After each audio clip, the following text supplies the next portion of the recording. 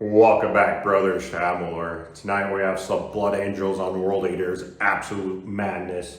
Before we get into that, be sure to like and comment any videos and topics you want to see in the future. Be sure to subscribe for the Emperor. Before I forget, be sure to check out the merch in the description below. I want to thank you guys for your support. Y'all been killing it like usual. Now, let's get into the video. The sky above Helscar was the color of dried blood.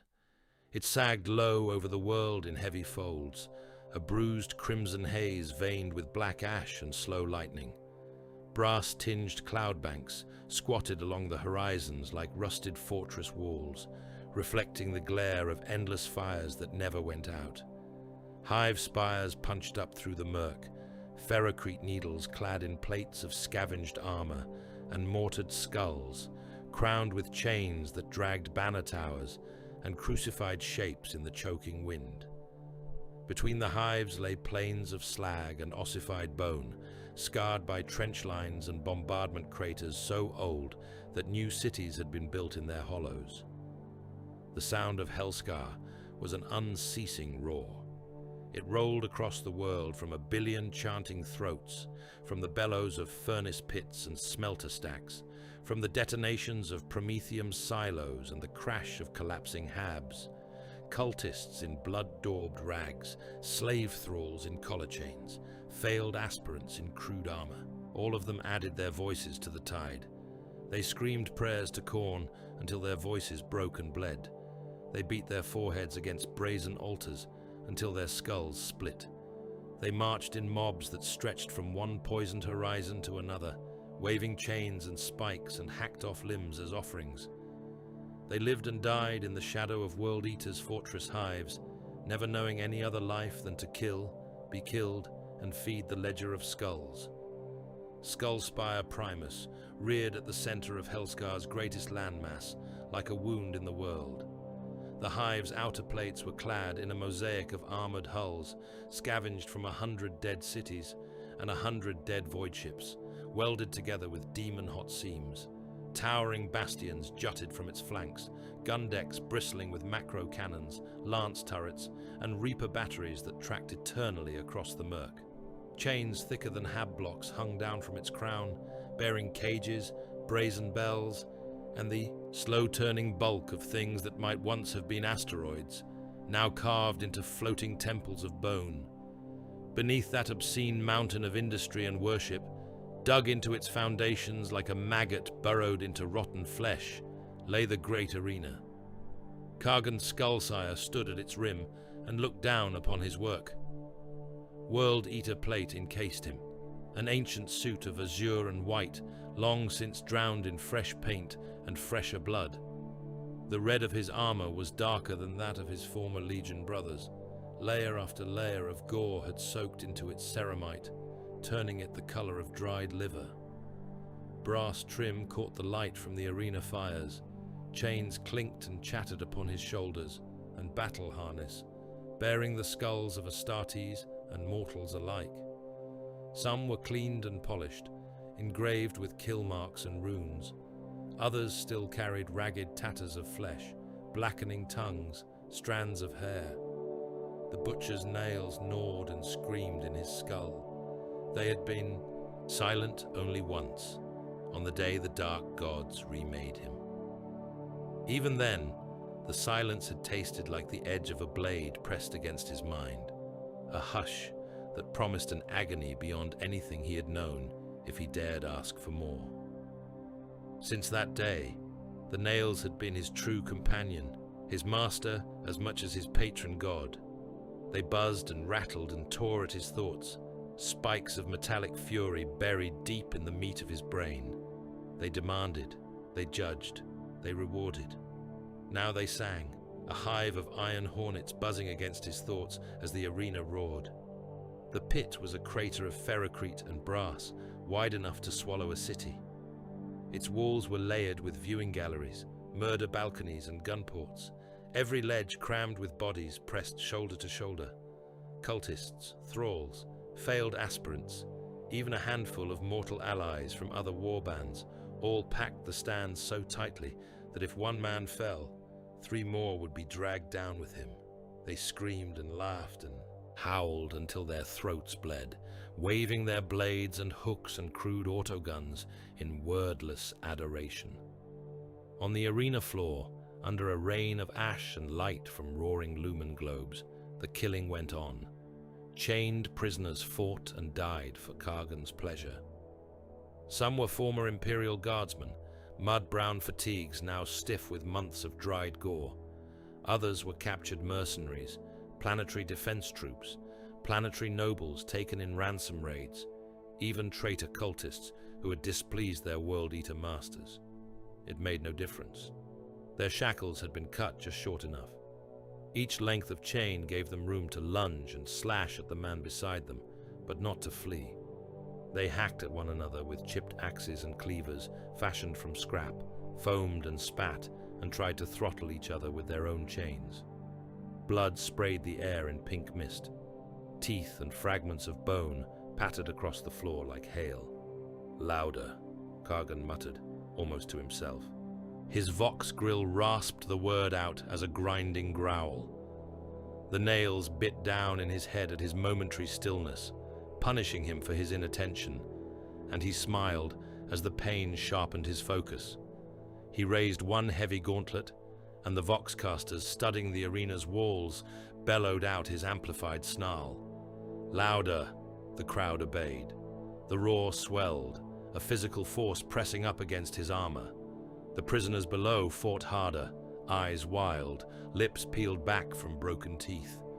One shackled guardsman drove his forehead again and again into another man's face until the skull collapsed like wet clay.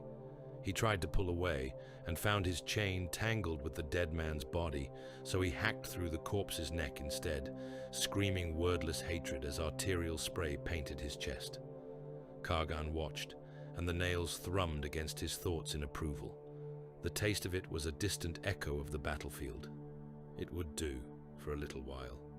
There were other offerings to give. He turned away from the arena lip and strode along the brass-paved walkway toward the central altar. World-Eaters stepped aside to let him pass. They loomed along the ramparts in full war plate, massive forms silhouetted against the glare from the pit. Their armor was as ruined and rebuilt as his, patches of older colors showing through where chains and iconography had scraped the paint away. Some still showed ghost traces of the old Legion heraldry beneath the blood, a jagged white hawser mark here, a sliver of blue there, like old scars that would never quite fade. They watched their lord with the flat, burning gaze of men who no longer knew how to be anything but weapons. The altar rose from the arena's edge like a fang. Brass and black iron had been fused together in jagged, barbed plates, forming a platform that jutted over a chasm sunk into the hive's bone. Warp fire burned far below, a sullen, malignant radiance leaking up from the depths. Chains hung from gantries overhead, each one bearing a hook, each hook bearing a captive. They swung gently over the chasm, dozens upon dozens of them. Men and a few hulking abhuman brutes, stripped to the waist, their flesh marked with fresh-cut runes and crude sigils, daubed in their own blood. Some struggled weakly. Some babbled prayers to the throne, to Khorne, to anyone. One skinny serf managed a hoarse, broken hymn, the words of the Imperial Creed falling from a mouth already missing 2 teeth. Kargan stepped onto the altar.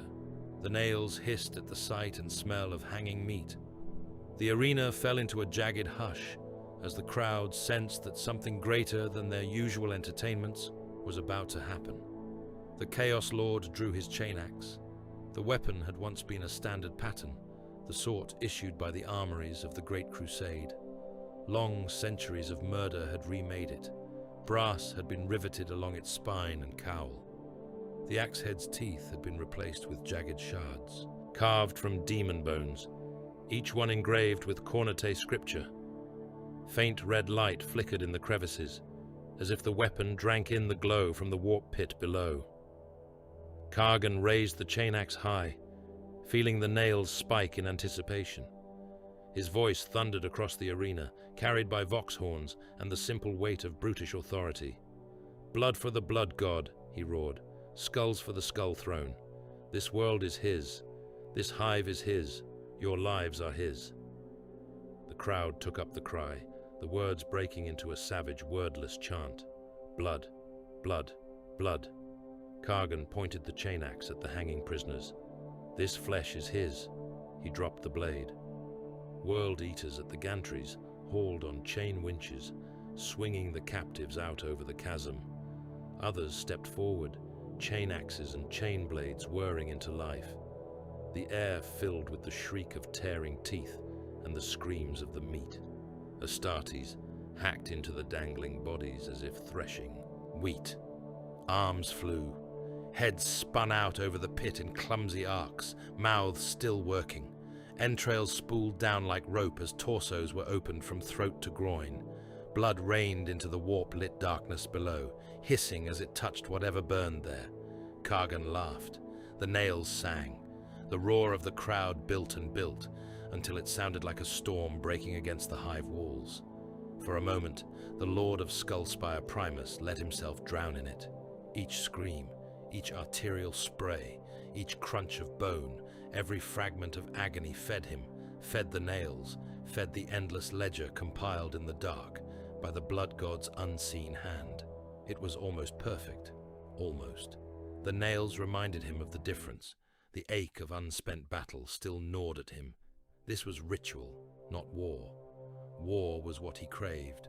War was what Helscar existed to prosecute. He looked up, through the smog and the glare, past the chains and brazen balconies. For an instant, through a rent in the cloud and ash, he saw the thin line of space. It was a black slit in the red sky, a strip of void that seemed too still, too clean for this world. He bared his teeth in a wolfish grin behind his grill. "Soon," he said quietly. Send them all." The nails thrummed as if in savage accord. Far above the bruised sky, the void tore. The warp let go of its prey reluctantly. Reality juddered in a ring around Helscar as the Immaterium's claws slid back, shedding blue fire and a stench like burned metal and hot blood.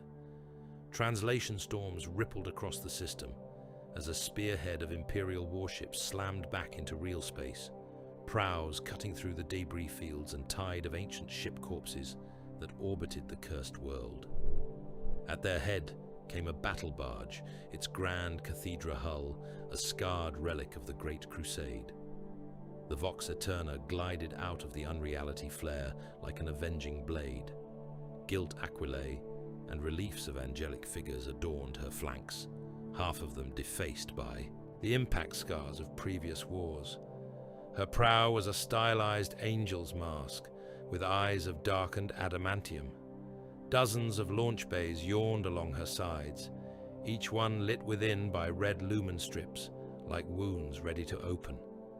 Around her, strike cruisers and escort frigates of the Blood Angels' strike force formed up, their crimson hulls snapping into formation with ceremonial precision. Beyond them, like a shoal of smaller, uglier fish sheltering in a shark's shadow, the mass conveyors and troop transports of the Astra Militarum wallowed in their wake. On the command throne within the Vox Eterna's strategium, Chapter Master Aquilian watched Helscar turn slowly beneath his fleet.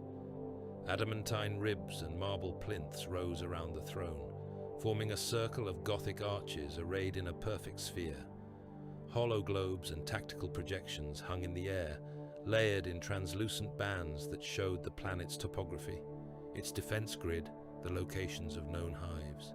Cherub servitors fluttered from console to console, parchment wings rustling, data scrolls unrolling from their barrel chests as autoquills scratched.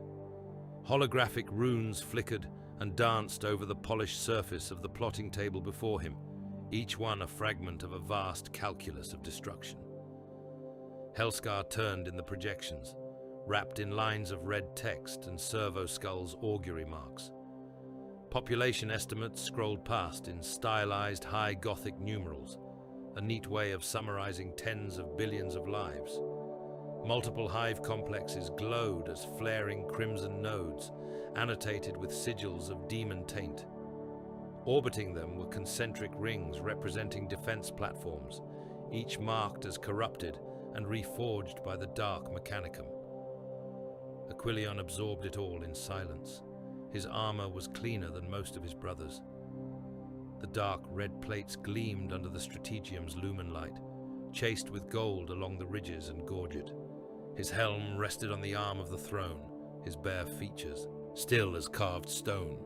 Only the faint tightening at the corners of his eyes betrayed the weight of the information before him.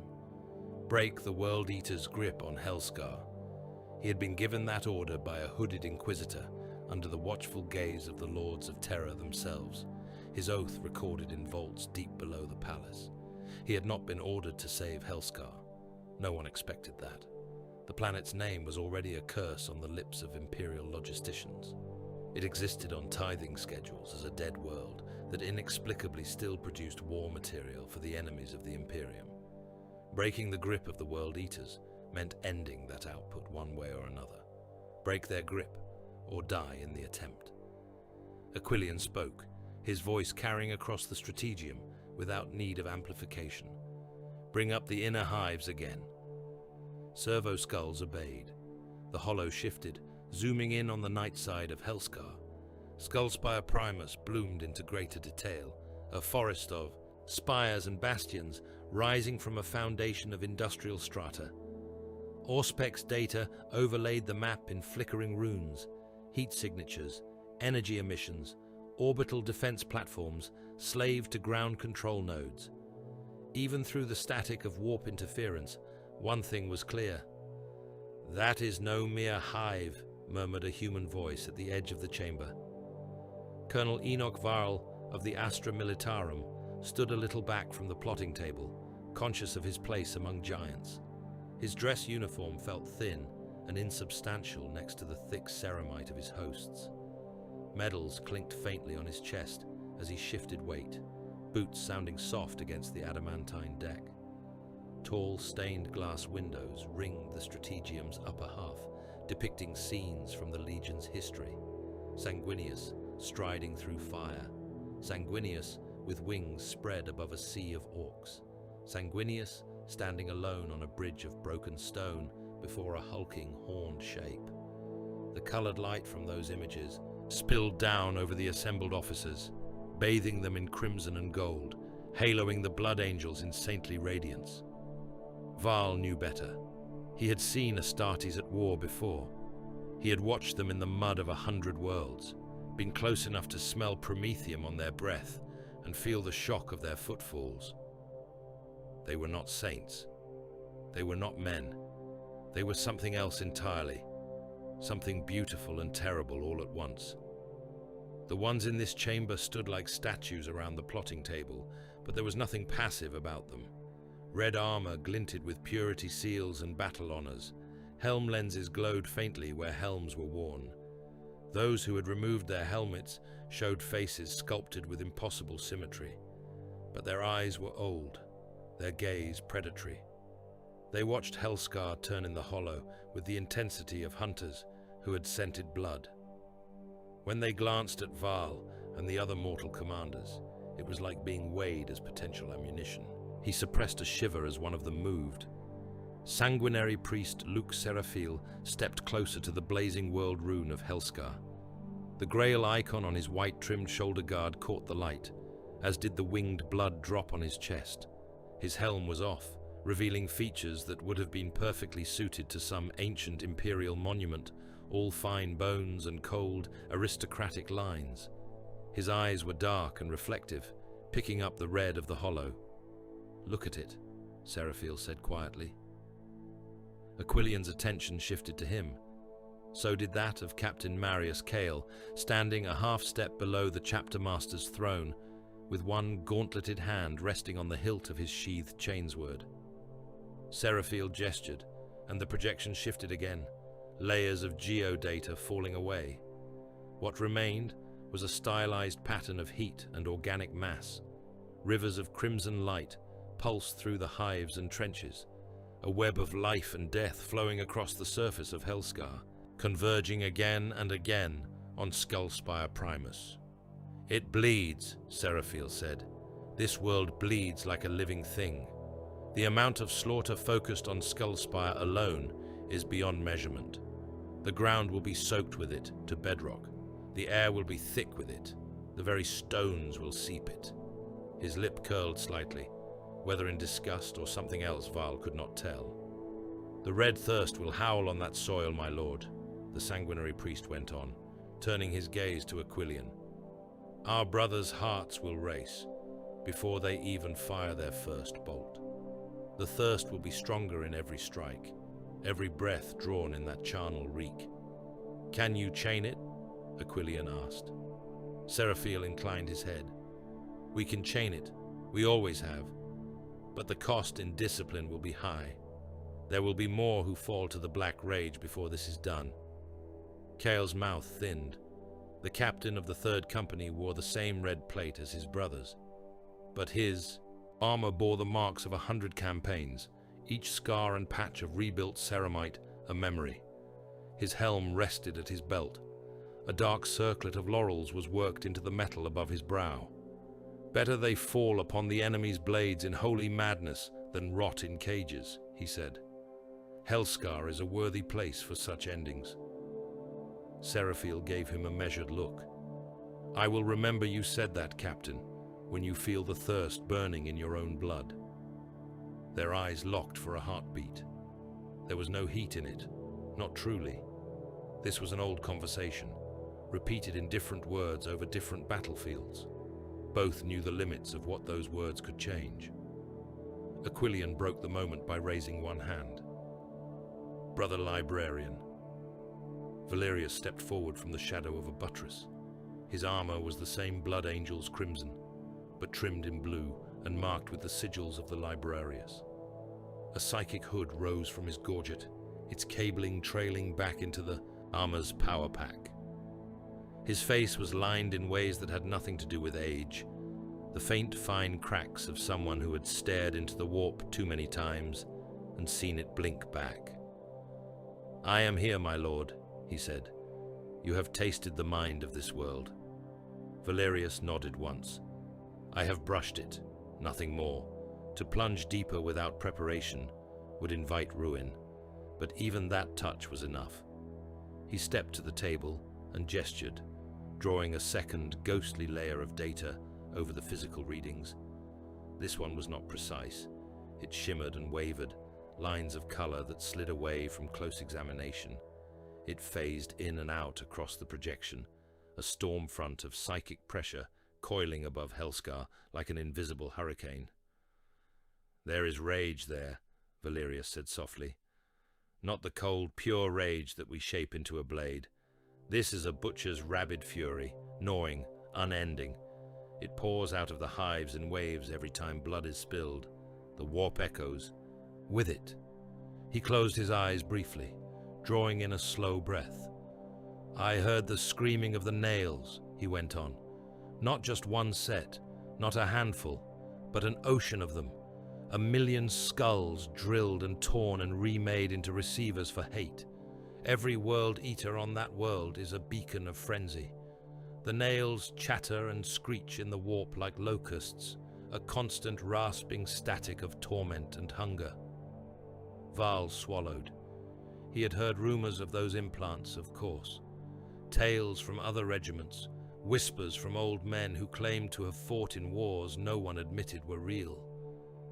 Hearing them spoken of so calmly by the librarian sent a cold weight settling in his gut. Valerius's gaze sharpened again, dark eyes glittering. I saw more, he said. Visions, fragmentary, as such things always are. Red armor against red, angels and madmen indistinguishable in the smoke, chains and wings tangled in the same pool of blood. I saw our brothers knee-deep in corpses beneath a sky that burned. He looked at Aquilian. I saw victory, my lord, he added, but I did not see its cost. The warp does not care for such details. It rarely does, Aquilian said. Silence settled for a moment, heavy as the armored deck beneath their feet. Then the chapter master leaned forward slightly in his throne. "You have heard the shape of this war," he said. "Now we will give it edges." He gestured, and the projection adjusted again.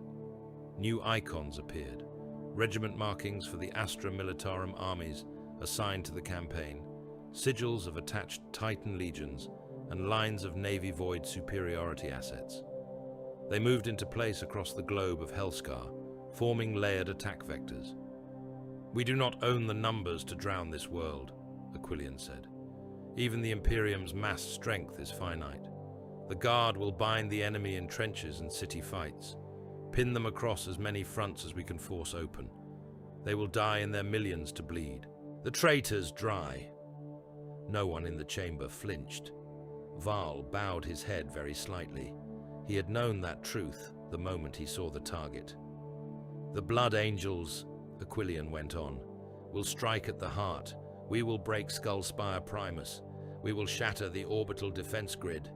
We will find the lord of this charnel hive and cut him down upon his own altar. Without that head, the body of their war effort will convulse and falter. The Inquisition has forbidden exterminatus while the forges still run. They want this world broken, not dusted." He allowed a heartbeat of stillness, then added, "For now." Varl almost asked what would happen when that prohibition was lifted, then thought better of it. "What of the Xenos threat in the neighboring subsector?" one of the mortal officers began, and Kale cut him off with a look sharp enough to draw blood. "Colonel Varl," Aquilian said instead, "you and your fellow commanders will coordinate with my captains. Your regiments will take and hold the outer hives, the trench belts, the manufactoria. You will not falter. This is a crusade. There will be no withdrawal, no second attempt. You will either stand upon Helscar's ruins when this is done, or your bones will be added to its foundations." Varl straightened. His throat felt dry. His voice did not show it. "By your command, my lord," he said. He meant it. If he had to feed every man under his command into the meat grinder of Helscar to buy a single stride for these crimson-armored angels, he would. The alternative was to let the World Eaters keep their forge world and vomit out fresh murder into the Imperium's flanks for another 10,000 years. Aquilian looked back to the rotating, burning sphere of the planet. "Then we begin," he said. He raised his hand, fingers closing slowly into a fist. Around the strategium, Vox officers murmured into their headsets, relaying coded orders down into the ship's gun decks and up to the fleet. On the bridge pick screens, Helscar swelled. Targeting augers locked onto the orbital bastions that clung to the world like rusted barnacles, each one a knot of corrupted metal and enslaved machine spirits. Lines of sacred calculus raced across the displays as lance batteries fired, beams of concentrated sunlight spearing out from the Vox Eterna's flanks. Macro cannons began their ponderous cycle, vast shells rumbling down armored magazines and slamming into breach chambers. "Commence bombardment," Aquilian said. In the void above Helscar, the heavens ignited.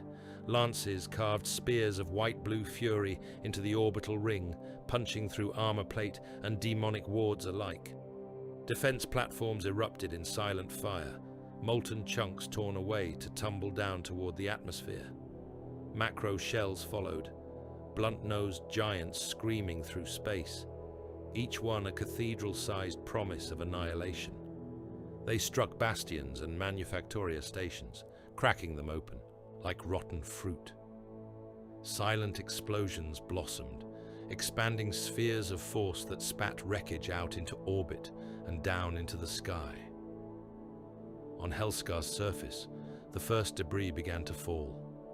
Kargan's Skullsire stepped back to the arena lip and looked up as the clouds above Skullspire Primus brightened.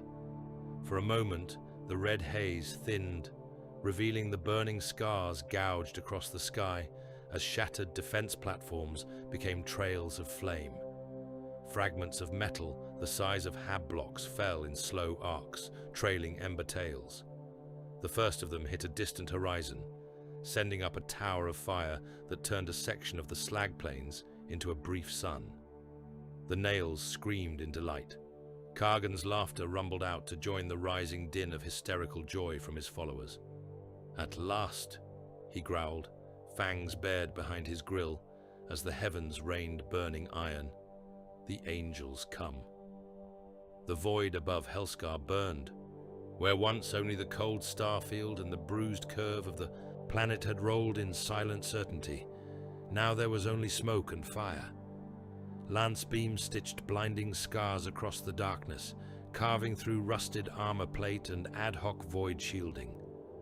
Macro shells as large as hab blocks thundered from the gun decks of Imperial warships, their passage marked by ripples in the ether and trembling auger readings. A traitor cruiser dies badly. It had once borne the proud lines of a Mars pattern vessel, a long, lean predator of the Great Crusade. Now brazen sigils and chains disfigured its hull. Demonic growths pulsed along its spine. Warp flame leaked from rent plating where the ship's soul had been gouged and rewritten by the dark mechanicum. The Vox Eterna's lance batteries found it as it turned to bring its broadsides to bear. Sun-hot beams speared through the weakened bows, through corrupted armor and twitching flesh metal. The cruiser's void shields flared white and failed. Metal glowed, then ran like candle wax. The second volley punched through the breach and into the ship's guts. For a heartbeat there was nothing. Then the traitor's spine exploded into shards. Compartments vented atmosphere and crew into the void.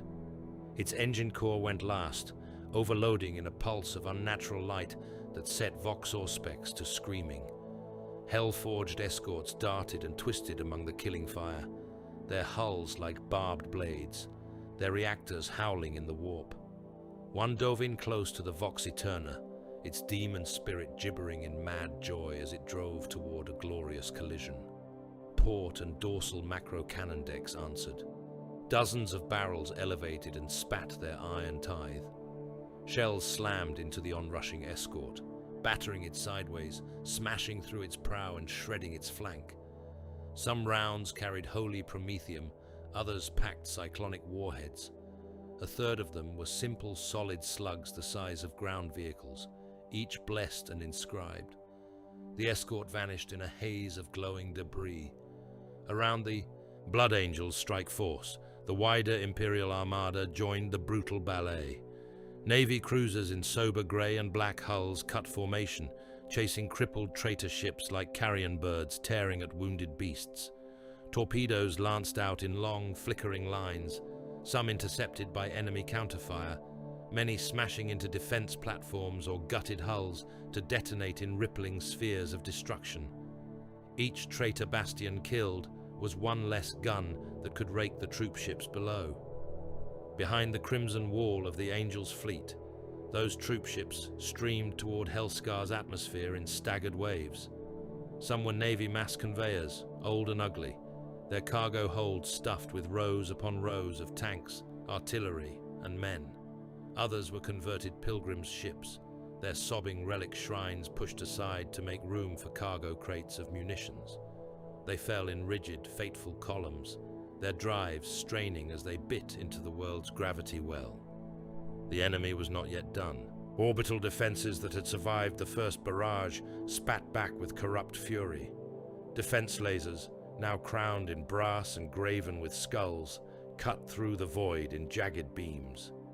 Flak storms burst like malign flowers around the descending ships. A mass conveyor took 3 beams across its flank, its void shields already flickering. Armor boiled, compartments ruptured. The ship lurched, one great engine dying in a cough of plasma. It rolled out of formation, wings of escort frigates scattering to avoid its tumbling bulk. For a moment, it looked as if the vessel might recover. Then a second wave of traitor fire found it, hammering into its weakened spine. The mass conveyor broke in half. Its forward section spun away in a cloud of vented atmosphere and bodies. The aft kept falling, only half under power now. A thin ribbon of flame trailed in its wake as it plunged down through the cloud of burning debris and into Helscar's upper atmosphere. From the ground, Men would later swear that they saw an angel's wing of iron and fire crossing the night, its feathers of debris shedding bright streaks. When it hit the far side of the world, no one there was left alive to describe it. The orbital firestorm raged on as the first wave of assault craft screamed down towards Skullspire Primus. Within one of the Vox Eterna's vast launch bays, Captain Marius Kyle stood with his brothers in the crimson shadow of their drop pods. The bay was a cathedral of machinery and steel. Cargo cranes hung from the vaulted ceiling like rusted gargoyles. Heavy chains rattled as the ships rolled and flexed under maneuver, conveying the tremors of distant impacts. Red lumen strips lit the bay in a bloody half-light, catching on the polished edges of armor and the gleam of blessed oil. Kyle's company stood in ordered ranks, squads arrayed with parade ground precision despite the shudder of the deck beneath their boots.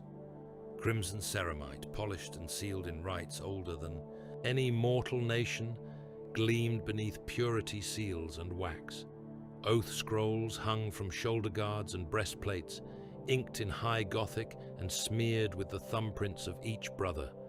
Some of the parchments were so old and layered with new vows that they rustled like armor in their own right. Reclusiarch Tiberan paced before them, black armor catching none of the light. Where Kale's plate bore laurels and campaign sigils, Tiberan wore only the winged skull of the chaplaincy and relic bones encased in metal along his crozius haft. His helm was fashioned in the skull-faced visage of the cult, its vox grill carved into a permanent snarl. He raised the crozius arcanum high, its head a stylized winged death's head.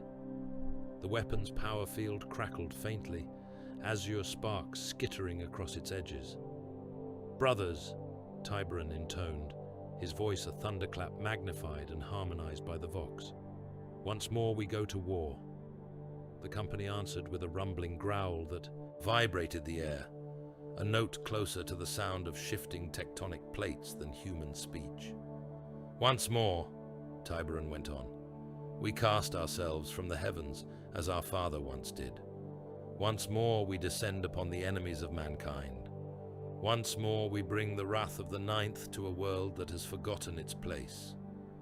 Servitors shuffled among the ranks, their robed forms laden with ink pots and sealing wax. Each carried a sheaf of fresh parchment. As the Reclusiarch spoke, they moved with practiced efficiency, affixing new purity seals to armor plates, pressing them against scorched ceramite and old dried blood. "Helscar," Tiberan said, savoring the word. "A world drenched in unclean blood. A world that sends iron and death to the enemies of the throne. A world held in the fanged jaws of the butcher's sons. Today we break those jaws." A servitor reached Kyle, its servo arm extended, offering a strip of parchment.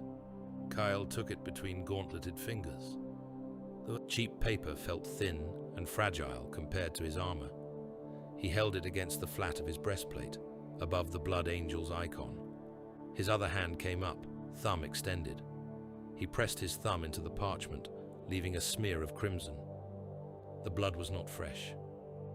It had been drawn earlier in the quiet of the apothecarian from each of the company. It had been mixed and consecrated, a shared sacrament. Still, there was something about the act that made the hearts within his ribcage beat a little faster, as if some part of him believed that the blood was spilling now. Behind him, and to either side, brothers did the same. The launch bay filled with the soft sounds of parchment and metal, the small ritual motions of men who had repeated this act 1,000 times and never once considered doing otherwise. Tiberan's voice rolled over them. "Name the world," he called. "Helscar," the company answered, a single brazen note that shook dust from the ceiling. "Name the sin of its masters. Blood betrayal, treachery, heresy. Name your oath." There was a brief silence, the split-second gathering of breath. "By the blood of Sanguinius," they roared. We will break this world or die upon it. Kyle felt the words resonate in his chest cavity, in the hollow places behind his sternum, in the memory-haunted recesses of his mind. Helscar joined a long litany of planets branded on his soul. Some he remembered with crystal clarity. Others had blurred over time, their names now no more than syllables that tasted of ash and void in his mouth. The servitor's mechadendrites whirred as it pressed the new parchment to his armor, the wax seal taking the impression of the chapter icon. The smell of hot wax and sacred oils joined the taint of promethium and charged air. Tiberon lowered the Crozius. "Into the pods," he said. Hydraulic clamps unlocked with clattering snaps. Drop pod hatches yawned open like hungry maws. The interior. Lights came on, red and green and amber, casting the inside of each pod in a lurid glow. Kyle turned on his heel and strode into his pod. His honor guard followed, each taking their place in the harness slots. Mechanisms ratcheted around them, locking their armor in place. Restraint clamps clamped down on limbs. Grav plates hummed. The harness bit down with the familiar, bruising pressure around hips and chest. Tiberon moved among the pods, placing the head of his Crozius against each hull in turn, murmuring blessings. At Kyle's, he paused for a moment longer. "Do you feel it already?" the Reclusiarch asked quietly, helm lenses fixed on Kyle's. Kyle considered. The nail's distant shriek from the warp was nothing he could hear, but he could feel the pull of battle below, the promise of blood spilled on skull-adorned stones. Helscar's name burned fresh on the seal over his heart. "I feel anticipation," he said, "and an old hunger." Tiberon's skull helm tilted in what might have been the ghost of a smile. "Chain it," the chaplain said. "Fetter it to your will. Let those rabid dogs below see what true mastery of bloodlust looks like." He slammed the Crozius head once against the pod hull, leaving a faint scorch mark. "Go then, Marius Cale of the Third," he said. "Carve our name into Helscar's bones." The pod's doors sealed with a deep, echoing clang. The outside sounds cut off. For a moment there was only the hum of machinery and the sound of brothers breathing over the internal vox. "Drop sequence in 5 breaths," intoned a cold, sexless machine voice from the pod's brain. The deck jolted as the pod was lifted into launch position, mag clamps engaging along its flanks. Kyle closed his eyes briefly, picturing the world below. Rivers of blood, howling berserkers, a sky the color of old wounds. "Helscar," he whispered once, almost without meaning to. The clamps released. The pod fell. Elsewhere in the fleet, in a less sacred bay, Colonel Varl's men sweated and muttered in their harnesses. The troop hold of the atmospheric lander was a cavern of plasteel ribs and riveted plates, lit by sickly strip lights that flickered every time the vessel hit a patch of turbulence. Rows of crash couches filled the space, each crammed with flak-armored bodies. Laser guns were racked along the walls, power packs stacked in wire baskets. The air stank of recycled breath, cheap Elto smoke, and fear. Varl moved down the central aisle, boots thudding on the deck. He wore combat webbing over his dress uniform now, the medals hidden under hard shoulder pads, the high collar loosened. His cap was gone, replaced by a simple helm with a cracked visor. Sweat loved the lines at the corners of his mouth and eyes. Some of the men looked up as he passed. Others stared fixedly at their boots, lips moving around half-remembered catechisms. A few clutched at personal charms, little icons of the Aquila or saints' bones in wire cages, their knuckles white with pressure. "Eyes front!" Varl snapped at a man whose gaze had drifted into middle distance. The guardsman jerked, swallowed, and nodded.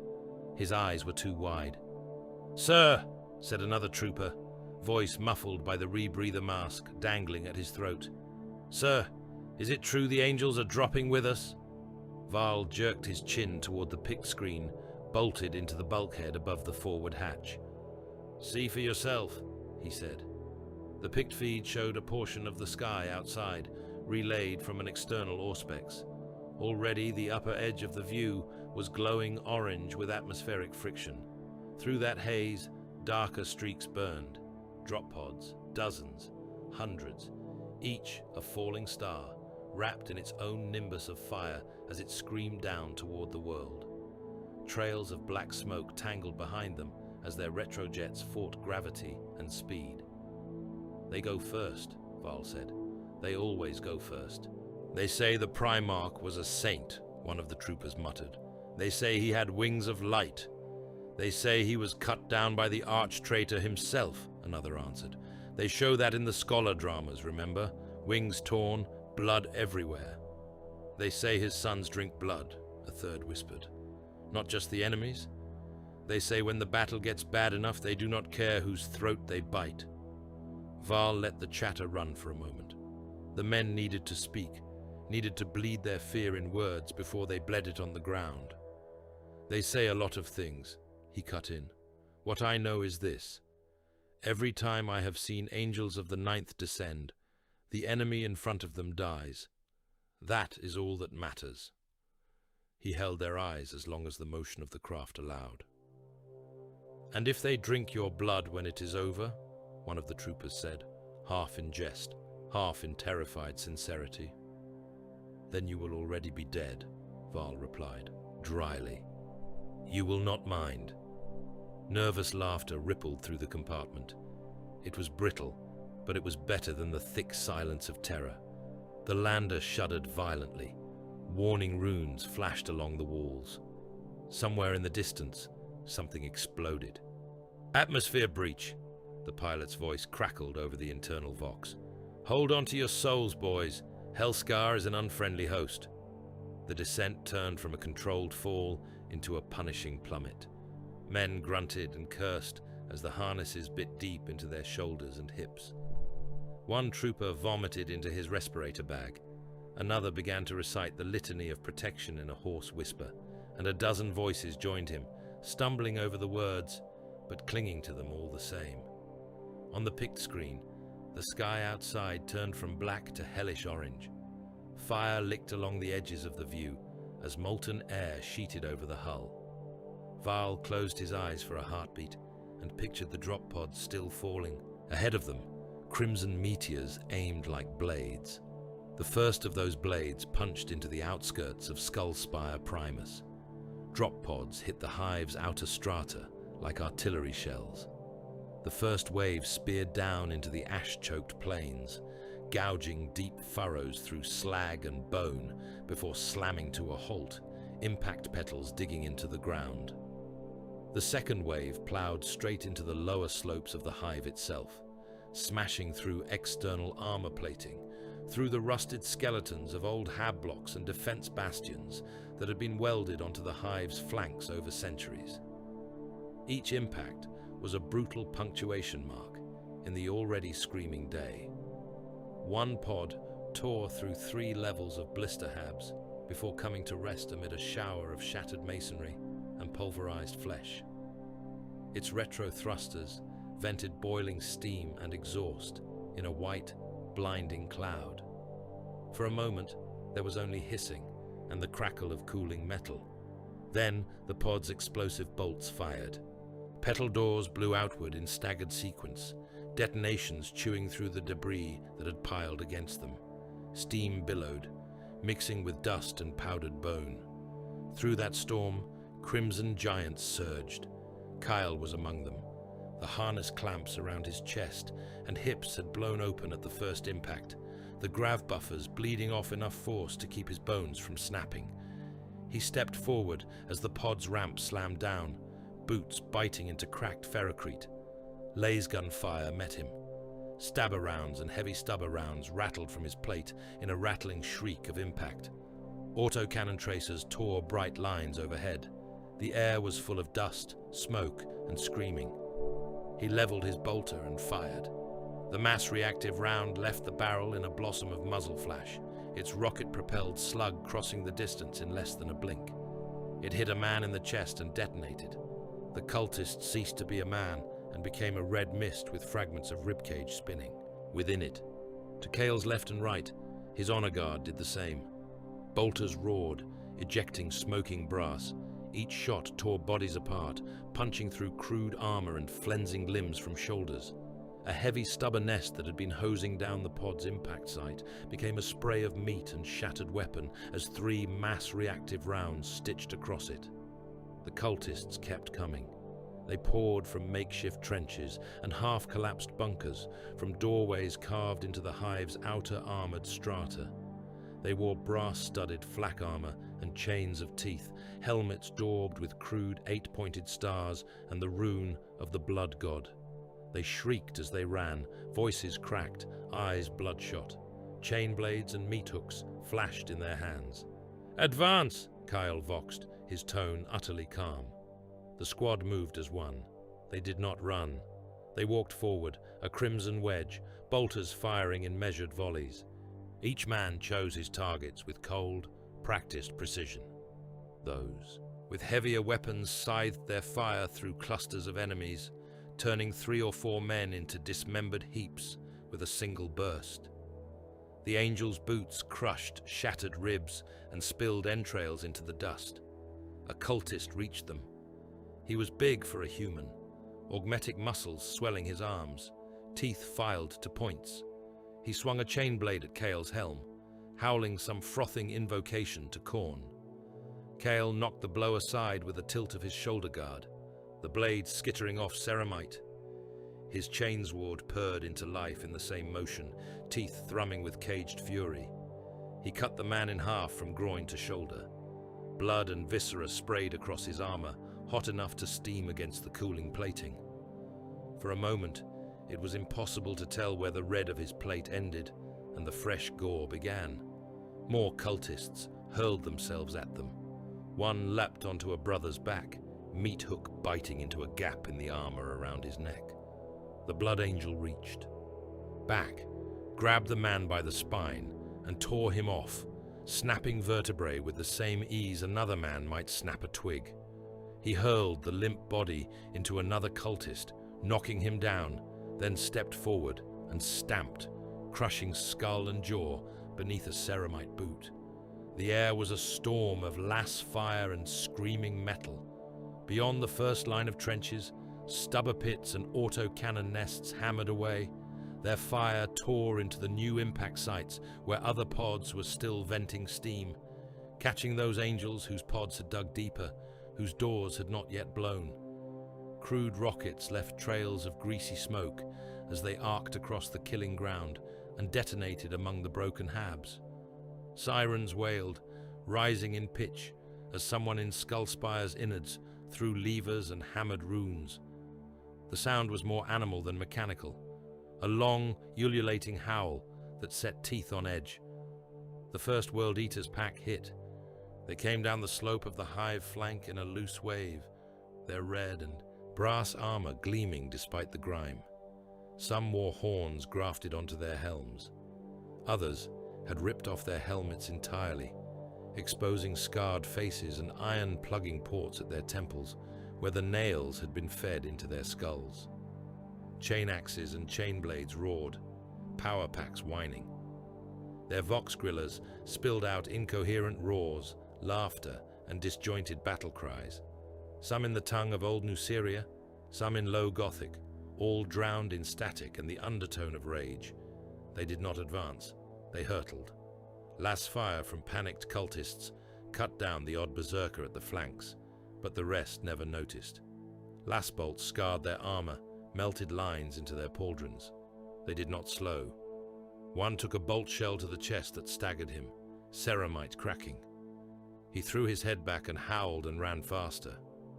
"World Eaters," Kyle voxed, though every angel on the field already knew. "Form line." The blood angels shifted, the wedge turning, widening, tilting, like a shield. They met the oncoming storm, with weapons ready, bolters snapping up, chainswords raised. The first volley hit the charging berserkers in the face. Mass reactive shells detonated against breastplates and helms, blowing off spikes and horns, tearing away sections of armor. One berserker's left shoulder guard disintegrated, his arms spinning away, trailing black arterial spray. He did not fall. He simply shifted his grip on his chain axe, now held one-handed, and kept coming. Then the two tides met. The impact was like two avalanches colliding, a crunch and grind that ran up through ceramite boots and into the bones of every man on that field. Chain-axe teeth bit into chainswords. Power fields clashed with demonic edge-wrought steel. Sparks flew, mixing with blood spray in the air. Kyle met a berserker champion, almost without meaning to. One moment he was cutting down a frothing cultist, who had somehow made it through the maelstrom. The next, a bulk that matched his own slammed into him, red plate scraping red plate. The champion's armor was a mess of kill marks and carved runes. Chains wrapped his gauntlets and waist, each one bearing a skull or fragment of bone. His helm was crowned with a rack of protruding horns, one snapped off halfway. Twin cables snaked from the back of his skull into the collar of his armor, feeding the nails. He smashed his chain axe down, both hands on the haft, roaring.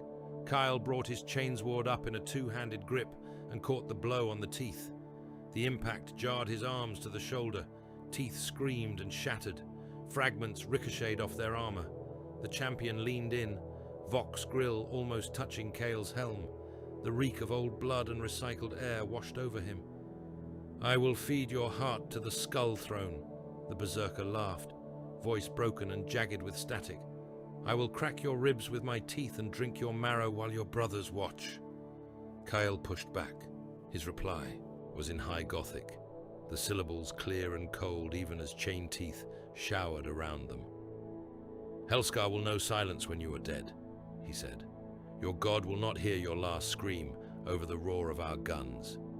He shifted his weight, twisting his wrists. The chainsword slid along the haft of the axe, dragging the champion's weapon wide. Kyle drove the pommel of his sword into the berserker's helm grill with brutal force. Ceramite dented. The champion's head snapped back. Kyle followed through, stepping in under the stumbling warrior's guard. He drove his chainsword up, teeth roaring back to full speed. The blade punched under the rim of the champion's gorget and into the soft meat of his throat. The sword chewed upward, out through the back of the neck. Blood, bone shards, and fragments of metal sprayed across Kale's chest and helm. The nails howled in the dying betrayer's skull, a static shriek that cut out mid-keening. The champion collapsed, shoulders twitching. Around them, the rest of the pack crashed into the Blood Angel's line. A berserker hacked at Brother Cassian's pauldron, chain-axe teeth skittering and biting deep. Cassian grunted, shoulder guard cracking, and slammed his own chainsword down in reply, carving the World Eater's arm off at the elbow.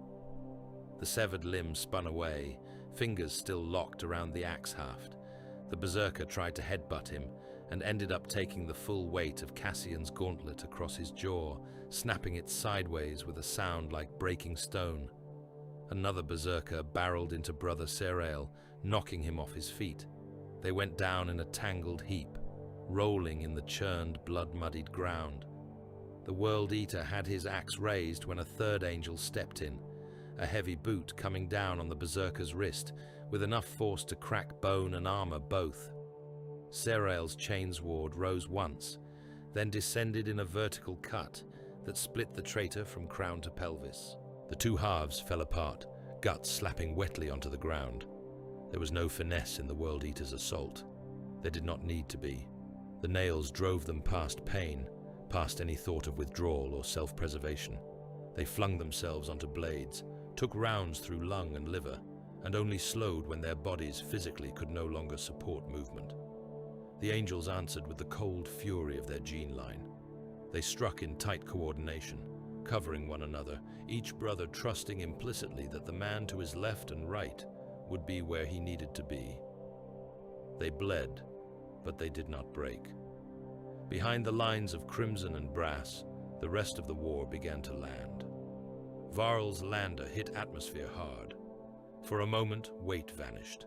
Then it slammed back, twice as heavy, pressing men into their harnesses so deeply that some saw black at the edges of their vision. Warning chimes screamed. The pilot swore over the Vox. A defense laser slashed past, close, enough that the whole hull glowed for a moment. The pict screen showed a streak of pure white light that cut through 3 other landers in the next column. The first simply disintegrated, its spine vaporized. The second broke in half, its forward section spearing ahead, its rear exploding as fuel and munitions cooked off. The third was merely clipped, but that was enough to tear an engine off. It tumbled away into the clouds, spinning, men's screams leaking over open Vox channels until atmospheric pressure crushed the signal into silence. "Brace!" the pilot snarled. "Secondary thrusters firing." The lander bucked. Baffles screamed. The fire outside dimmed slightly as retro burners flared. The deck still shook, but now there was direction to it, a sense of controlled descent instead of helpless plummet. The first impact as they hit the ground was like being punched in the soul. Harnesses bit, teeth clacked together. Someone's shoulder dislocated with a dry pop and a howl. The lander skidded, plowed through something soft and yielding that screamed as it collapsed, then smashed into something very hard that did not. "Touchdown!" the pilot gasped, sounding half-broken. "We are down. Or at least, we are no longer falling." The forward hatch's locking bolts blew. The ramp dropped. Sound hit them like a physical thing. The bellow of guns, the scream of tortured metal, the hoarse roar of men and things that had once been men. "Out!" Val roared, unhooking his harness and shoving men ahead of him. "Out! Out! Out!" They spilled down the ramp into hell. The outskirts of Skullspire Primus had become a labyrinth of trenches, craters, and shattered ferrocrete. The sky overhead was a low lid of smoke and fire. Dead landers burned in the distance, crumpled hulks spewing flame. Men already lay in twisted heaps around those wrecks, some still moving, some very obviously not. Stubber fire chewed into the Voxmast of their lander, cutting it down in a shower of sparks. Lass fire streaked over their heads. Mortar rounds whined and fell, bursting nearby and flinging dirt and bone fragments into the air. Ahead, like islands of order in the storm, Val saw the Blood Angels. They were further up the slope, their crimson armor moving in deliberate patterns among the churned ground. They hacked down cultists and traded blows with hulking world eaters, each motion clean and economical despite the chaos. He saw one angel decapitate a charging cultist, then pivot, blocking a chain axe with his forearm guard as a berserker slammed into him. The impact sent both staggering. The berserker raised the axe again, laughing, just as another angel came in from the side and took both his legs off at the knee.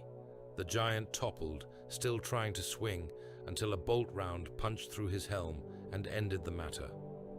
They are beautiful, Val thought, with a part of his mind that had not yet been drowned by the scream of adrenaline. And they are monsters. "Form up!" he shouted. "First and second platoons to that trench line. Third and fourth, get those heavy stubbers into position. Move, damn you, move!" Men ran. Some fell. A few made it 3 paces from the ramp before Lass fire cut them down in jerking spasms. Others slipped in blood, went to one knee, got up again.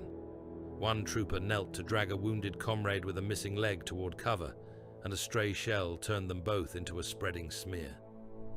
Val reached the lip of a half-collapsed trench and threw himself into it. Mud and ash swallowed his boots. A Lars bolt flicked past his face, close enough that he felt the heat along his cheek. He raised his own last pistol and fired back, not at any specific target, but at the flicker of movement in the enemy lines.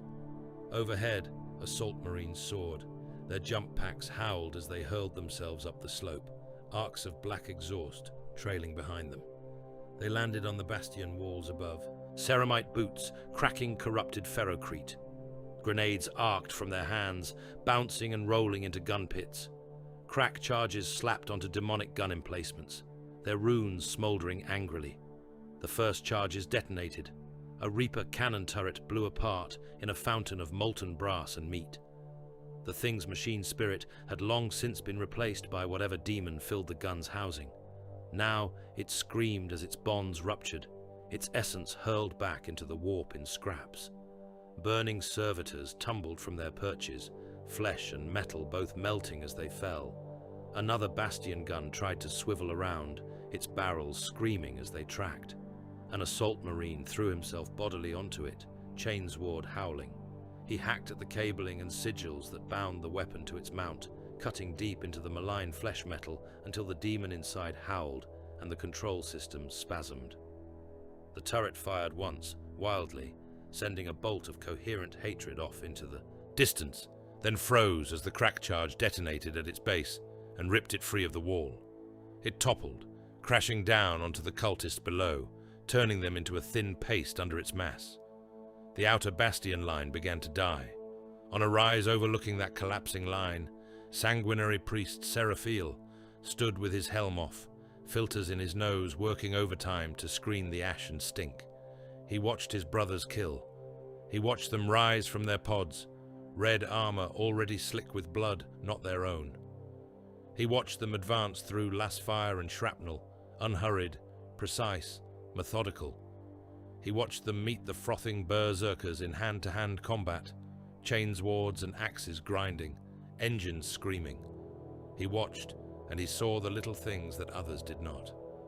He noticed a devastator pause for a heartbeat too long. Helm lenses fixed on the way a World Eater's arterial spray painted an arc across the sky as his arm was torn off. He saw an assault marine drive his chainsword into a fleeing cultist's back, then lean close, just a fraction too close, as the man choked on his own blood, as if listening to the last rattling breath. He saw brothers who should have already moved on to the next target, instead stand over a fallen enemy, armor rising and falling with exaggerated slowness, gauntlets flexing as if fighting some inner tension. The red thirst was stirring. Seraphiel wiped a droplet of blood from his cheek with a thumb. It was hard to tell whose it had been. It did not matter. He touched the rune on his vambrace. Valerius, he voxed quietly. The librarian's reply came a moment later, tinged with the background roar of distant battle and the faint echo of the warp in his tone. I hear you, brother. The thirst wakes quickly on this world, Seraphiel said, faster than I had dared guess. There are brothers lingering on kills already. I feel it, Valerius answered. The nails below scream in the immaterium, and our curse answers in kind. Helscar is a choir pit. 2 songs of madness, one of rabid abandonment, one of chained hunger. Both are rising. Seraphiel's gaze tracked a line of World Eaters running headlong into a barrage of artillery, their bodies torn apart, their souls howling into the warp with jagged, exultant glee. This war will test which song is louder, he said, ours or theirs. Valerius's chuckle was dry. Then we will sing with bolters and blades, Luke, he replied. We will make sure the galaxy hears which madness owns this world when it ends. Below them, in blood and fire and choking ash, the angels of the Ninth and the mad sons of Angron tore each other apart, and Helscar listened in rapt ecstasy. Days into the siege, Helscar no longer looked like a world so much as a wound. From orbit, the planet's surface had become a scab of trenches and impact craters stretching from pole to pole, lines of fire traced across continents, like infected veins. Miles-tall promethium stacks burned day and night, vast skeletal towers vomiting black smoke and orange flame, their shadows crawling across the kill zones around them.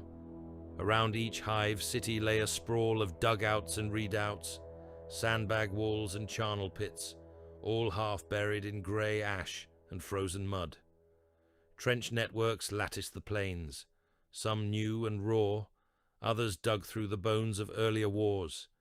They were filled with trench sludge and corpses, mud turned to paste by blood and promethium. Men fought and died in them, then were buried beneath the next wave of men fighting and dying in the same muck. Every hour, millions of lives were scraped off the face of Helscar and fed into the warp as ragged screams and fading sparks. The armies of the Astra Militarum wrapped themselves around the fortress hives like rusted chains. Whole regiments were bled white and replaced in the space of a few days. Armor columns rolled forward until minefields and artillery broke their tracks. Then others drove over the wrecks. Artillery batteries fired until their barrels glowed, then burst, then were replaced by guns dragged forward from the rear lines. Vox chatter never ceased, a crackling litany of call signs and coordinates interspersed with last screams and panicked silence. Against them, traitor legions and corrupted planetary defense forces fought with a zeal that only damnation could breed. Men who had once worn the aquila now sported brass spikes and chains, their uniforms soaked in the blood of former comrades. They held the trench lines and bastions with a fanaticism born of fear and devotion to Khorne.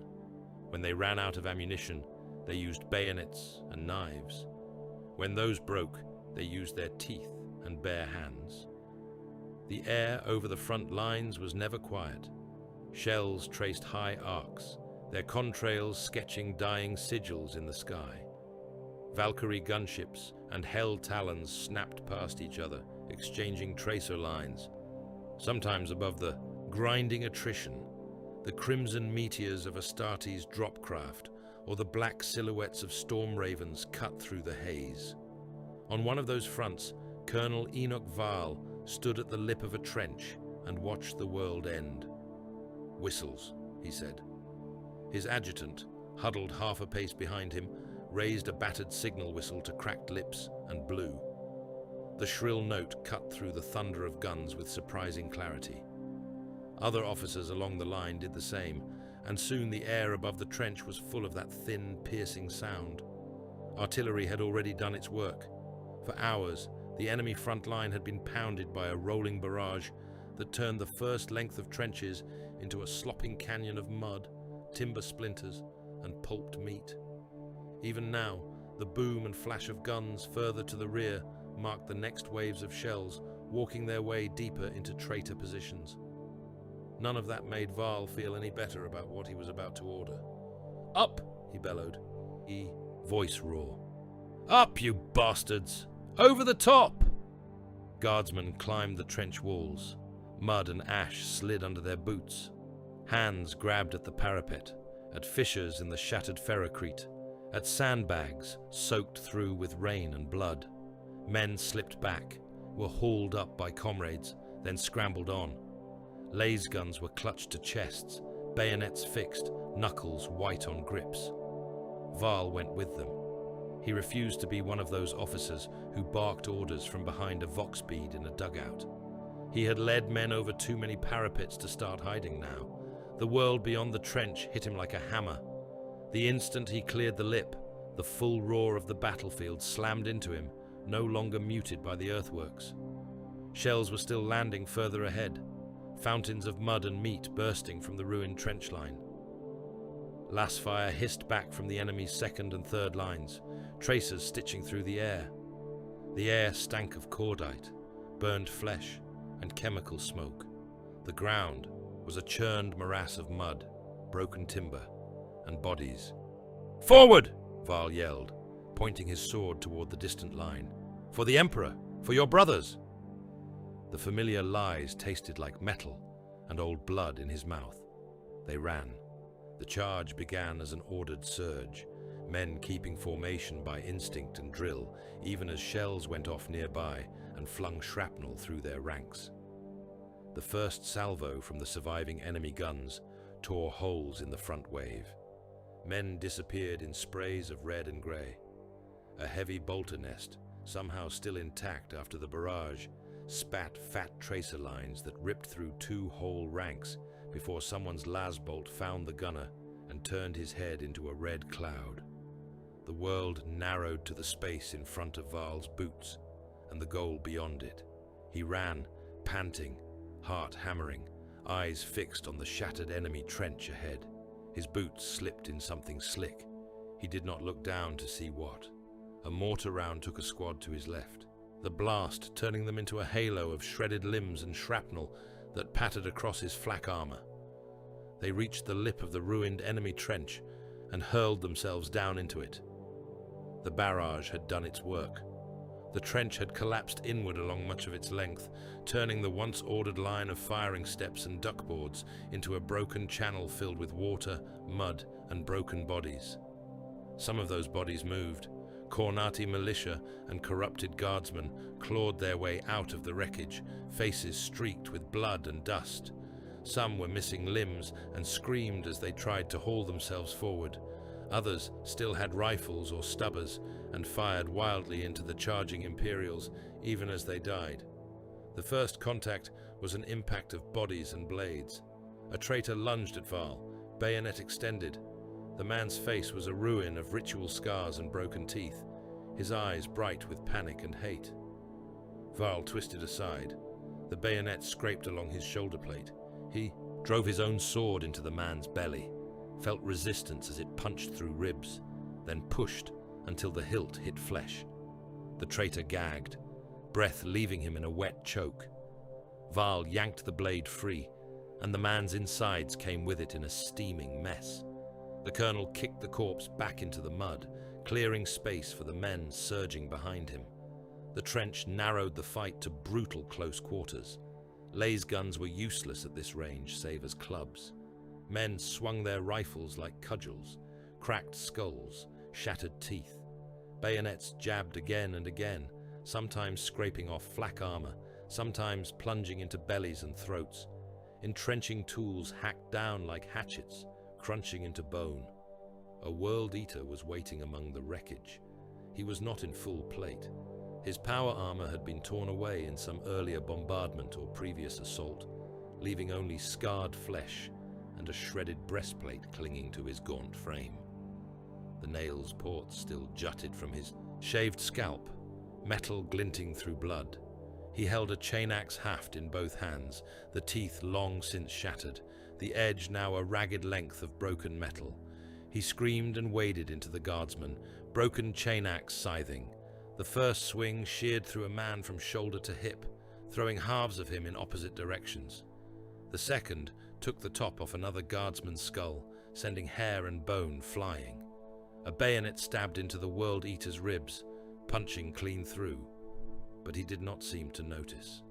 He turned, teeth bared, and rammed the broken haft straight through the offending soldier's chest, leaving it jutting from his back like a grotesque antenna. Varl saw him and fired his las pistol twice. Both shots hit square.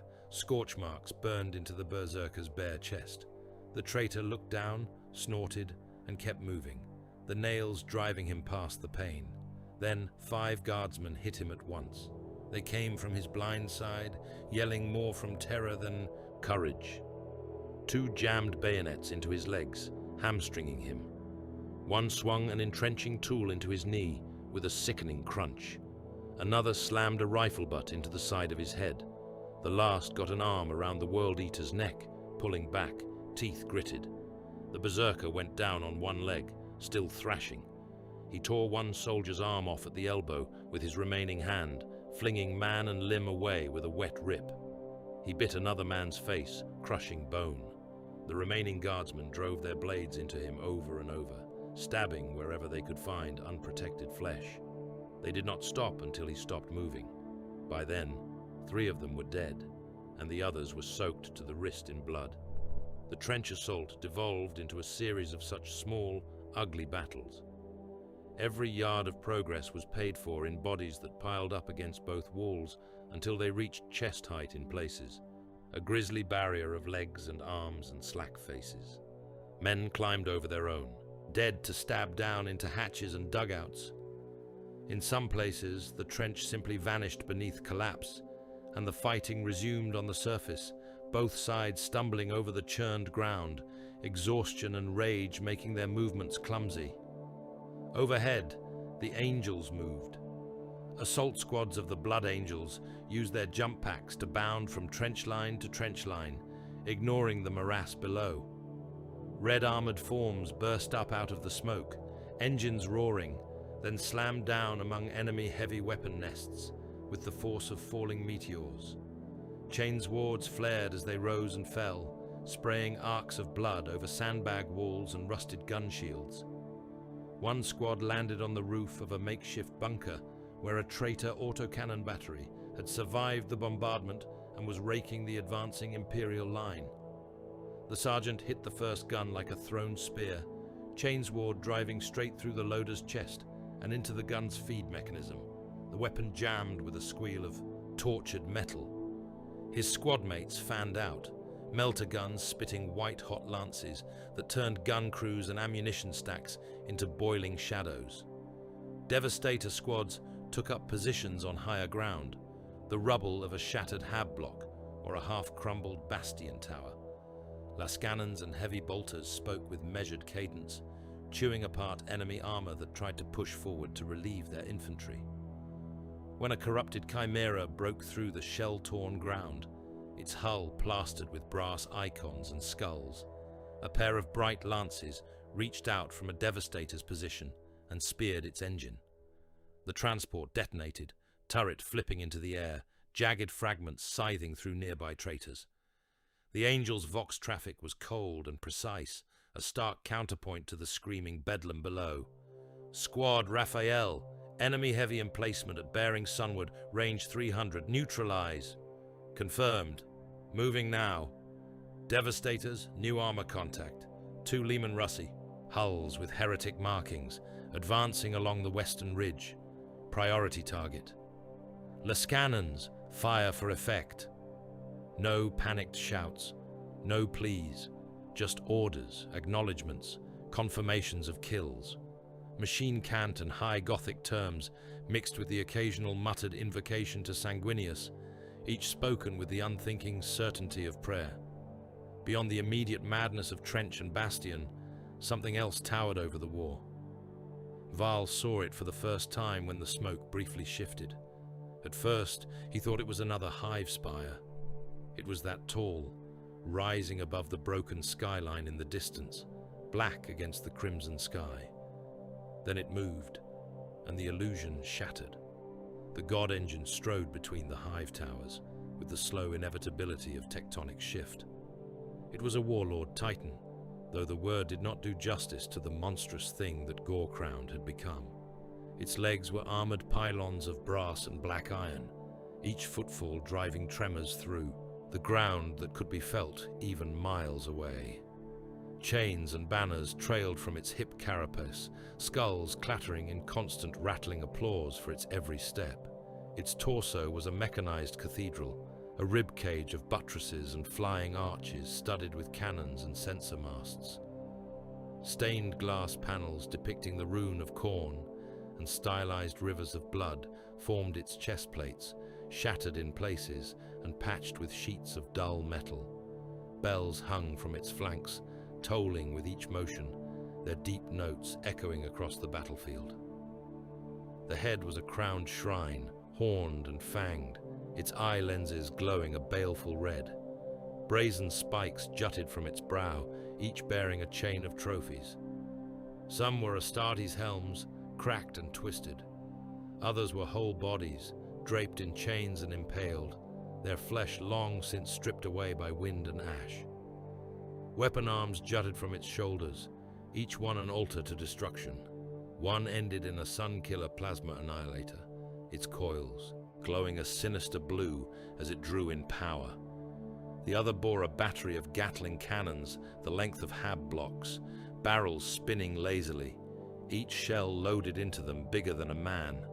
Smaller guns festooned its carapace and knees, all bristling and tracking of their own accord, machine spirits bound and twisted. As Varl watched, Gorecrown turned its head slightly.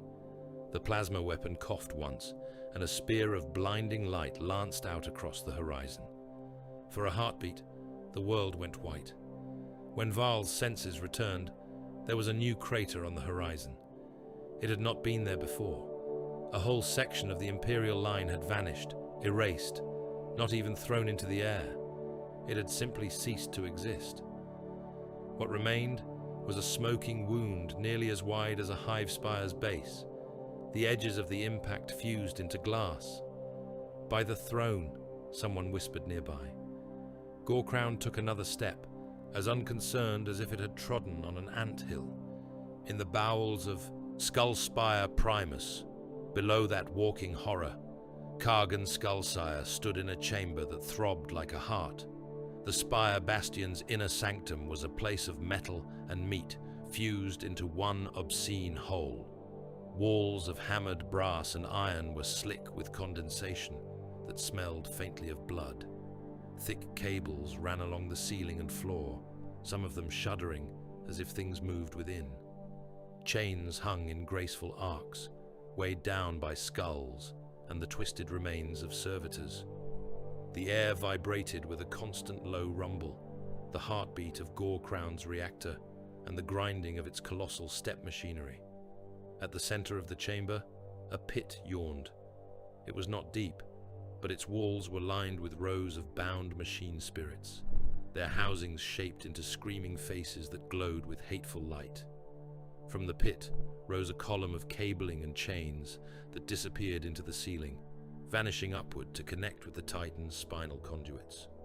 Warpsmith Malvox knelt by the pit's edge, mechadendrites merging with cables, lips moving in a string of cant that was half Benharic, half demonic invocation. His armor was a nightmare of spidery limbs and mutated metal, its surfaces engraved with blasphemous circuitry. Tubes fed black ichor into ports beneath his jaw. His eyes were sunken pits of red light behind a nest of optical devices. Kargan paced nearby, flanked by his chosen lieutenants. The nails grumbled in his skull, restless but sated enough not to bite too deeply. He could feel the God Engine's footsteps through the floor, each one a heavy thud that resonated in his bones. "Speak, Warpsmith," he growled. "Tell me that the chains hold." Malvox's mechadendrites twitched. One withdrew from the pit with a wet, ripping sound, trailing a line of oily black fluid that hissed where it hit the floor. "The chains hold," Malvox rasped. His voice was a grinding mix of vox distortion and something wet in his throat. Gore-crowned, knows its master. Its spirit bucks and snarls, but the bindings are tight. The runes have been fed on sufficient souls. Kargan's laugh was a low, pleased sound. "Sufficient," he repeated. "There is always room for more."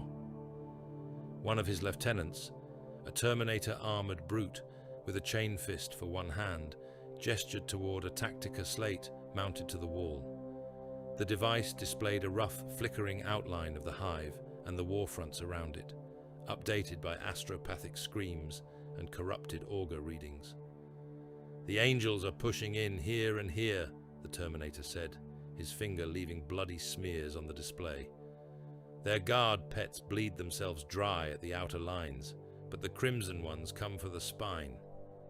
"Of course they do," Kargan said. "They are our brothers once. They know that cutting throats is more satisfying than cutting fingers. They will come for this heart." He waved a gauntlet at the chamber, meaning the Titan, the forge, the entire obscene lattice of bindings. Malvox's mechadendrites shivered in agreement. "In truth, Lord Kargan, they must," he said. "So long as Gore-Crown stands, Helscar's primary defense grid remains intact. Our void shields and long-range guns take their cues from the God Engine's machine spirit. As long as it sings, their ships will bleed every time they move too close. Their artillery strikes will fall short. Their orbital bombardment will be blunted." Kargan turned his helm toward the ceiling, as if he could see the Titan through the layers of metal and bone. "Then we give them something to aim for," he said. "We let the angels hear our God Engine's song. We let them think that if they can kill it, they can win this world. They will charge straight into its shadow, howling for our blood like good little dogs." He bared his teeth. "And there," he went on, "we butcher them. All of them. All their beautiful sons. Their black-armored madmen. Their gaudy heroes. We turn this hive into a hill of angel skulls." A mortal cult leader stood at the edge of the circle of Astartes, clutching a scroll to his chest. He was a thin creature, his robe stiff with dried blood, his skin cross-hatched with scars and fresh cuts. He had been waiting for a pause in the conversation, hunched under the weight of their regard. "My lord," he began, voice trembling. If I may, the rituals for the blood god's favor. A World Eater champion turned toward him. The champion's helm was under his arm, revealing a face crisscrossed with old wounds and new gashes. His scalp had been shaved to show the scars where the nails had been implanted, each one a raised welt of angry flesh. His eyes were red-rimmed and hot with barely suppressed fury. Rituals, the champion said, contempt dripping from the word. Little man, do you think your mumbling and scrolls are why the blood god looks this way? The cultist flinched but clung to his courage. Devotion had burned away whatever self-preservation instincts he might once have possessed. The blood tithe must be kept, he said. The proper verses spoken, the skulls stacked in the right shapes, the offerings. The champion stepped in close.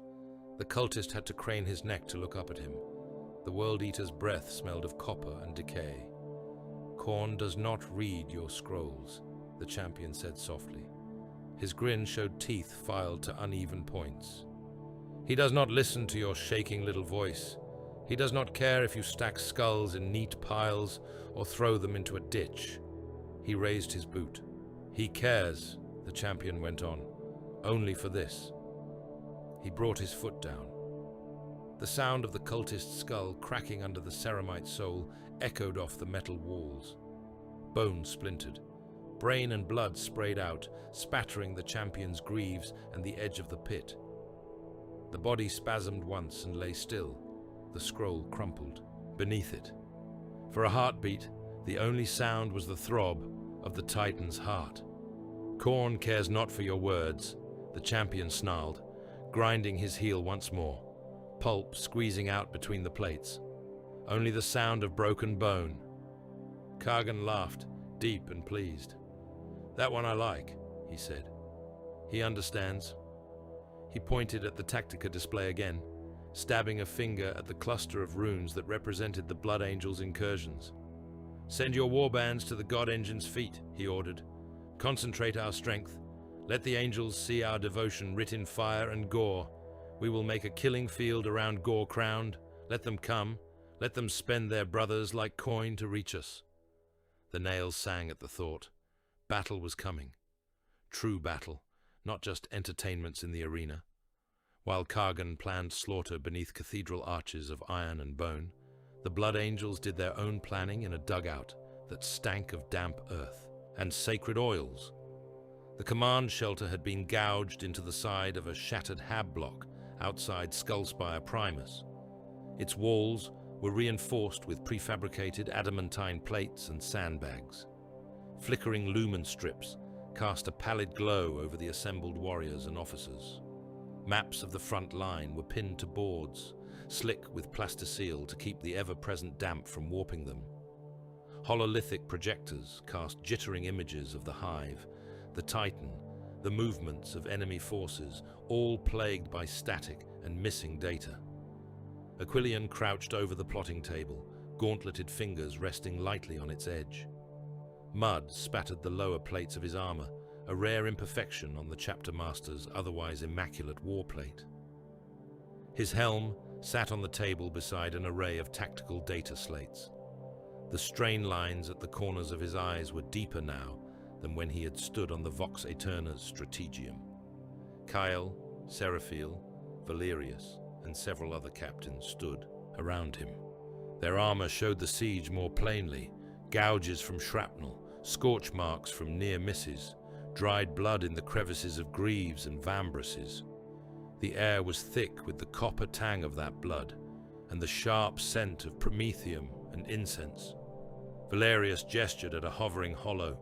It showed Gore-crowned in blunt outline, a towering silhouette surrounded by a corona of interference. "This is no mere engine of war," the librarian said, voice low. "It is the keystone of a ritual." "The Titan?" Kyle asked. "Explain." Valerius touched another rune. The projection shifted, layers of data superimposing over the God Engine's outline. Warp flux readings flared in jagged colors. Lines of energy radiated outward from the Titan into the structure of Skullspire Primus itself, fanning into the Prometheum stacks and forges and defensive bastions.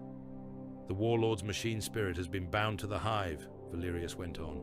The warpsmith has turned it into more than a weapon. It is the beating heart of a planetary scale right. Every shell fired, every life taken within its shadow, every scream feeds power into the bindings. That is why their defenses remain so strong despite our bombardment. It is why the warp feels like a storm around this place. He looked up, eyes dark. If we leave it standing, our ships will bleed every time they move in range. Our artillery will falter. Our psychers will be gnawed raw. The longer we linger, the stronger their grip on this world becomes. Helscar will not just be a forge for their guns. It will be a beacon, a shrine, a wound in reality that will fester for centuries. Seraphiel rested both gauntlets on the table, head bowed for a moment. When he looked up, his gaze was hard. And every moment we fight in its shadow, he said, the curse in our blood strains against its chains. I have lost brothers to the black rage in these last days that would have stood firm on other worlds. The air itself tastes of old blood. The ground sings under our boots. The thirst digs its claws deep here. Kyle met his eyes. How many? He asked. Enough that I do not wish to count, Seraphiel replied. More than we would expect in such a short span. If we prolong this campaign, if we fight a long war of attrition under that thing's gaze, we will lose more to our own madness than to the enemy's blades. One of the other captains, a broad-shouldered veteran with a scar down his cheek, folded his arms. So fight a shorter war, he said. Strike at the heart, cut out the keystone. The Ninth has never been afraid of decisive blows. Aquilian straightened, lifting his gaze from the table. A decisive blow costs blood, he said. A great deal of blood. We bleed for every gain now in any case, Cale answered. We bled at the trenches. We bled in the drop zone. We bleed every time those guardsmen go over the top. Better that our blood buys something worth the cost. Valerius inclined his head. From a purely strategic standpoint, he said, bringing down Gore-Crowned and breaking Skullspire's inner sanctum will cripple their entire planetary defense grid. Their fleet assets are already broken. Without the Titan's bindings, their void shields will falter. Their ability to resist further orbital strikes will be limited. Seraphiel looked between the librarian and the chapter master. And every hour we delay, more of our brothers will hear their father's last moments in their dreams, he said softly. They will see terror burning behind their eyes when they close them. They will wake with their hands shaking and the taste of blood in their mouths. I can chain the thirst. I can cage the rage. But cages rust in places like this. Aquilian's jaw tightened. He could have ordered a withdrawal. He could have pulled his companies back, let the guard grind themselves down in the outer belts until the Inquisition grew impatient and authorized exterminators. A few cyclonic torpedoes, a few hours of work, and Helscar would be a blackened rock. Easy, clean. He pictured Kargan's god engine standing amid ruins, its bindings still humming in the warp. The warpsmith had tied Gore-Crowned to the world. How deep did that binding run? Would cyclonic fire shatter it, or simply twist it? Helscar's corpse might still sing in the warp, a cracked bell forever tolling Khorne's name. He thought of the Inquisitor's eyes when the oath had been made. Break the World Eater's grip, not scorch the surface, and hope it was enough. He met Kyle's gaze. The captain's expression was steady, but there was an intensity in his eyes that had not been there before they set foot on Helscar. The hunger Seraphiel spoke of was there, and something like grim exultation at the prospect of finally facing a worthy heart to pierce. Very well, Aquilian said. We escalate. He tapped a rune on the table. New icons bloomed across the hive map, representing his remaining forces. We commit a full strike at Skullspire Primus, he went on. All still cohesive companies. Assault, Devastator, tactical elements. We drive a spear through their outer bastions and into the forge district that feeds Gore-Crowned. We sever its support, then we come for the Titan itself. He shifted his gaze to one of the mortal liaison officers standing at the edge of the room, mud still clinging to the tails of his coat. Colonel Varl, Aquilian said, your guard regiments will launch simultaneous offensives along the entire front. You will pin as many of the enemy's ground forces as you can. I want the World Eaters too occupied, chewing on your lines to throw their full strength at our strike. Varl swallowed. He had known something like this was coming the moment he stepped into the dugout and saw the hollow of the Titan. Understood, my lord, he said. Every regiment, Aquilian confirmed. Hold nothing back. There will be no second wave, no reserves. We break them here, in the shadow of their god engine, or we do not break them at all. He did not gild it. He did not dress the words in hollow comfort. Most of you will not live to see Helscar's end, he said, loud enough for all present to hear. You will die in trenches and on slag heaps and in burning habs. You will die under its guns and under ours. But if you hold them in place while we strike at the heart, your deaths will mean something beyond another line on a ledger. Varl nodded once, sharply. There was nothing else to say. Outside the dugout, beside a ruined hab block that had once housed tens of thousands of civilians and now served as an artillery observation post, his men were coming to their own grim conclusions. They had dug in among the collapsed walls and shattered ferrocrete, making firing steps out of rubble, stacking sandbags where they could. Rain of ash fell steadily, coating everything in a grey film that turned to black sludge where it met blood. The trench line they had just taken had been consolidated as best as possible, bodies dragged into crude piles, weapons scavenged. A squad sat with their backs against the remains of a wall, boots in the mud, laser guns across their knees. Their faces were smeared with soot and blood. The lenses of their goggles were scratched and pitted.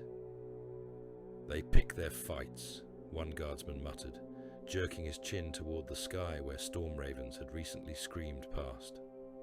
They drop in, burn out whatever looks biggest and ugliest, then vanish. Leave us to hold the ground knee-deep in guts while they go be heroes somewhere else.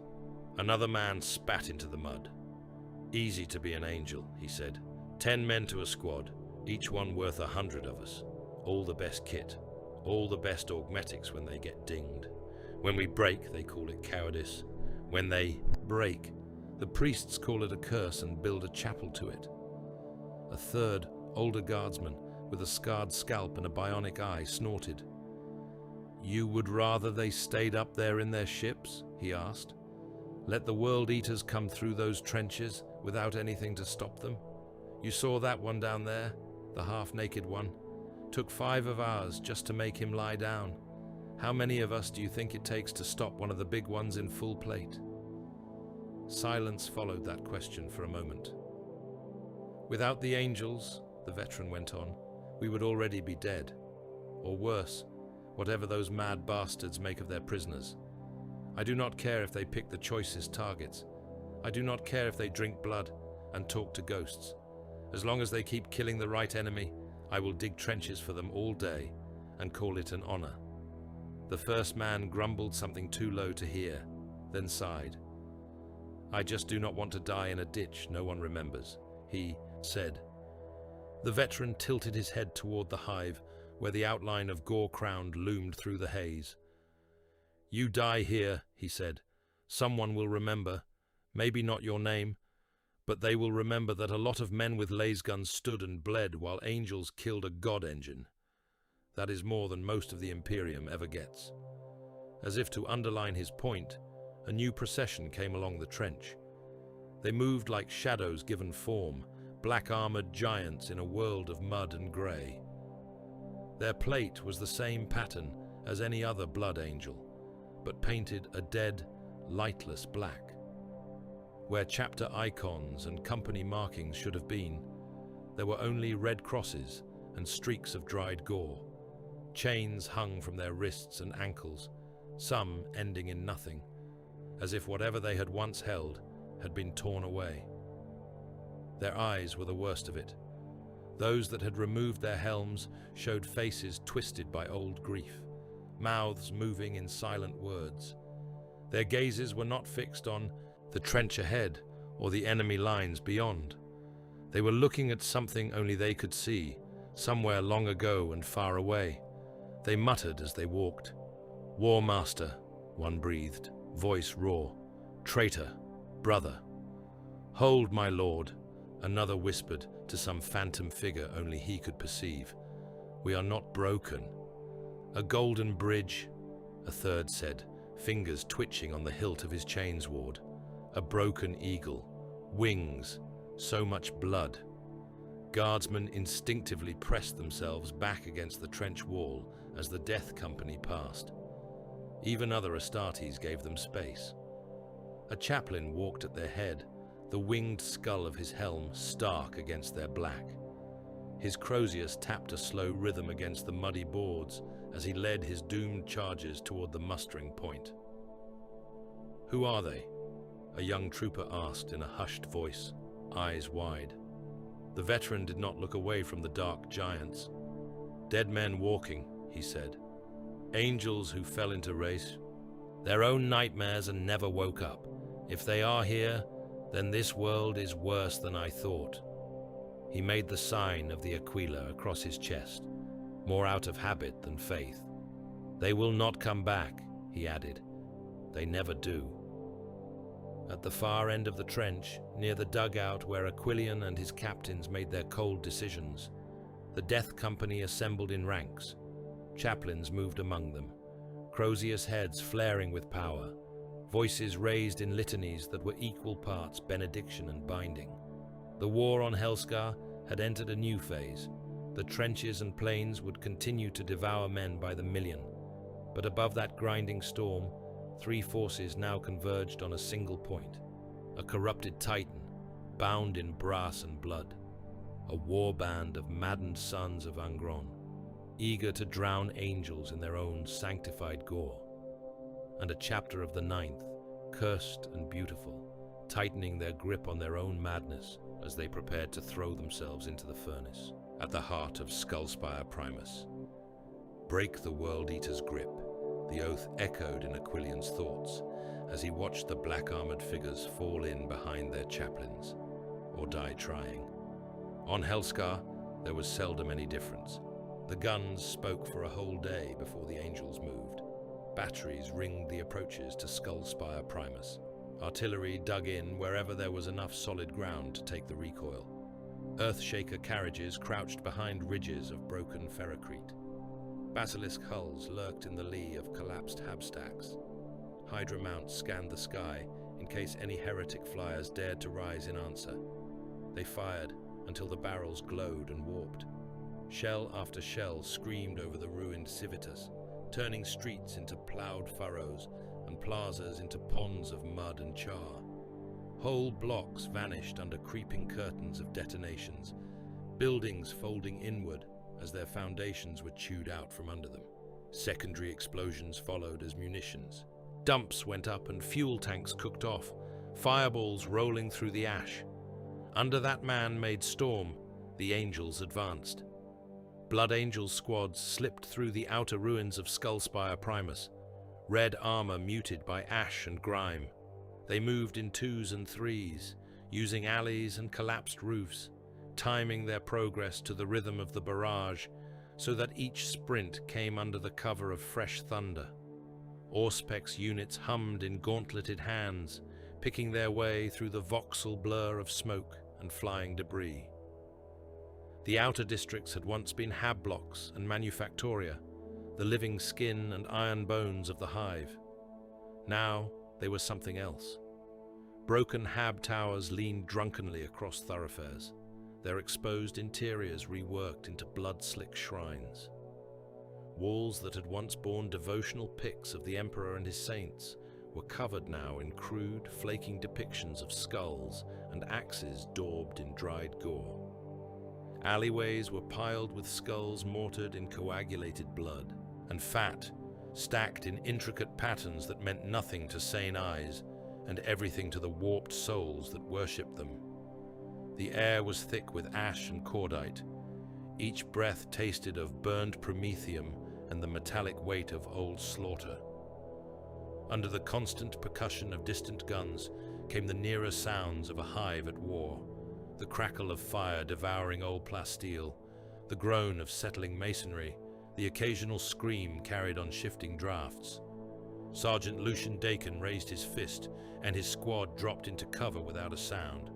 They pressed themselves against what remained of a hab wall, red ceramite blending with the smeared brown of old blood and soot. Lucian thumbed the control rune on his helm, narrowing his visual feed. The world sharpened around the edges, range markers dancing across his view. Ahead, the ruins opened into a plaza. "Auspex," he voxed, voice clipped. Brother Halen moved up beside him, the small scanner device cradled in both hands. Green runes scrolled across its cracked screen as it pinged the air with machine whispers. "Nothing moving in the immediate circle," Halen said. "Warp interference is heavy. Could be ghosts. Could be real. Hard to say." Lucian grunted. "Hard to say is not good enough," he said, "but it will have to do." He gave hand signals. 2 brothers fanned left, 2 right, bolters ready. The rest followed him into the open. The plaza had once been a communal square. The outlines were still there. The cracked remains of benches, the stumps of street shrines, the ghost of a fountain now filled with ash. Some forgotten administratum clerk had planned this place as a respite from toil, a little open space where men could breathe without a roof over their heads. The World Eaters had given it a new purpose. Flayed corpses hung as banners from the old lumen poles. Human skins dangled in the hot wind, arms spread, eyes and mouths stitched shut with wire. The muscles beneath had been left intact in places, glistening dark in the half-light where fat had not yet dried. Each skin was daubed with crude runes in its own blood, strokes of red that dripped and clotted into the shapes of 8 pointed stars and jagged versions of the Cornati sigil. Imperial aquilae had been peeled off uniforms and nailed upside down to the flesh, wings stretched and pinned. Lucian felt the familiar cold anger tighten in his chest. It was an old sensation, one that had nothing to do with the hunger in his blood and everything to do with memory. Hives like this had burned before under his boots. Temples like this had fallen. "By the throne," someone murmured over an open vox, unable to keep the words in. "Silence," Lucian snapped. "You do not give them the satisfaction of your horror." Movement caught his eye. At the base of one of the skin banners, amid the heap of discarded bones and viscera, something shifted. Lucian leveled his bolter in an unhurried motion. A figure uncurled from the pile. He was an Imperial miner by the look of him, or had been. His coveralls were ragged, smeared with blood and filth. The collar chain that had marked him as a slave still hung around his neck, links worn shiny where he had pulled at them until the skin beneath bled. One of his eyes was a hollow crater. The other was bloodshot to the point of being almost entirely red. He blinked up at the looming angels. "Red gods," he whispered.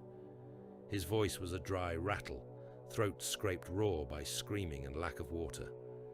Lucian kept the bolter steady. "We are no one's gods," he said. "Name your overseers." The man laughed a broken sound. "Red gods," he said again. "They came from the sky, took the overseers apart, took the priests apart, took us apart." His gaze slid over their armor.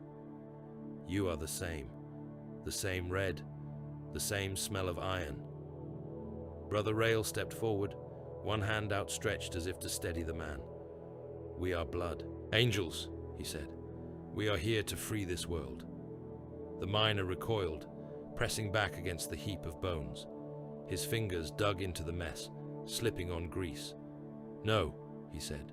"No, I have seen what you do when you free. You are the same." He forced his jaw open wider, the muscles in his face straining. For a heartbeat, Lucian thought he was going to scream again. Instead, the man bit down on his own tongue. The crunch was loud in the quiet plaza. Blood filled his mouth, bubbled out over his chin. He tried to bite deeper, tried to tear out the soft meat.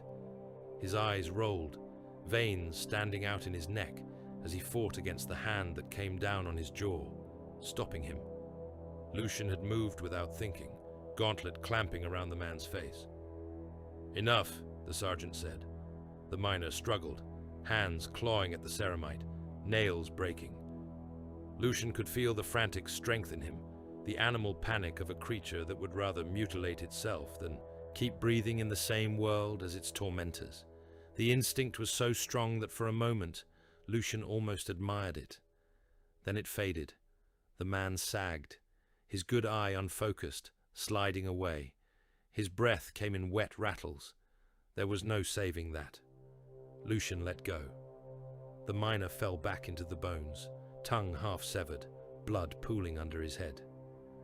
"Brother Caphael," Lucian said, "end him." A single bolt round cracked the plaza's stillness.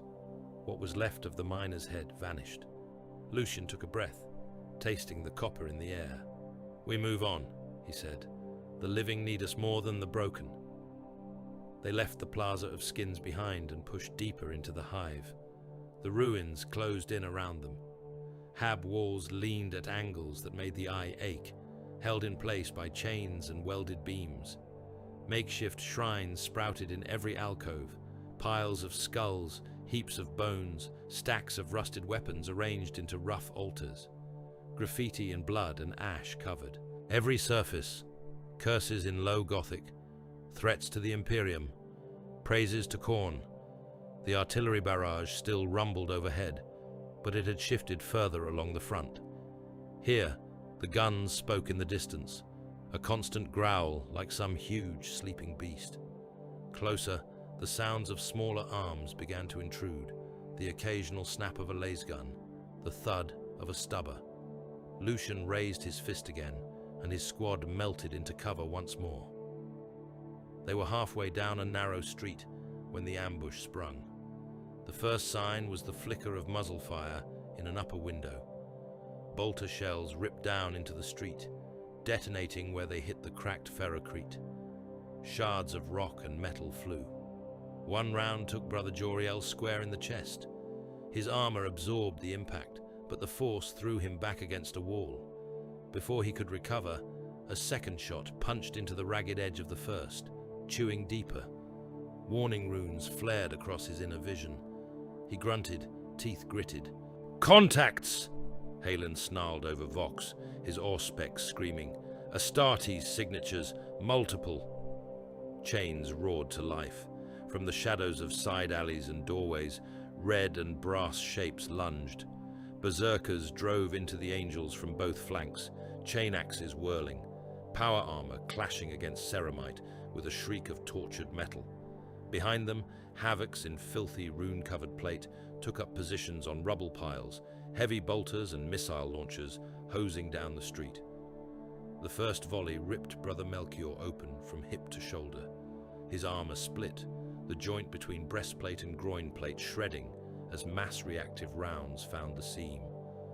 Blood and ruined viscera sprayed out, splattering the wall in a bright arc.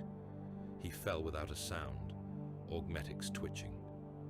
Lucian dropped to one knee in the same heartbeat, bolter barking. He fired a tight, controlled three-shot burst up into the muzzle flare. The rounds hit a havoc square in the chest, chewing through the corrupted Aquila carved into the traitor's plate. The heretic staggered, heavy bolter slipping in his grip.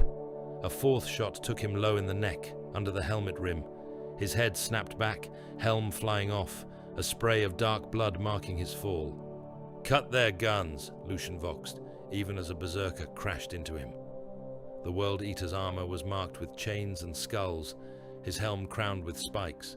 His chain axe swung in a brutal overhead arc, teeth shrieking. Lucian brought his chainsword up to meet it, ceramite gauntlet steady. The two blades collided in a spray of sparks and grinding metal. The nails howled in the berserker's skull. Lucian could see it in the way the traitor moved, all speed and abandon, no concern for defense or position. The chain axe came in again, wild, battering. Lucian gave ground, letting the blows slide off his guard, feeling each impact through the hilt. His own blade darted out in countercuts, teeth raking across the joints of the World Eater's armor, seeking weaknesses. Around them, his squad answered the ambush with the cold precision drilled into them over centuries. Brother Rail snapped a shot at a missile launcher Havoc, the round hitting just as the traitor squeezed his trigger. The missile went wild, twisting out of the tube and arcing up into the air before detonating short, showering the street with shrapnel. Shards of metal clanged off armor and tore through the exposed flesh of cultist spotters hiding among the rubble, sending them flailing. Halen fired his bolter low, shots aimed at the knee joints of advancing berserkers. One traitor's leg blew out from under him, ceramite cracking, flesh and bone pulped. He pitched forward, only to be finished with a contemptuous stamp that crushed his helm into the ground. Lucian twisted his wrists, letting the berserker's next wild swing glance off his blade and carry on. He stepped inside the arc, shoulder driving into the traitor's chest. They slammed together, armor scraping, the impact forcing air out of both their lungs. "Too slow," Lucian said, teeth bared. He drove a fist into the World Eater's helmet grill, cracking it. The berserker snarled wordlessly, trying to bite even through the metal. Lucian barred his arm across the traitor's weapon arm, pinning it between them. His chainsword rose and fell once, carving into the join at the shoulder. Teeth screeched as they bit, then chewed through. The arm came off in a spray of blood and fragments of ceramite, axe still clutched in the severed hand. The nails screamed louder, the berserker's pain feeding their frenzy. Lucian silenced them by ramming the chainsword up under the traitor's chin. The blade punched into the mouth grill, through teeth and tongue, and out through the back of the skull. Blood and brain matter sprayed the wall behind in a fan. The World Eater jerked once, then went limp, held up for a second longer by the sword before Lucian kicked him away. "Push," he voxed. "Do not let them pin us." A heavy bolter tore Brother Joriel's arm off at the elbow, snapping bone and metal. Joriel roared, voice more anger than pain, and drove forward anyway, chainsword in his remaining hand. He crashed into the bunker, where the Havoc was braced behind his gun. The traitor tried to swing the heavy weapon around, too slow. Joriel slammed into him shoulder first, sending them both sprawling. The angel landed on top and drove his blade down into the Havoc's chest again and again until the armor cracked and the meat inside gave way. "Sergeant!" a voice gasped over Vox. "I am hit!" Lucian turned, seeing Brother Letho sprawled behind a half-collapsed wall. His armor had been pulped in at the abdomen by a missile blast. Plastron caved in, blackened ceramite fused with seared flesh. There was too much blood. Only the power of Astarte's physiology kept him conscious. Two more berserkers were pushing toward Letho's position, using a wrecked transport as cover. Lucian fired on the move, rounds hitting their legs and hips. One went down, armor shattered. The other staggered, then drove on, nails and rage keeping him on his feet. "Hold!" Lucian snarled, closing the distance. He hit the wounded berserker low, shoulder into the gut, driving him back into the transport hull. The World Eater spat blood, trying to bring his axe around one-handed. Lucian slammed a forearm into his throat, pinning him, and fired 3 rounds into the traitor's helm. The third blew out the back of the skull. "Brother Halen, cover!" Lucian ordered. Bolter fire crackled past him as Halen stepped into the gap, covering the street with disciplined bursts. Lucian grabbed Letho under the arm, hauling the wounded angel up. Letho's feet dragged, boots smearing blood and ash. "Are we winning?" Letho asked. He laughed as he spoke, teeth stained red. "It does not feel like winning." Lucian dragged him back toward better cover, breathing hard. "On Helscar, brother," he said. Victory is measured in how long our enemies remember the terror before they die. If they wake screaming for us, then we have won. Letho coughed, a sound half laugh, half choke. Then we are winning, he said weakly. They will never sleep again. Lucian set him down behind a fallen statue, the stone form of some forgotten imperial functionary, now face down in the mud. Hold, Lucian said. Seraphiel will send an apothecary when he can spare one. Until then, you do not die without my permission. He turned back to the fight without waiting for an answer. From a forward observation post carved into the upper floors of a shattered building, Colonel Val watched the angels at work and tried to remember that they were on his side. The Hab level had once been an administratum office, judging by the piles of rusted data slates and the cracked glass windows that looked out over the district. Now its walls were cracked and buckled, sections torn away by shells. The floor was littered with dust and spent casings. A spotting scope sat on its tripod near a jagged window. Val brought his eye to it, adjusting the focus. Through the scope, the ruined street below snapped into sharp clarity. He saw Lucian's squad advancing, red armor moving among the shadows. He saw the berserkers slamming into them, saw the violence that followed. The angels moved with a grace that made his skin crawl. Their reactions were too fast. They flowed from one motion to another in ways that no human body could. What looked like chaos snapped into symmetry if he watched closely enough. Each swing of a chainsword aligned with a brother's movement so that no arcs overlapped, no fields of fire crossed in a way that threatened their own. They stepped through the carnage like dancers through a ritual, boots finding purchase on rubble and bodies without ever slipping. Where he would lose his footing, where any man would be mired in gore and ruin, they simply did not. One of his aides stood nearby, looking through a pair of battered magnoculars. The younger officer swallowed audibly. They look more like demons than men, the aide muttered. Val kept his eye on the scope. He watched Lucian carve a world eater apart in 3 swift, efficient cuts, almost casually. He watched another angel shoulder a heavy bolter aside and drive his fist through a traitor's breastplate. Maybe they are, Val said quietly. But they are our demons. He lowered the scope, rubbing at the bridge of his nose. I will follow any monster that kills the right enemy, he added. The aide said nothing to that. Not far away, in a neighboring district that had not yet felt the full weight of the angel's presence, another red tide broke its banks. Champion Driga Bloodhand led his warband through the streets with all the subtlety of an artillery shell. His world eaters crashed through walls rather than use doors. They smashed their way through makeshift barricades piled by their own cultists, sending mortals scattering. Any who were slow to move, any who dared to clutch weapons to their chests in fear rather than raise them and charge, died. Driga's chain axe roared as he split one such cultist from helm to groin. The man's body fell in 2 neat halves, intestines spilling out in a glistening mess. Driga barely noticed. The nails drove him onward, screaming for more direct offerings than this chaff. "Forward!" he roared, Vox Grill tearing the word to shreds. "The angels are there! Their blood is for us!" The cultists ahead, those who still lived, took heart from his fury and surged forward, emboldened.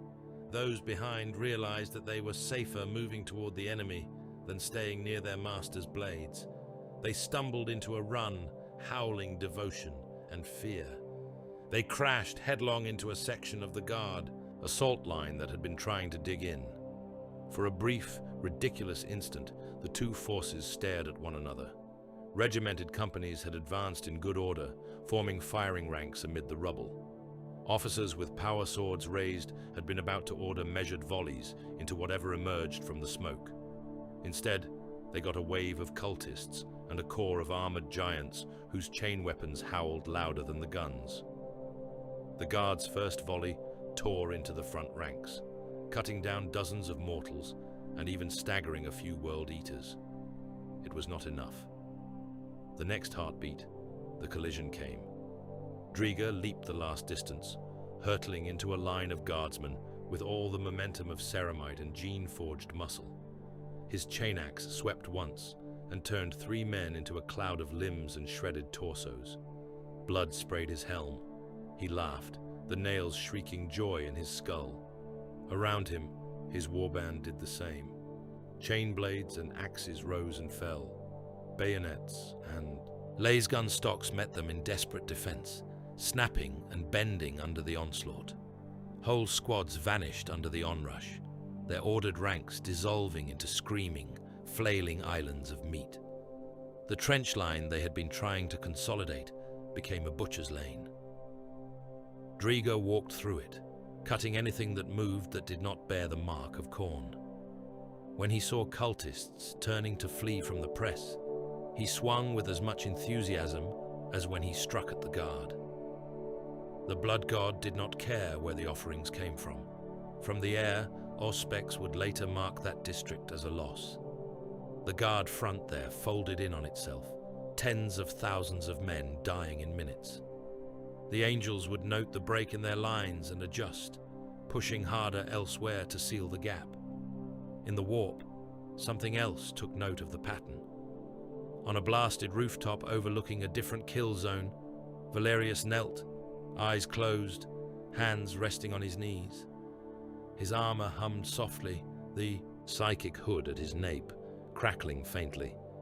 The sounds of battle below were a dull roar through the filters of his helm. He was not listening to the guns. He was listening to the songs. The nails sang. Each World Eater on Helscar was a tiny beeline of brutal psychic noise. Taken alone, the sound might have been ignored like a single insect. Taken together, they were a swarm, a rasping static that rubbed against the minds of those sensitive to the immaterium. Valerius felt the grit of it against his thoughts. It was not a structured song. There was no pattern beyond rage and pain.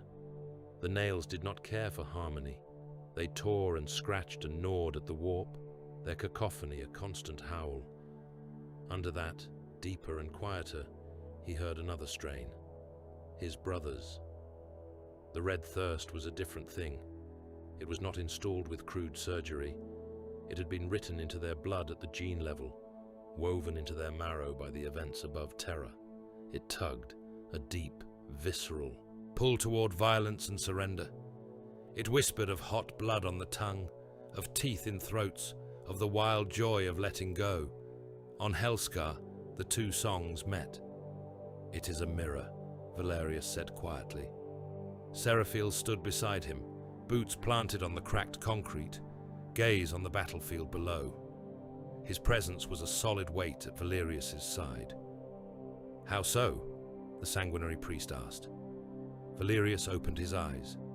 He did not look at Seraphiel, not yet. He stared out at the ruined city. "They are sons of the same age we are," he said, "born of the same warfather, raised in the same crucible. Their primarch chained his rage with iron and command. Ours wrapped his nobility around his own curse like a cloak. Both legions carry those choices in their blood." He gestured vaguely, as if he could point at the currents in the warp. The nails drive them into frothing madness, and they embrace it. They call it freedom. They call it truth. They tear themselves apart from the inside rather than deny it. He turned his head slightly, helm lenses catching the light. "We hear the same call from our own blood," he went on. "We could do as they do. We could rip our chains free and drown every world we touch. Instead, we bind it. We call it a curse and a burden. We lash it to our duty until it pulls our hearts apart." Seraphiel was silent for a moment. "Helscar shows us what we might have been," Valerius said, "and perhaps what we still could be, if we let go." Seraphiel considered that, then shook his head. "Or it shows us why we must not," he said. "If the galaxy has room for only one of these madnesses, I would rather it be ours." Valerius's chuckle was mirthless. "Then we had best sing louder," he said. Lucian's squad reached the Cathedral of Brass as the artillery shifted again, the rolling barrage moving deeper into the hive. The cathedral squatted at the junction of several thoroughfares, a heap of hammered brass and black iron fused into the ruins of an old administratum block. Its walls were alive, literally. Faces pressed out of the metal, eyes and mouths opening and closing in soundless screams. Some were human, others stretched into grotesque shapes, tusked and horned. Blood wept from the corners of their eyes, trickling down the walls to pool at the base in clotted runnels. The great doors had once been stone carved with the aquila. They now lay in shattered pieces, their fragments sunk in dried gore. In their place hung chains, dozens of them, each bearing hooks that held skulls and bones. They clinked and swayed in some unfelt draught, the sound like mockery of a sanctuary chime. Lucian did not hesitate. "In!" he voxed. "Clear it!" They stepped through the curtain of chains and into a darkness lit by bloody light. Inside, the air was thick and humid, the temperature higher than the ruined street outside.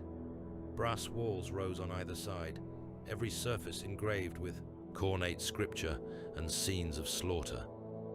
Warp light pulsed from fissures in the floor, casting everything in a pulsing red that seemed to throb in time with a heartbeat. At the center of the vast space was an altar. It was a brutal thing, a block of black stone shot through with veins of red. Channels had been cut into its surface, carved grooves that led to the edges where the stone dipped and formed rivulets. Fresh blood dripped down those channels, falling in steady droplets into a pit below. The pit was a simple hole in the floor, but no one could see the bottom.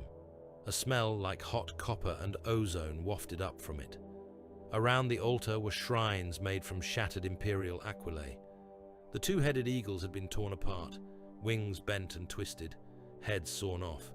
Their pieces had been reassembled into crude parodies, wings inverted, heads upside down, each covered in more blood and more curses scratched into the metal. Lucian's lip curled behind his grill. "Brother," whispered one of his squad, almost reverently. "I see it," Lucian replied. "Halen, scan." "Auspex shows interference," Halen said. "Warp echoes. No obvious hostiles." "Nothing obvious has killed more angels than I care to count," Lucian muttered. "Set melter charges on the altar. Do it quickly." They moved with practiced efficiency. Melters clicked as they were primed, their charges pressed against the black stone. Lucian placed one himself, gauntlet steady, as he set the timer runes. As his fingers brushed the altar, the warp light flickered. Voices whispered at the edge of his hearing. They did not use words. They were too old and too hungry for that. But the meaning was clear enough. Anger, outrage, the petulant fury of parasites whose feeding trough was about to be smashed.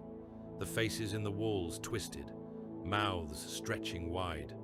For a moment, their silent screams became audible, a thin, keening noise that set teeth on edge and made helm rune displays flicker. "Do not listen," Lucian snapped. "They have nothing you want." The charges detonated. Melter fire tore into the altar, unweaving its stone at the molecular level. The block sagged, then collapsed, the carved channels becoming molten streams that dribbled toward the pit. Whatever lay below did not like that. A column of flame roared up from the darkness, blood red shot with black. It stopped just short of the ceiling, lashing and writhing like a living thing. Warp entities screamed. They were not fully real, just impressions on the edge of perception, shapes like flayed hounds and horned skulls flickering in the fire. They reached for the angels with claws made of hate. The wards woven into the blood angel's armor flared. Runes etched into their gorgets, and vambraces burned with pale light. The psychic shields built into their suits groaned under the pressure, but held. Lucian raised his bolter and fired into the flame. The rounds vanished, of course, but the act made him feel better. The flame guttered, then shrank, dragged back down into the pit, as if something had seized it by the throat. The hole cracked inward, edges cooling, as the stone around it fused into a glassy lip. The cathedral shuddered. Cracks spidered up the walls. The brass faces howled and began to melt, features running like wax. Chains fell from the ceiling, hooks clattering against the floor. In the distance, somewhere outside, a structure collapsed, sending up a plume of dust. "Objective complete," Halen voxed. "Altar destroyed." "Good," Lucian said. "Let the blood god choke on that." They turned and left the collapsing shrine behind them. As they emerged back into the ruined street, Vox traffic spat and crackled in their ears. Reports came in from other squads, from guard units, from tank companies and artillery observers. The words blurred into a tide of bad news. Whole Blood Angels squads wiped out when positions they had taken were overrun by counterattacks. Guard armies losing tens of thousands in single pushes as they broke through secondary hives, only to find World Eaters waiting in the next line. Regiments erased from rolls overnight by sudden raids, their command channels going silent as berserkers crashed into their camps. Every advance was paid for in mountains of dead. Every meter gained cost lives that might have held a mile elsewhere. Lucian knew the numbers. He knew that somewhere, cogitators on fleet vessels and at high command posts were already crunching loss ratios and projecting attrition curves. None of that mattered down here. Down here, victory shrank to something as simple and as impossible as making it to the next corner without leaving another brother behind. "Sergeant Dakin," came Cale's voice over Vox, metal calm. "Report." "We are alive," Lucian said. "The cathedral is not. We are moving toward Rally Point Delta now." "Good," Cale replied. "Converge on my position. The inner gate is ahead." They pushed on. The ruins thinned as they neared the hive's heart. The outer habs and manufactoria gave way to more heavily fortified structures, bastions built into the fabric of the hive itself. The air grew hotter, fed by the thermal bleed from deeper forges. The ground trembled more often, subtle shivers that spoke of vast machinery moving under their feet. Then they saw it. The inner gate of Skullspire Primus towered over the district like a cliff of metal and bone. It was a colossal portal of adamantine and brass, its surface carved into a sculpted mountain of skulls. Human skulls, Astartes helms, Xenos crania, all were represented, all fused together into a single leering relief that stretched from ground level up into the smoke. Impaled on spikes that jutted from the gate were the hulls of tanks, their metal twisted, gun barrels bent. Some still bore the faded insignia of Imperial Guard regiments that had died, trying to breach this wall in earlier, forgotten campaigns. The gate itself was closed, its seams tight, its locking mechanisms hidden behind layers of rune plates and heavy chains. Below it, in the churned killing ground of the approach, Cale's spearhead had assembled. Blood Angels formed up in ordered ranks amid the wreckage. Tactical squads and devastators and assault units intermingled as the situation demanded. Predator tanks and Baal pattern variants rumbled on the flanks, their muzzles blackened from constant fire. Dreadnoughts strode among them, sarcophagi humming, weapons clamped to their arms, eager for use. Lucian led his battered survivors toward them, boots crunching on shell casing and bone. He fell in beside one of the flanking squads, giving a brief, wordless nod. Brothers nodded back. They all bore fresh scars. Armor hung in patches, some plates replaced with whatever could be scavenged from the dead. Helm lenses glowed coldly. Kyle stood near the front, helm on, sword mag locked to his thigh, bolt pistol holstered at his hip. His gaze was on the gate. The ground shuddered again, a deeper tremor that made rubble jump and dust fall from cracked walls. Lucian felt it in his teeth. "Gorecround is close," he said. Kyle nodded, the motion slight. "Valerius confirms it," he replied. "The God Engine's heart beats just beyond that gate. Its steps are in the bones of this hive. We are in its shadow now." Lucian looked up at the carved skulls, at the impaled tanks, at the chains, at the weight of the wall. He flexed his hand around his chainsword's hilt. "Then we break through," he said. Vox channels filled with new orders. Artillery adjusted its aim, preparing to pound the gate's flanks. Assault squads tested their jump packs, engines whining. Beyond the inner gate, beyond the carved mountain of skulls, lay the forge districts and the Titan's mooring. Beyond that lay the heart of Helscar's power. The angels of the Ninth drew breath, tasted ash and blood, and stepped forward into the shadow of the wall. The inner gate of Skullspire Primus did not want to die. Even under the focused wrath of the Ninth, it clung to existence like a thing that knew what waited behind it. Adamantine ribs and brass plates groaned under the pounding of siege guns. Melter blasts chewed smoking craters into its surface, their white-hot cones turning reliefs of skulls into bubbling slag. Lascanon beams stabbed at its locking mechanisms, carving through chain housings and rune plates.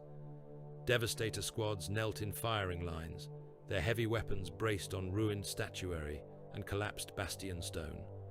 Tech Marines barked coordinates and firing solutions, mechadendrites gesturing as they synchronized the fusillade. Every shot was a prayer spoken in machine cant and high Gothic both. "Target lock on primary hinge cluster," one Tech Marine voxed, his voice a buzz of vox distortion and Binharic clicks. "Begin firing. Sequence. Do not stop until that metal is smoke." Assault squads swarmed above, jump packs growling. They leaped from broken buttresses and shattered observation towers, bounding from ledge to ledge in graceful arcs.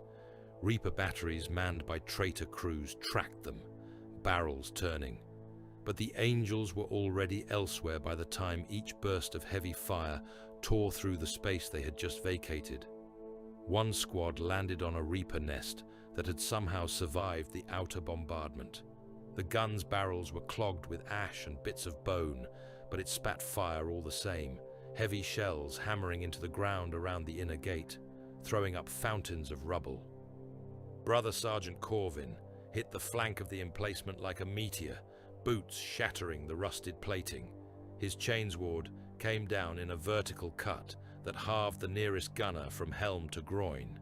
His brothers followed, melter charges already primed in their hands. They slapped the devices against them, Reaper's spinal housing and dove clear as the weapon tried to swing around. The melter charges blew, the Reaper cannon's body sagged, armor plates sloughing off in glowing sheets. Internal mechanisms drooped, skeletons of cog and piston and demon-bound sinew exposed for a moment before the whole assembly collapsed in on itself, smashed flat by its own weight. Below, at the foot of the gate, the berserkers came.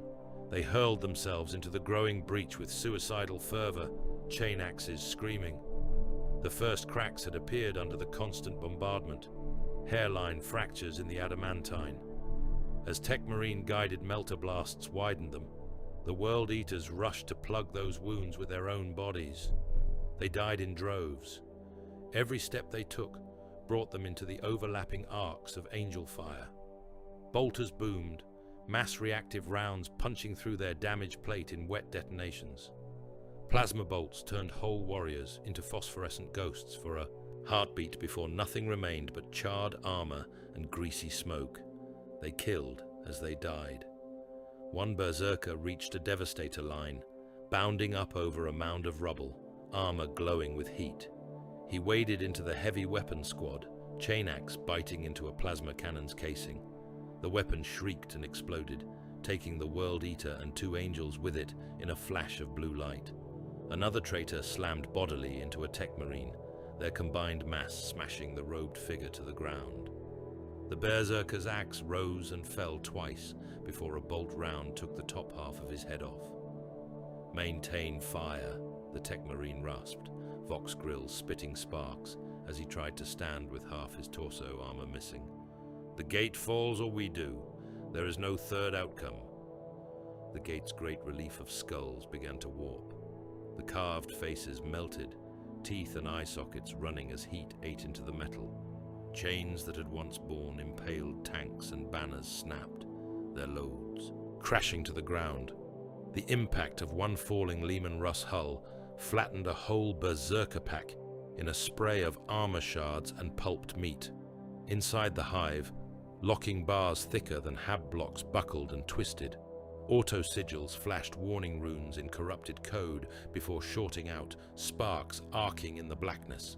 With a sound like a mountain groaning, the gate's central seam bent. Don't forget to like, comment, and subscribe. Support really helps. Again, Kyle voxed, his voice a knife through the storm. All guns, bring it down. The next salvo of Melter and Laz tore through what remained of the hinges. The gate's upper portion sheared away from its frame, collapsing inward. A tide of smoke and dust billowed out as the colossal slab slammed down into the darkness beyond. Shockwaves rolled out, knocking men and angels alike to their knees. When the dust cleared, the skull forge lay open before them. It was not a district so much as a canyon carved through the hive's heart.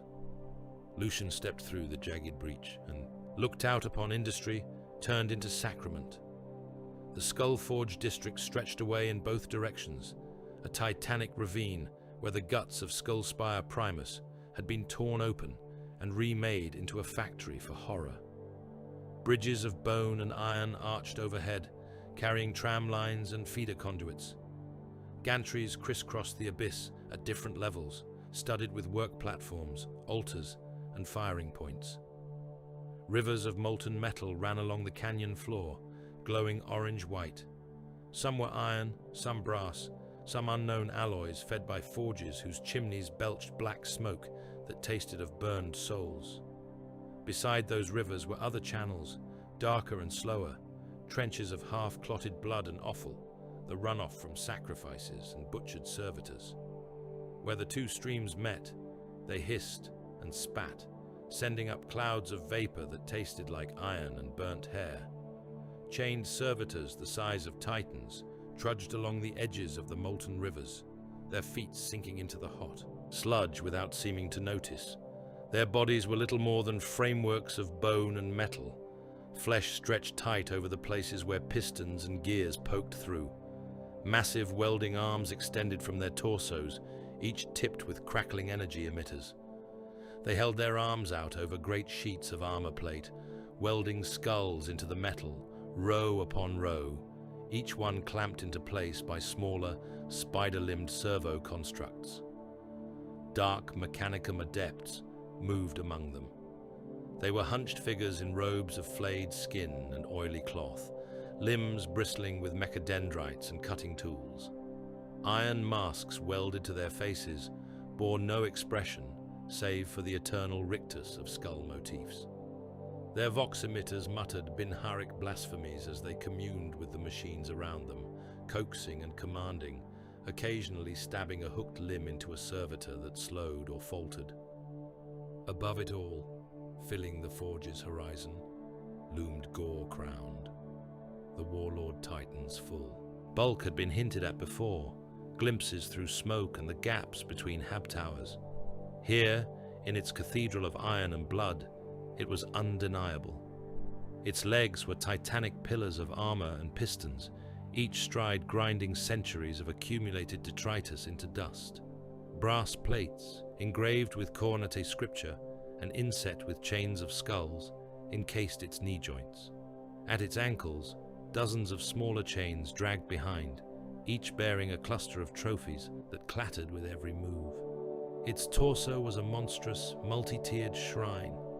Buttresses and balconies jutted from its flanks, some bearing gun mounts, others bearing altars where bound prisoners had been opened up to feed its machine spirit. Stained glass panels shaped into the rune of corn, and crude depictions of rivers of blood formed its chest, some shattered, some freshly installed. The head was a horned temple, lenses glowing a baleful crimson. Brass horns curled from either side, each one etched with kill tallies and the names of worlds broken under its guns. A crown of iron spikes jutted up from the skull, each bearing chains from which hung twisted, ruined things that had once been Astartes in all colors. From one shoulder hung the vast housing of a plasma destructor, its coils lit with a coruscating blue-white glare as it drew in power from the world's enslaved grid. From the other jutted a triple-barreled Vulcan megabolter, each barrel the size of an artillery piece, shells fed from massive drum magazines, like some obscene parody of a belt-fed heavy gun. As Lucian watched, gore-crowned turned. The movement was slow, almost lazy, but the force of it sent tremors through the very air. Its head pivoted, sensors and demonic eyes tracking. Somewhere beyond the forge, an Imperial army was trying to redeploy, tanks grinding through ash. The Titan's ruinous gaze found them. The plasma destructor fired. For a heartbeat, there was only light. The beam lanced out, a column of contained starfire that burned away smoke and dust as it passed. It hit the ground in the midst of the guard formations and bored straight down, through tanks, through men, through bedrock. An expanding wave of energy ripped out from the impact point, turning everything within a wide radius into a boiling, incandescent mass. From the forge, it looked like a small sun blooming for a brief, hateful moment. When the glare faded, a crater lay where regiments had stood. Its edges were fused into glass. Nothing moved within it. Seraphiel's heart clenched in his chest, a phantom pain, as the psychic echo of those deaths washed over him. Even through power armor and helm filters, he felt the air shiver. A single shot, he murmured. An army gone. Then we do not let it fire unopposed again, Kyle said, standing at his side. High on one of the gantries overlooking the Titan's shoulders, Kargan's Skullsire prowled. His chosen retinue followed, chain axes idling, chain teeth ticking as they spun just enough to keep from seizing. Their armor was splashed with fresh blood from earlier counterattacks. They looked down upon the angels below, with the avid gaze of hunters watching prey step into a trap. Warpsmith Malvox clung to a cluster of cabling at the edge of the gantry, mechadendrites snaking down into the conduits that fed gore-crowned. His voice was a constant stream of Binharik and warp tongue, soothing the god engine, urging it on, promising more and more slaughter if it obeyed. Kargan's helm turned, gaze tracking the red forms moving through the breach.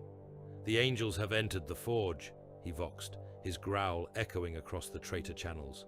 "They come for our heart." He watched the first volleys of angel fire rake the lower platforms, guards and servitors dying in sprays of gore and sparks. He watched a Baal predator rumble into view, its assault cannon turning a work gang into meat.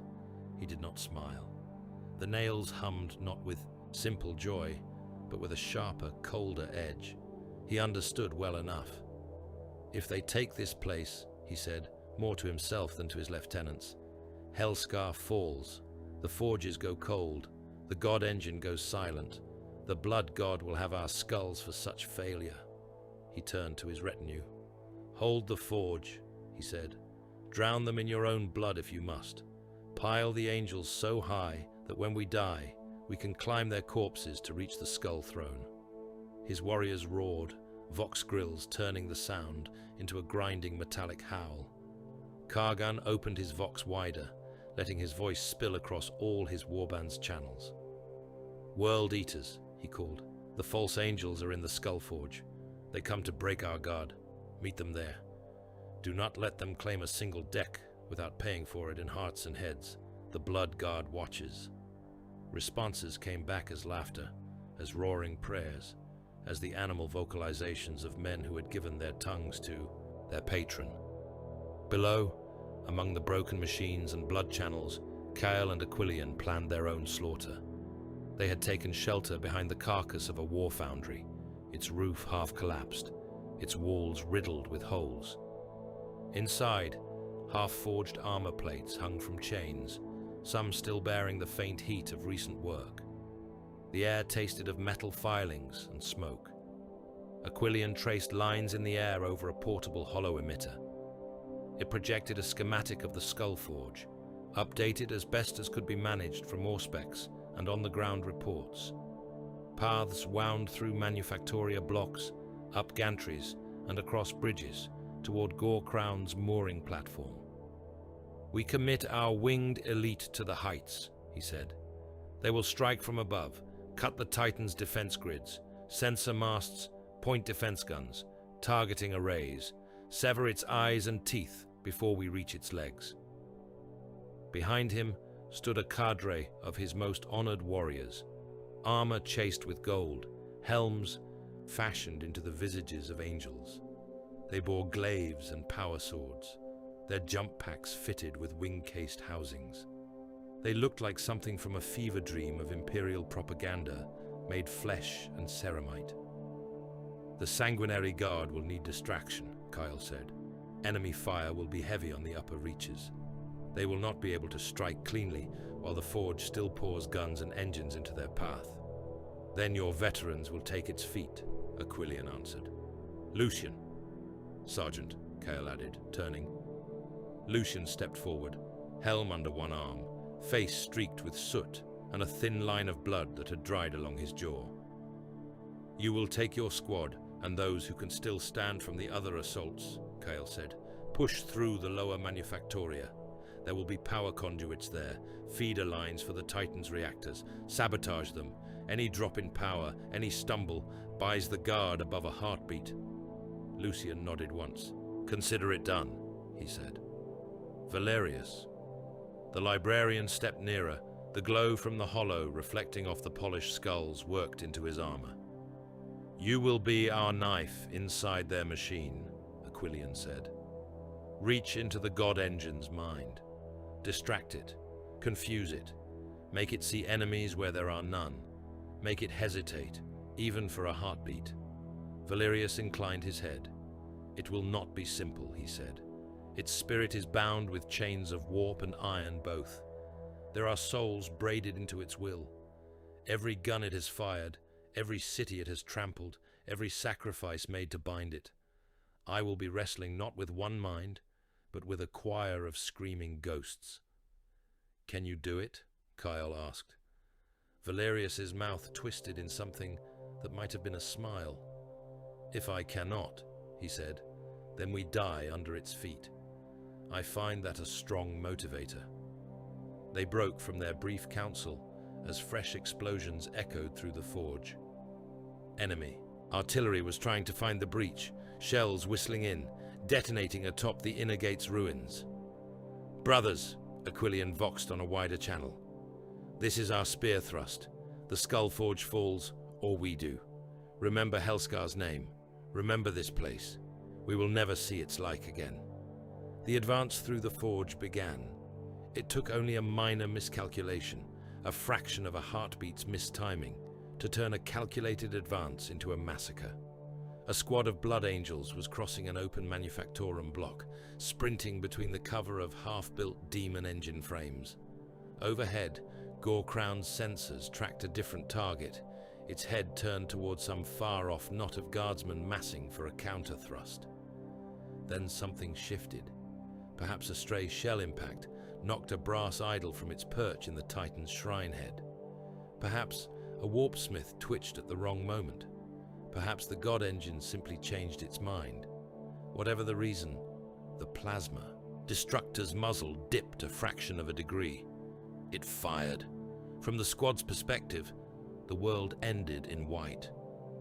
The beam speared down into the Manufactorum floor, not 20 paces ahead of them.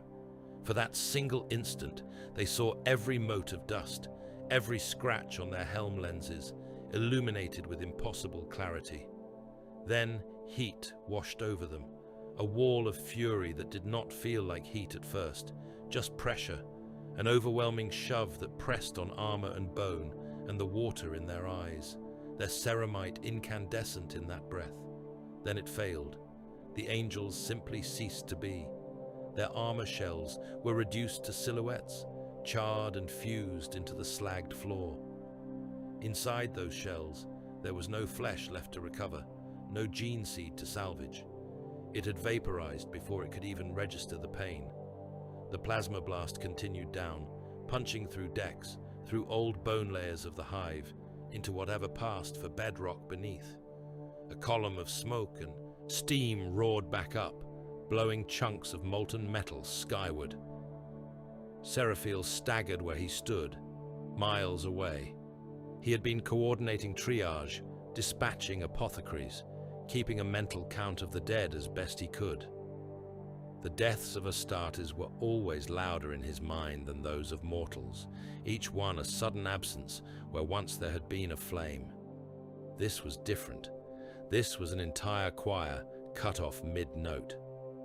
"Brother," someone voxed. He braced a hand against a war-worn wall, helm tilted as if listening. "They are gone," he said. "All of them. There is nothing to collect." He felt it like a razor dragged between his two hearts, a slicing pain that left him breathless for a moment. Then he straightened. "Add their names to Helscar's tally," he said. "They will not be the last." Lucian heard the distant thunderous boom of that shot, saw the rising plume of smoke in the distance as he hugged the corner of a war foundry. The building shook. Dust cascaded from its ceilings. Somewhere deeper inside, a stack of half-finished armor plates collapsed with a clattering crash. The guardsman crouched beside him flinched, throwing his arms over his head. His eyes were wild behind cracked goggles. "They are killing us all," the man gasped. "Saints, they are killing all of us. That was one shot. One. There is nothing left over there. We are dead men." Lucian turned his helm toward him. The mortal shrank back slightly under that gaze. "Yes," Lucian said. "We were dead the moment our boots touched this world." He grabbed the guardsman by the webbing of his flak vest, hauling him upright. "But until our bodies catch up," the sergeant snarled, visor inches from the man's faceplate, "you will obey. Take your rangefinder. Mark those gun platforms on the ridge. Call them in. Make your death by something." The guardsman stared at him for a heartbeat, then nodded, Adam's apple bobbing. "Yes, Lord," stammered. He scrambled up to the ruined window, hands shaking as he raised his auspex. Lucian turned away, checking his squad's positions. "Move," he voxed. "We push, while their eyes are elsewhere." As if to refute the idea that the Titan's attention could be anywhere but everywhere, the forge itself roared. From the open maws of assembly bays and the mouths of cavernous manufactoria, demon engines came. Mauler fiends scuttled into the light on limbs like razored scaffolding, their bodies a twisted fusion of flesh and metal. Chains hung from their flanks, bearing hooks that had once held screaming sacrifices and now dragged skulls that rattled as they moved. Their maws gaped, lined with teeth made of repurposed tank treads and serrated armor shards, dripping warp fire. Hellbrutes lurched alongside them, each a nightmare of twisted dreadnought frame and imprisoned madman. Sarcophagi pulsed at their core, windows slick with dried blood from within. Massive fists and multi-melter arms swung as they advanced, pistons hissing, exhausts belching black smoke. They met the angels in the raging light of the forge. An assault squad jet-packed onto the back of the first Mauler fiend as it scrambled over a heap of scrap. The demon engine bucked, chains clattering, trying to shake the red-clad figures free. Brothers drove mag clamps into its plating, holding fast. Power swords flared as they plunged them into exposed cabling and chitinous armor plates. Sparking arcs of energy crawled over the beast's back as systems overloaded. One angel reached the back of the Mauler fiend's head, where a cluster of sensor lenses had been fused into a single, ugly eye. He drove his sword into the mass, wrenching it back and forth. The lenses shattered, ichor spraying. The engine keened in a mix of vox noise and animal rage, rearing up onto its hind limbs. A second brother leapt, chainsword roaring, and hacked down into its neck joint, biting through. The Mauler fiend crashed down, its limbs twitching, its demon essence shrieking as it was dragged back into the warp. A hellbrute smashed through a habstack, its fist tearing through walls like paper. It saw a squad of blood angels in the open and bellowed vox systems, twisting the sound into a metallic roar. Its multi-melter spat, a beam of concentrated energy turning a section of floor into a puddle of molten slag and forcing the angels to scatter. They did not run, they leaped. Two landed on its arm, boots finding cracks in armor plating. One slammed a crack grenade into the elbow joint and kicked off. The blast blew the limb apart, wires and bone fragments spraying. The hellbrute staggered, howling. Another angel dropped onto its chest, both boots thudding into the sarcophagus housing.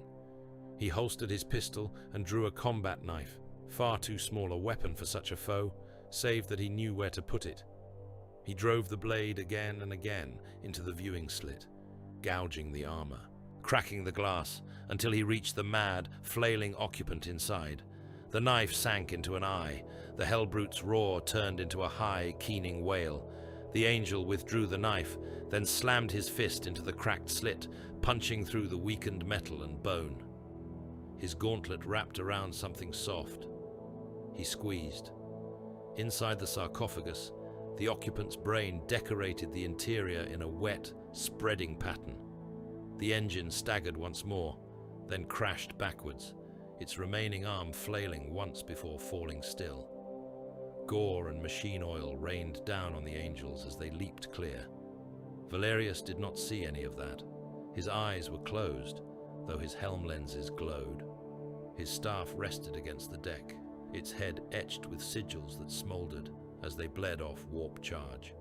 He stood on a gantry that shook with every step of gore-crowned. The Titan loomed above him, a mountain of metal and shrines.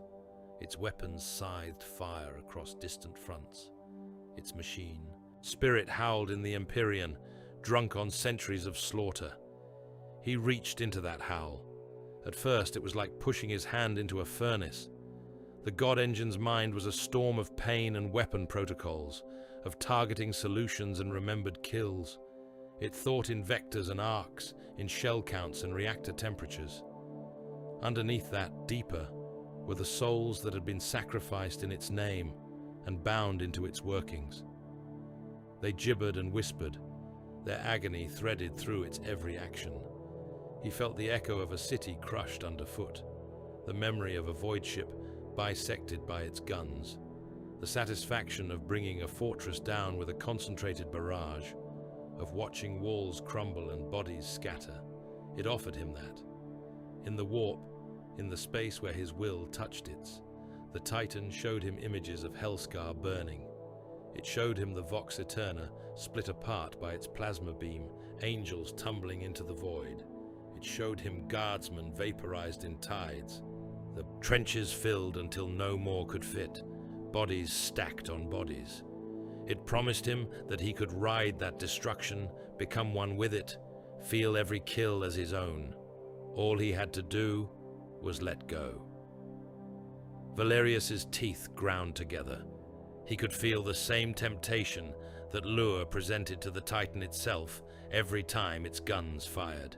Pure, annihilating power, the end of all questions in a wash of light. He forced his will into the storm. He did not try to seize control. He could not. The bindings were too complex, the chains too tight, the souls too many. But he could nudge, suggest, sow doubt in patterns that had never known hesitation. He followed a firing solution as it built in the God Engine's mind, numbers and angles aligning. He slipped a tiny dissonance into it, a misreading of a distance, a flicker of a phantom target elsewhere. He pressed in grief where there had been only satisfaction, let the echoes of the souls bound to the Titan feel, for a heartbeat, sorrow at what they had become. Gore-crowned staggered, its knee servos locked for a fraction of a second. On that scale, a fraction was enormous. The Titan's forward foot came down a little too early, a little off, crushing a portion of the forge's own structure instead of the angels moving between cover. Renovated baptistries of brass and skulls vanished under its tread. altar and gun pit and chain pile alike ground into paste. Its plasma destructor's next shot went wide. Instead of spearing into a massing tank column, it punched up into the sky, tearing a hole in the cloud cover, boiling the air. On Valerius's private vox, Seraphiel's voice was a strained rasp. "What are you doing to that thing?" the sanguinary priest asked. "Giving it doubts," Valerius said, sweat beading on his skin beneath the armor, making it question the joy of its own slaughter. "Does it have doubts?" Seraphiel demanded. "Not yet," Valerius answered, "but I have its attention." He felt the god engine turn its baleful regard inward, metaphorically speaking. It felt the intrusion, the way a warrior feels a blade at his back. Rage roared through its circuits. Warp energy flared along its bindings as it tried to shake him off. Valerius sank metaphorical hooks into the cracks he had already made, holding fast. "Now!" he voxed on the wider channel. "It is stumbling. Take its legs." Kyle saw the Titan falter. The slight misstep sent a tremor through the ground that made dust fall from collapsed beams and chains sway. The misfired plasma bolt lit the clouds instead of the distant trenches. For the first time since the forge had been revealed, Gore-Crowned looked less like an inevitable force of nature and more like something that could be hurt. "Forward!" Kyle roared, vox amplifying his voice across the angels in the district. "All squads, into the forge. Take its feet. Tear them out from under it." The response was immediate. Assault squads ignited jump packs, bounding forward in a red wave. Tactical squads advanced at a run, bolters up, helmets tilted as they scanned for cover in killing fields. Dreadnoughts shook the ground with their strides, weapons whirring as they brought them to bear on the Titan's supporting structures. Lucian led his veterans into the tangle of lower manufactoria, eyes already searching for the glow of power conduits, for the thrum of reactor lines. They moved like knives slipped between armor plates. On a gantry above, Kargan saw the god engine's hesitation and felt a spike of anger that was not his own. "Warpsmith," he snarled. "What is wrong with the Titan? Why does it stumble?" Malvox hissed, mechadendrites spasming. "Something gnaws at its bindings," the twisted artificer said. "A mind not its own. A false song in its circuits. I will cut it out." Kargan opened his vox to every warband in range. "Converge on the forge," he roared. "All of you, now. The angels have their claws in our god. Pry them loose with your bodies. Butcher them. Drown the forge in red until even their Primarch's corpse chokes on the stench." His voice rolled through the traitor networks, a command backed by the promise of pain for those who disobeyed and the approval of their patron for those who did not. Across Skullspire Primus, World Eaters turned. Those already in the district broke into runs, chain axes screaming. Those further away abandoned whatever slaughter they were engaged in and began to push toward the Titan's shadow, trampling their own cultists underfoot to make speed. The Skull Forge had become Helscar's beating heart. Now both legions raced to see who would be the one to tear it out. The Skull Forge had become a furnace for mines as much as for metal.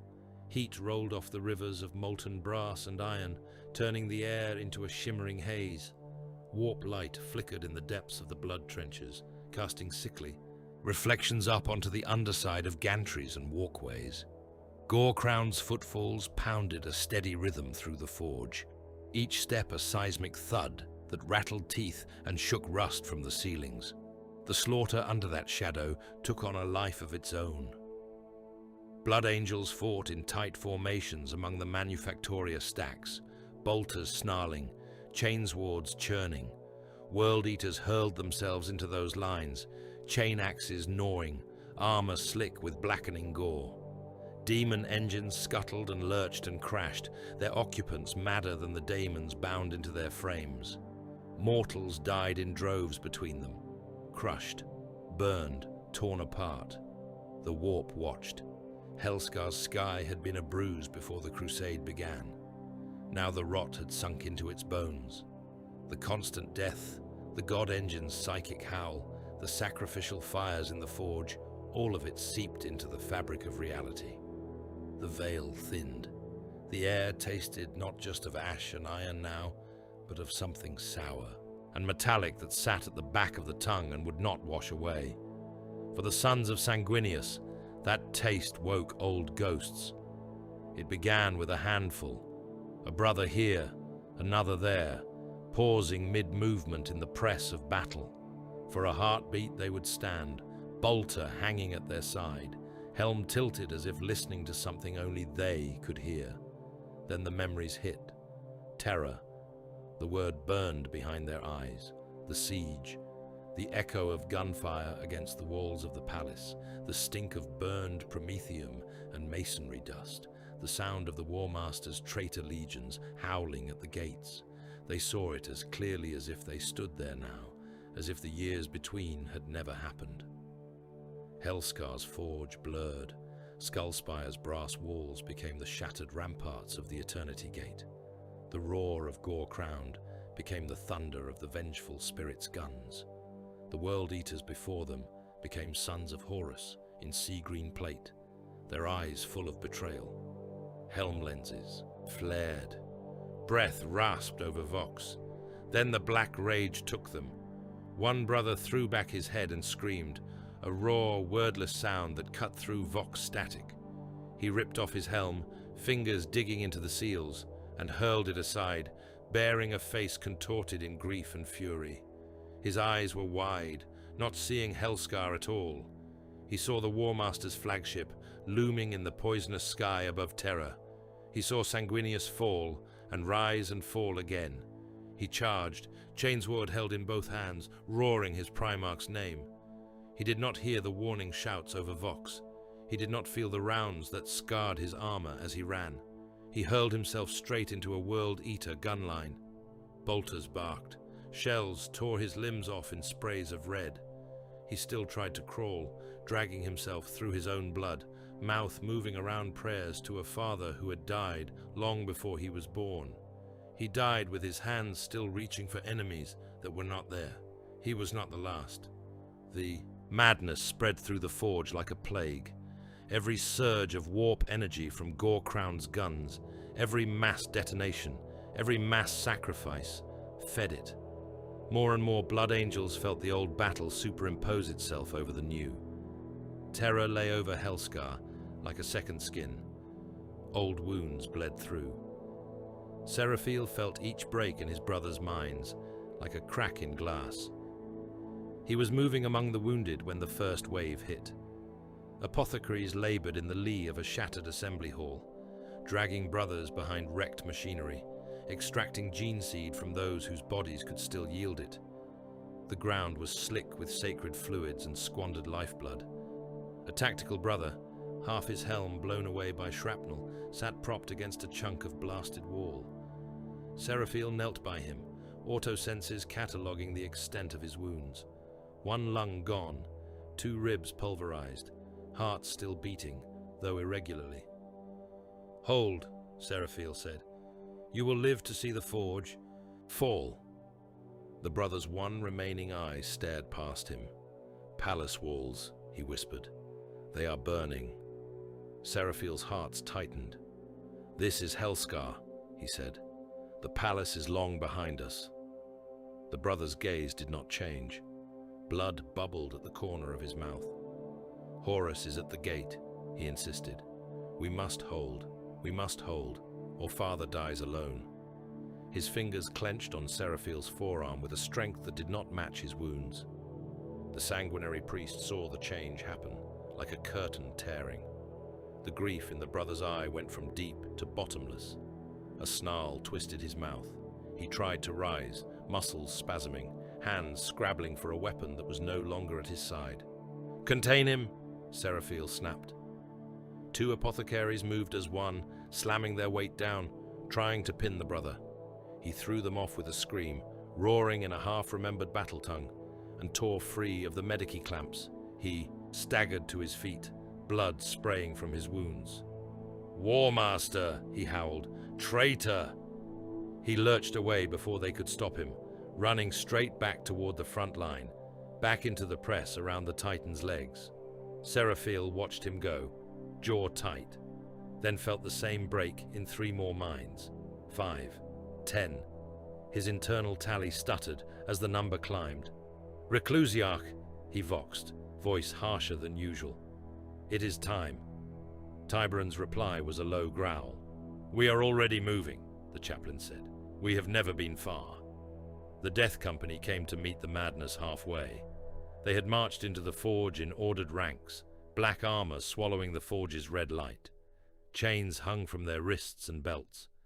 Some trailed broken fragments of iconography, the remains of shattered relics.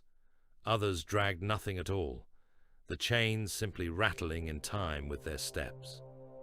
Their eyes were lost. They saw terror as the newly fallen did, but for them, the vision had never faded. They had been living in that final battle for so long that Helscar barely registered. Gorecrown's legs became the void black towers of the vengeful spirit's landing points. The forge's gantries became the shattered buttresses of the inner palace. The World Eaters were not strangers to them. They were just another face, worn by the War Master's sons. Tiberon strode at their head, Crozius raised. The chaplain's helm was off. His face was a death mask of scar and ritual marking, the skin stretched tight over taut muscles. His eyes burned with a manic light, pupils blown wide. His voice boomed across the vox and the open air both. "Brothers," he roared, "the arch-traitor waits beyond these guns. He thinks us broken. He thinks our father's blood spilled for nothing. Will you show him otherwise?" The Death Company answered with wordless screams, with shards of old war cries, with broken phrases. "For Terra! For the Emperor! For Sanguinius!" They crashed into the thickest fighting around gore-crowned striding legs. From within their fractured perceptions, they were charging the last bridges leading to the War Master's sanctum. The guns that raked them were the guns of traitor imperial fists and iron warriors. The shells that exploded among them were from the War Master's own reserves. The engines they faced were demonically twisted remnants of the fleet. In reality, they hurled themselves straight into lines of World Eaters and demon engines. The effect was the same. A Mauler fiend lunged, jaws splitting wide. A Death Company warrior met it alone, both hands gripping his chainsword. He leaped, boots planting on its lower mandibles, and forced the jaws wider, even as the demon engine tried to clamp down. He saw a warp things more. He remembered demons swirling around the Eternity Gate. He drove his sword down into the beast's throat, roaring Sanguinius's name, even as its teeth carved into his legs. Below, World Eaters met the Black Wave head-on. Kargan saw them from his gantry vantage and threw his head back in savage delight. "So," he laughed, nails purring in his skull. The angels finally listened to the right god. He watched black-armored figures rip into his red, saw chainswords and axes sending limbs spinning, saw angels die with smiles on their faces, eyes full of visions, mouths forming names that meant nothing here. Saw his own warriors torn apart and still laughing as they swung back. "This is Khorne's work," he voxed to his warbands. "This is his madness. See how the angels drop their masks and bare their teeth. See how he claims them." He opened his vox wider. "Berserkers!" he roared. "Do you see the rabid dogs of the Ninth? Go to them. Show them which leash is stronger. Drown them in your joy." The World Eaters answered with howls. They charged the Death Company in full, a storm of chain teeth and swinging horns. The nails shrieked inside their skulls, pulses of electric agony that they had long ago learned to interpret as pleasure. Their laughter and the Death Company's broken hymns tangled in the air, a cacophony that made mortals drop their weapons and press their hands over their ears. The battle around Gorecrown's legs became an apocalypse. Blood angels in red and black, World Eaters in red and brass, demon engines crawling and lurching, all of them melded into a single knot of violence. The ground turned into a paste of bone and metal fragments. Limbs flew, helmets shattered, teeth and shards of ceramite pattered down like hail. In the shadow of one massive leg, thicker than most hive spires, two particular shards of madness found each other. Tiberan saw Driga Bloodhand as a son of Horus. The champion's sea-green plate was stained dark with soot and old blood in his eyes, the eye of Horus glaring from his shoulder guard.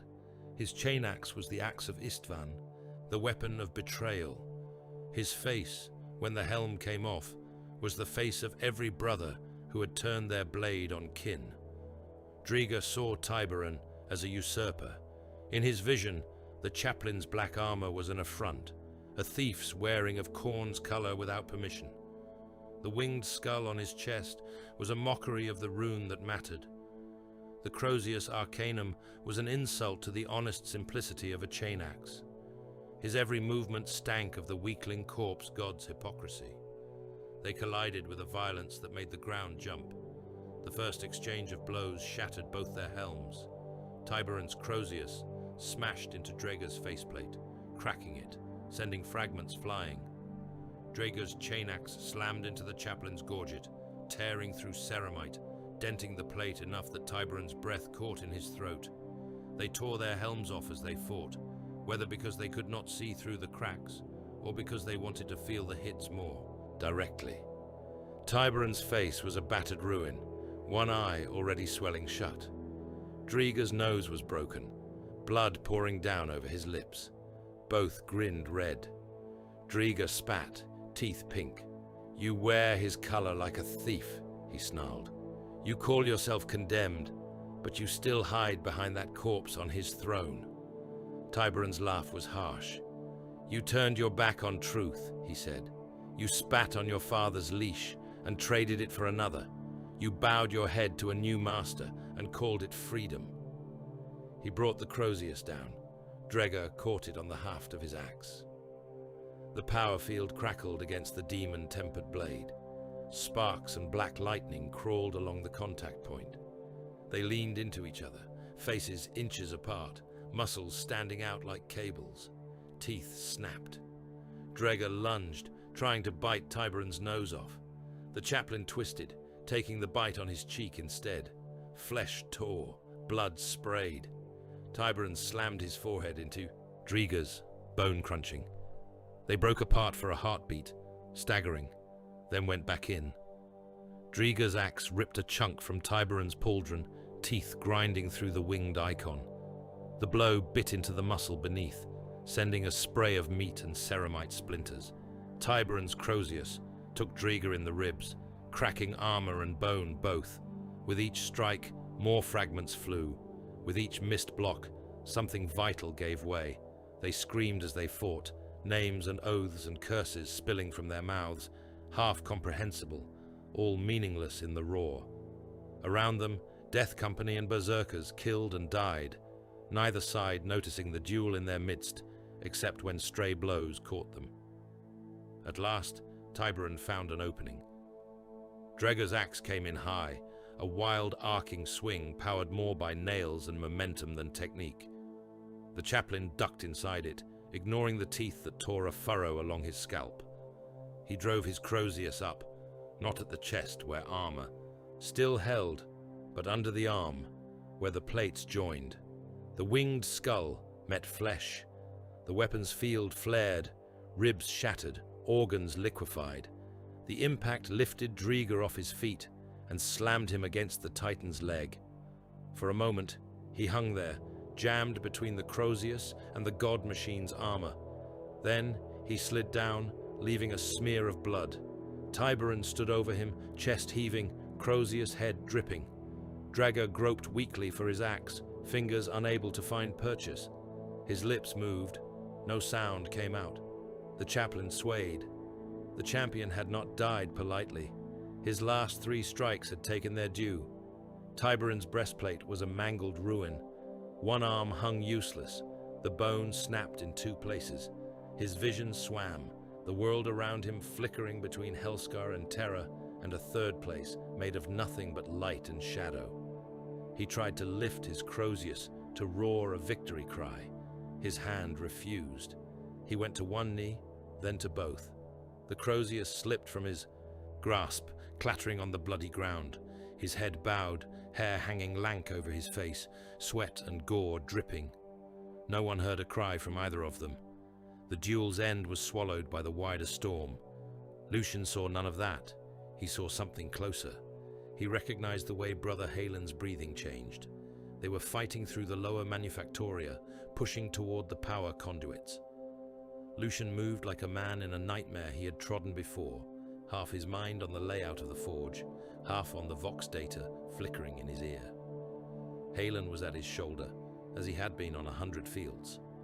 Auspex slung, bolter in hand, voice calm as he called out contacts and readings.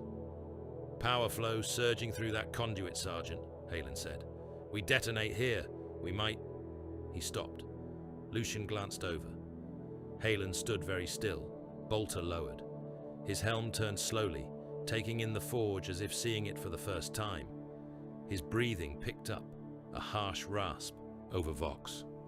Rune sigils flickered across his visor readout, recording elevated heart rate, neurochemical spikes. "Halen," Lucian said, the brother panting. "Walls," Halen whispered. "High walls, gold, broken." "What do you see?" Lucian asked, though he already knew. "The palace," Halen breathed.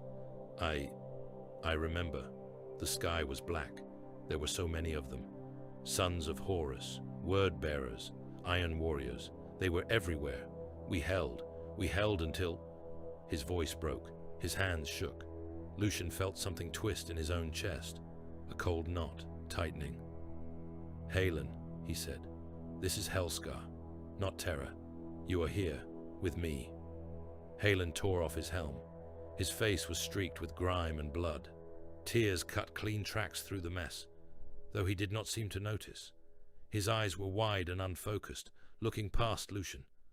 "Our father," he whispered. "He is alone. We left him alone. We cannot. We must get to him. We must reach the War Master's chambers. We must..." He broke away before Lucian could stop him. The sergeant lunged, gauntlets snatching at air as Halen barreled past, screaming. The brother charged down the metal walkway, chainsword raised, voice cracking as he bellowed Sanguinius's name. "Halen!" Lucian's shout went unheard. The walkway opened out onto a wider platform. At its far end, a World Eater's gun line hunkered behind makeshift barricades, heavy bolters set up among stacks of ammunition crates and half-assembled demon engines. Halen did not see them. He saw traitor Imperial fists manning the walls of the palace. He saw lunar wolves in stolen colors. They saw a crazed angel charging alone. "Targets!" one of the heretics voxed. "Take the fool." Heavy bolters and regular bolters spoke together. Mass reactive rounds tore into Halen. One took him in the thigh, snapping the limb sideways. Another blew his left forearm apart at the elbow, chainsword spinning away into the void. A third ripped into his torso, shredding organs, spinning him in a half circle. He kept coming somehow, dragging himself with his one remaining arm, leaving a trail of blood and viscera. "Father!" he screamed, spitting red. "We are coming!" The next volley turned his head into a plume of pink mist. Lucian watched it. He saw the point where his brother ceased to be a man and became wreckage. The black rage had taken him. The enemy had finished the work with bullets. Revulsion coiled in his gut, aimed at the heretics, at the nails, at the curse in the blood. Pity sat beside it, heavy and sour. Halen's torment was over. His duty was done, in a way few would understand. Beneath both came something worse. A sharp, traitorous flicker of envy. For an instant, as Halen fell, Lucian wondered what it would be like to be free of the choices, the calculations, the constant weighing of cost against gain. To see the war in simple, absolute colors. Traitor and loyal, father, and betrayer, kill and be killed. To die screaming a name, rather than whispering a tally. He crushed that thought. There was no time for such indulgence, not while others still needed him to think. "Mark that position," he voxed, voice steady. "We will burn it later. For now, we move." Above, Valerius fought his own war, one no bolter could touch. His mind was still sunk into gore-crowned storm when the black rage eruption began. He felt it as a change in pressure, a new wind in the warp. The song of nails and thirst he had heard before split into discordant, rising howls. Where there had been distinct strands of Astartes' will, each a tight, controlled flame, there were suddenly flaring bonfires. Brothers who had kept their hunger on chains now let go, hearts and minds spilling into the warp as raw emotion. Grief, rage, shame, ecstasy. All of it poured out in waves. The Titan noticed. Gore-crown's bound spirits, the souls sewn into its circuits, howled in answer. They smelled the change in the warp the way a predator smells fresh blood. They surged against their chains, their agony briefly forgotten as they reached for this new feast. Valerius was slammed between them. He clenched metaphysical teeth, pushing back against both tides. If he let go of the Titan for even a heartbeat, its mind would snap shut around those burning souls and snuff them. If he let himself be pulled fully into his brother's madness, he would lose himself in terror's echo and never find the path back. He saw, too clearly, Sanguinius on the vengeful spirit. He heard the crunch of broken wings, the wet crack of the War Master's mace. He smelled the Primarch's blood in the air. None of those memories were his. They belonged to another man, long dead. The gene line carried them all the same, a shared scar. The warp pushed those images at him. It whispered, would it not be easier to live there? In that single perfect moment of last defiance, to let go of, now, of Helscar, of the Forge and the Titan and the Guard regiments, and simply stand beside his father in that final stand forever.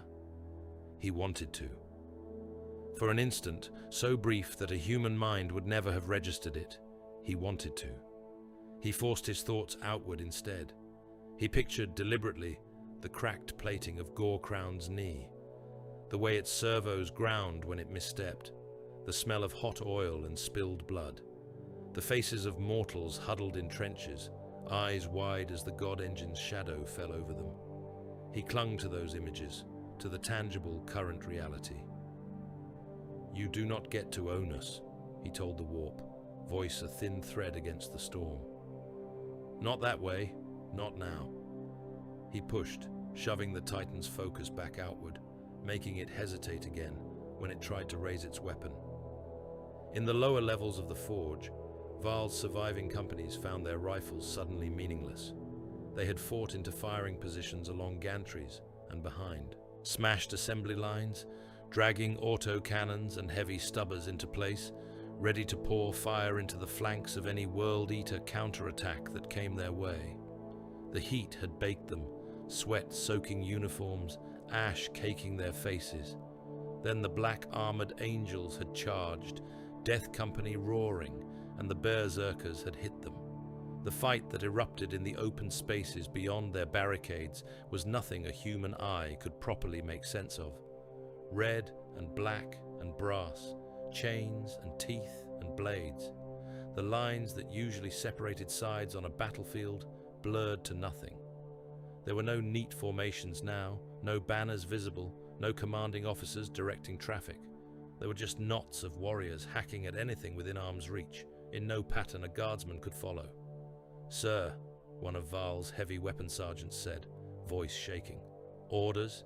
We have clear lines. We can hit them now. We can cut down a lot of those bastards. Val stared through his magnoculars, jaw clenched. He saw an angel in black armor tear the head off a berserker with his bare hands, roaring words Val could not hear. He saw, a moment later, that same angel shoot a red-armored brother in the side of the head because the man had turned with eyes gone white, swinging his sword at some phantom. He saw a World Eater laughing as he bled out, trying to crawl toward the melee to add a few more cuts before he died. He saw a Blood Angel stand over him for a heartbeat, watching, then drive a boot down on his skull. He lowered the lenses. "Hold fire," he said. The sergeant stared at him as if he had grown a second head. "Sir, those red giants out there are the only thing keeping that." Varl jabbed a finger toward the Titan's bulk. "From walking over here and stepping on us, you start shooting into that mess. You hit as many of them as you do the traitors. You might make the wrong ones angry." He met the sergeant's eyes. "We are to hold fire and trust the angels to break through," he said. "Those are the orders from above, and from everything I have seen, they are the only orders that make any sense. You want to keep breathing? You obey." In the distance, men died screaming. The sound rolled over them like waves. They could do nothing but listen. Under a cracked archway formed by a collapsed conveyor line, Seraphiel and Valerius met for a heartbeat in the churn. The sanguinary priest's armor was coated in blood from helm to boots. Some of it was his brother's, some of it was World Eater. In this light, in this place, there was no clear line.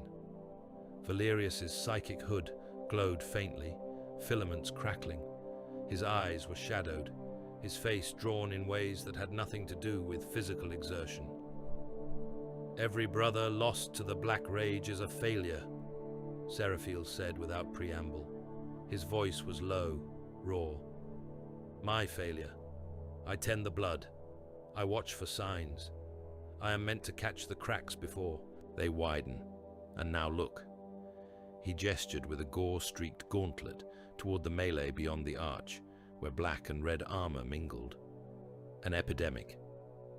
Valerius leaned his weight against the archer's remains for a moment, as if even his enhanced body needed support. "Do you blame the wound?" he asked, "or the blade that made it?" Seraphiel's jaw worked. "The gene curse is ours," he said. "It lies in their veins because we carry it. I carry it. If I were stronger, if I were wiser, if I—" Valerius cut him off with a short shake of his head. "Sanguinius carried the same curse," the librarian said. "He heard the same whispers. He felt the same hunger. He could have run. He could have hidden in some quiet corner of the galaxy and left the Imperium to burn under someone else's watch." He tilted his head, helm lenses catching a stray glint of forge light. "He chose to die on the vengeful spirit instead," Valerius went on. "He chose to stand under that burden until it crushed him. He chose to use his curse as a weapon against the War Master. We honor that choice every time we do the same." Seraphiel's fists clenched. "Honor," he said bitterly. "We honor them by watching them go mad and die." "We honor them," Valerius said, "by making sure their deaths buy something. The Black Rage is not a failure, Luke. It is a cost. It is a price we pay for being who we are. We do not get to choose whether it exists. We only choose whether we hide from it or wield it." He nodded toward the Death Company knot around the Titan's leg. "They are our broken blades," he said. "We throw them together with the enemy's broken blades and see whose shatters first. That is their fate. It is ugly. It is ours." Seraphiel closed his eyes briefly. "How many more?" he whispered. "As many as it takes," Valerius answered. "Until Helscar is done, then we count the names." A fresh roar rolled across the forge, deeper than any gun. Kargan stood at the edge of a molten river, the heat baking his armor, the roar of the metal like the sea. Before him knelt a line of prisoners, guardsmen mostly, flak armor torn, faces gaunt with starvation and fear. Some had managed to cling to their dog tags, others had nothing but the chains around their wrists. Beside them knelt wounded World Eaters, too broken to stand, missing limbs, armor cracked open. Their blood steamed as it hit the molten river's edge. Kargan's chain axe was idle in his hands for once. It hung at his side, teeth ticking. "Offerings," he said. His voice carried over the roar, amplified by Vox. The nails thrummed in his skull, not pleased. "Khorne has been generous," he went on. "He has given us angels to kill. He has given us a god engine to fire. He has given us rivers of blood to wade and skulls to stack. We will answer generosity with generosity." He gestured, and his berserkers moved. They grabbed prisoners by the chains, dragging them to the river's lip. Some screamed, some prayed. One spat in a World Eater's face and was rewarded with a boot that broke his jaw before he was hurled into the molten metal. Bodies hit the surface and flared, flesh and bone vaporizing in an instant. The blood that flowed from their wounds boiled, adding a darker stain to the bright metal. Steam billowed up, thick and choking. It carried more than water and iron with it. Warp energy rolled out in invisible waves. Reality flexed around the river. Colors shifted at the edges of vision, reds becoming too red, blacks swallowing more light than they should. Sound distorted for a heartbeat, voices stretching and deepening. For a moment, the screams of the dying were echoed by whispers that did not come from any mortal throat. The berserkers seized their own wounded with the same rough hands. There was no mercy in it. Khorne cared not from whom the blood flowed. A World Eater missing both legs was worth as much to the ledger as any guardsman. "Into the river," Kargan ordered. "Your blood will buy your brother's strength." They went in cursing, some laughing, some silent. The molten metal drank them all the same. The effect on the forge was immediate. World Eaters on the front lines straightened, their movements sharpening. Wounds that should have slowed them seemed less hindering. Their laughter grew wilder, their strikes heavier. Demon engines roared, warp fire flaring brighter in their maws. For the Blood Angels, the world wavered. Gantries bent for a heartbeat, edges blurring. The Titan's outline shimmered, its horns lengthening and twisting before snapping back. Bolter fire sounded sluggish, then too fast. For a moment, every eye in red armor saw not just Helscar and terror overlaid, but something else. A battlefield where the sky was nothing but an eye watching. Valerius felt the ritual like a claw raking across his mind.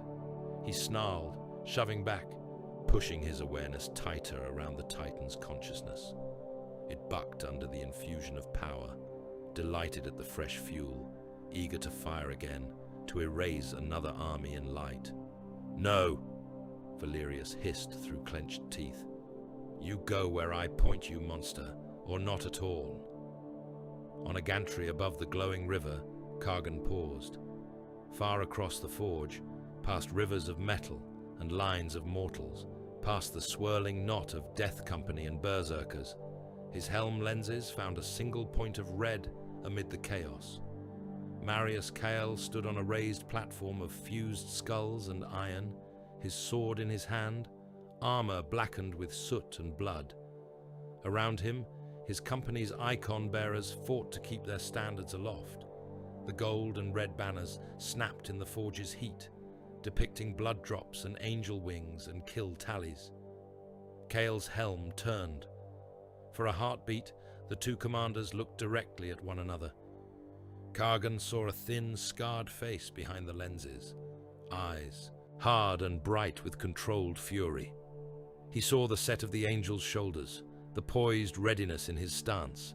Kael saw the brass-bound brute on the gantry, skulls clattering on his harness, chain axe stained almost black.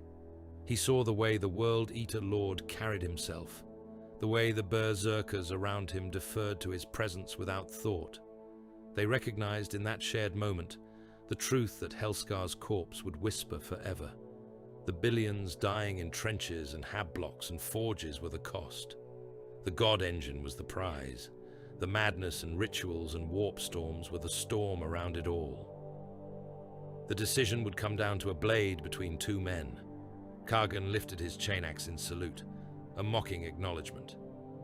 Kael raised his sword in return, a measured acceptance. Then the forge swallowed them again, each dragged back into the immediate press of blood and iron, each carrying the knowledge that before this world died, their paths would cross at arm's reach, and only one would walk away. The corridor to the Throne of Skulls was paved with the dead.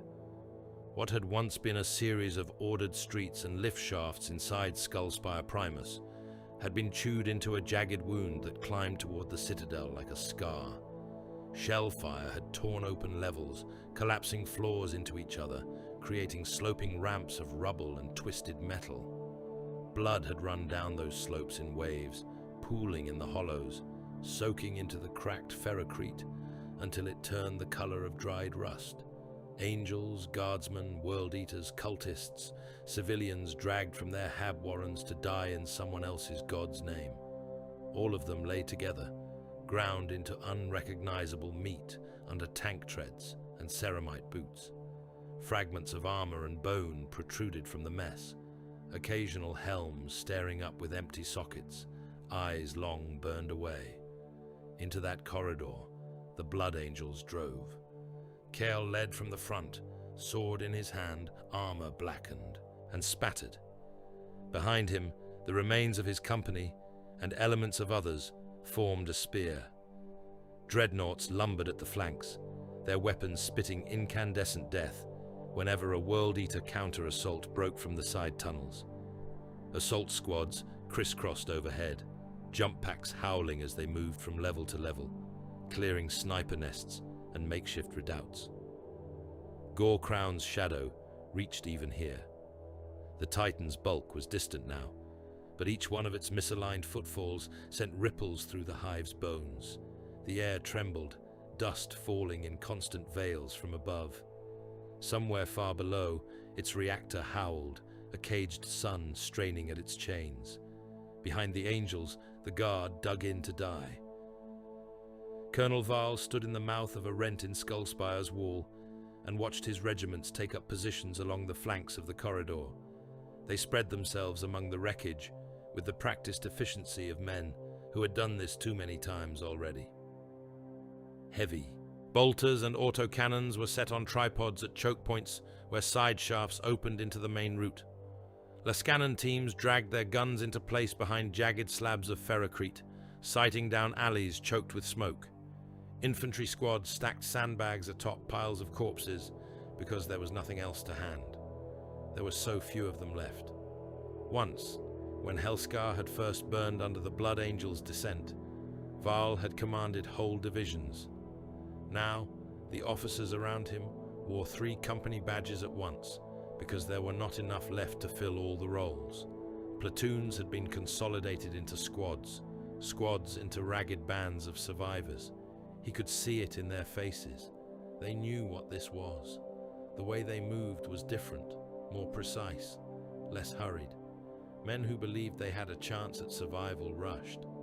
Men who knew they were walking into their last stand took a little more care, as if there was dignity to be found in doing it properly. He opened his Vox, linked to Kale's channel. "Captain," Varl said. His throat was dry, his voice rough. "My regiments will hold the rear and the flanks. We can buy you time, nothing more." Kyle's reply came a heartbeat later, level. "Time is all we need, Colonel," the Astartes said. "Hold your lines. Do not look back. If we succeed, no one will come through to reach you. If we fail, nothing you do will matter." Varl almost laughed at that, but the sound jammed in his chest. "As honest an assessment as I have ever heard," he said. "Very well. We will hold." He switched to his own command net. "You heard it," he said. "We are the shield now. The Angels are the blade. The World Eaters will come for this corridor with everything they have left. Your orders are simple." He looked along the line, meeting as many eyes as he could. "Do not break," he said. "Do not run. There is nowhere to run to. For every heartbeat you hold, some red giant up there takes another. Step. That is what your lives are buying. Make the price as high as you can." He did not invoke the Emperor. He did not promise salvation. Those lies carried no weight here. The first counterattack hit before the men had even finished their preparations. World Eaters poured from side tunnels and broken service shafts like blood from a cut artery, chain axes howling. Behind them came cultists, pushing carts loaded with makeshift explosives, dragging heavy stubbers and heavy flamers. They charged into the teeth of guard guns with all the suicidal zeal that their nails and their faith could muster. Autocannons spoke, chewing through the first waves in sprays of meat and broken armor. Laser guns flashed, beams crisscrossing in a lethal web. Grenades arced, bouncing among the oncoming horde before detonating in muffled whoops. For a few blessed heartbeats, the enemy faltered. Men cheered, voices hoarse, as they saw berserkers fall, their bodies torn apart under disciplined fire. Then, the next wave came. They kept coming. Every meter of ground lost by the World Eaters under the Titan's shadow had to be retaken or abandoned. Kargan would not abandon it. His warbands hurled themselves at Val's lines, again and again, tidal surges of red and brass and screaming metal.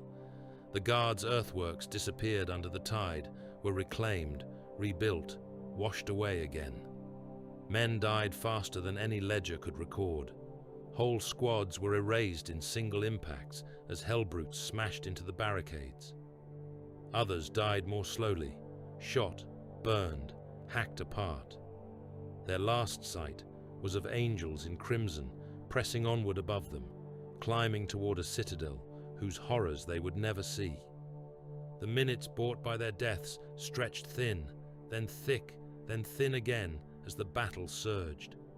Above that grinding rearward war, Kale and his brothers climbed.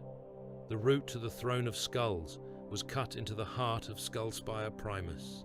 It wound upward in a series of ramps and galleries that had once been used by overseers and priests to reach the hive's central shrines. Kargan had remade those paths in his own image. The ramps were slick. Blood had flowed down them so often that it had soaked into the very pores of the metal. Rust had not formed. Rust required time without fresh moisture. Here the flow had never ceased. Angels and traitors alike slipped as they ascended, boots sliding in the thin film of red. Torture chambers lined the lower levels, their doors torn open by shellfire or Astartes' strength. Within, Lucian saw racks of hooks and chains, implements whose purpose was not to kill quickly. He saw mortals strung up in various states of disassembly, some long dead, others still twitching out reflex motion. He saw a man whose arms and legs had been removed at the joints, tongue torn out, left on his back to watch as others were taken apart around him. His eyes were dull.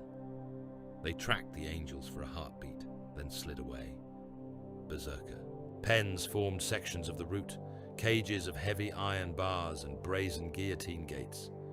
Some were empty, chains hanging slack, hooks swinging. Others still held their original occupants, half-starved aspirants whose bodies had not quite survived the implantation of the nails. They howled wordless madness, rattling their bars, trying to claw their own faces off in an effort to silence the buzzing in their minds. Mass altars dominated the larger landings. Stacks of skulls rose in careful, obscene symmetry. The floors around them were slick with dried and drying blood, sigils carved into the stains with ragged blades. In some places, the angels had already smashed these structures on their way up, melter charges reducing carefully arranged bones to powder. In others, there was no time. They bypassed them, boots kicking offerings aside as they pushed on. Bone-choked chapels offered brief glimpses into Kargan's theology. Crucified corpses lined the walls, their skeletons fused into the structure with brass rivets. World Eater symbols alternated with crude mockeries of the imperial Aquila, the two-headed eagle shown torn apart, its heads impaled on spikes.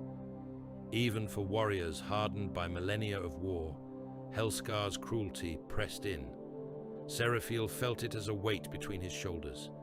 He had seen hives burned from the inside out, cities consigned to flame in the name of necessity. This was different. This was not destruction in service of strategy. This was cruelty raised to an art form, suffering carved into stone and metal until the whole place seemed to exude it. Valerius felt it as an itch along his psychic wards. The warp clung to every surface, soaked into every bone stack and chain. Screams had been woven into the walls here, not metaphorically, but literally.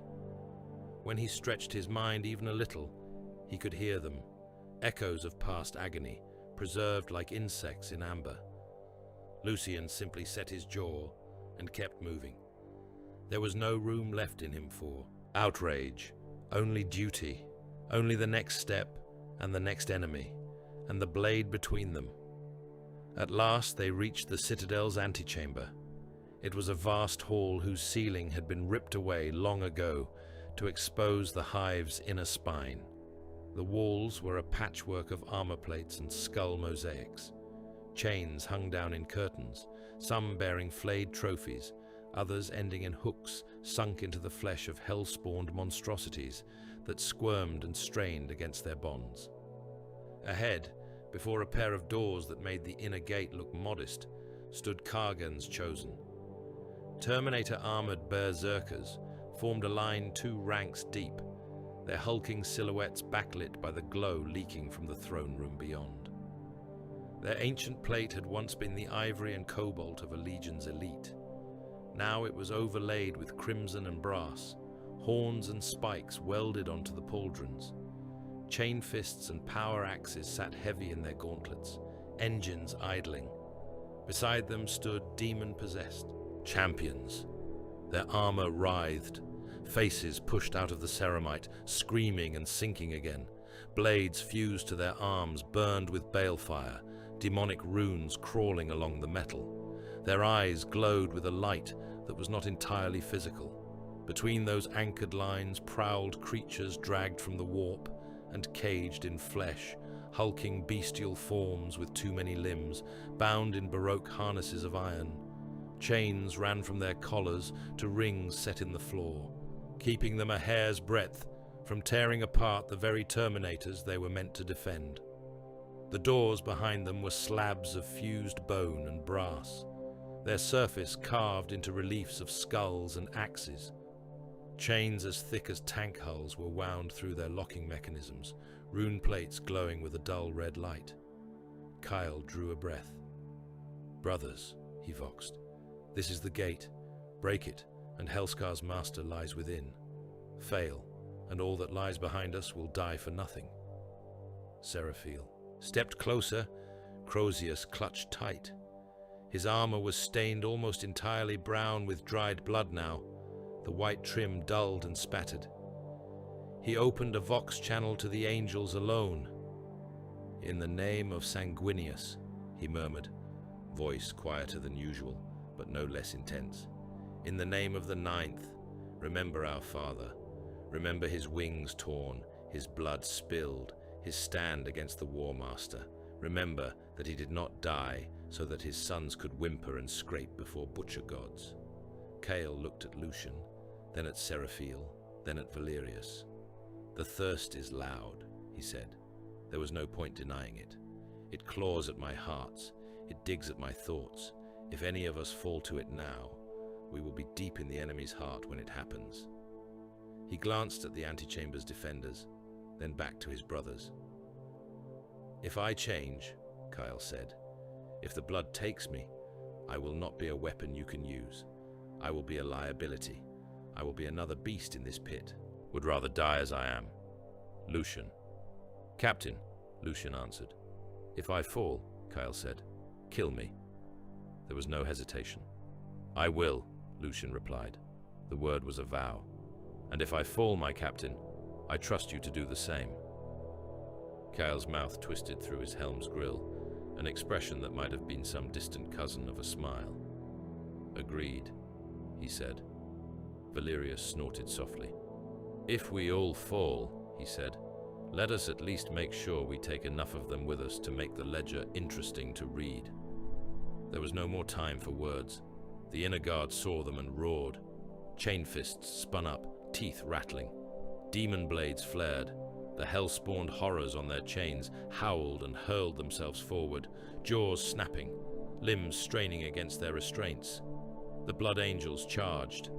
Assault squads ignited their packs, bounding over the churned floor, aiming for the flanks of the Terminators. Devastators lined the back of the hall, bringing Lascannons and plasma guns to bear on the heaviest plated targets. Dreadnoughts strode into the center, their bulk the only thing that could meet a Terminator charge without being crushed outright. The first collision was an impact of ancient sacred technologies twisted into obscene purposes. A Terminator's chain fist met a Dreadnought's power field. The spinning teeth bit into the energy sheath, sparks and black lightning erupting. The Dreadnought's assault cannon hammered at the Berserker's chest, shells detonating against ceramite. For a moment they locked, grinding against each other. Then the chain fist finally found metal. It tore a great gouge in the Dreadnought's hull, spilling hydraulic fluid and sacred oils. The sarcophagus within groaned as alarms screamed. The Dreadnought's reply was a point-blank shot from its heavy flamer into the Terminator's face.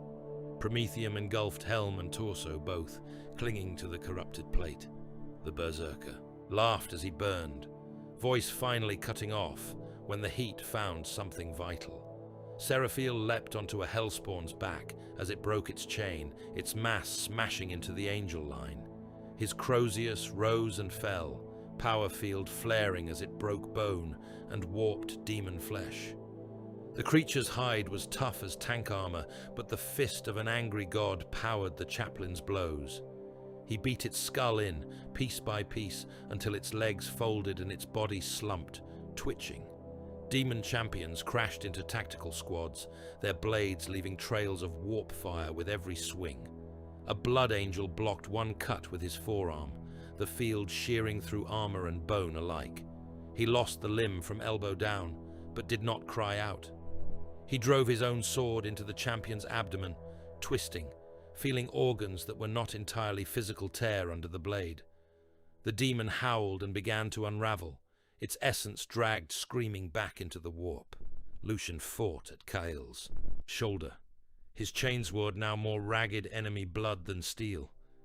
He hacked at a Terminator's knee, teeth chewing through the joint. The giant toppled, roaring, and a dozen bolt rounds tore into its exposed back before it could rise again, chewing through the armor plates to the meat and machinery beneath. The air filled with the stink of ozone, hot metal and blood. It fell like rain from the ceiling, thrown up in arcs by swinging blades, dripping down the walls in new layers over the old.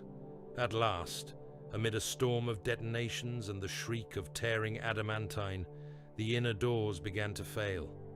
Melter charges set by tech marines burned into the hinges, boiling metal. Lascannons drilled through bone and brass. Chains snapped. The rune plates flared, then died, their light guttering.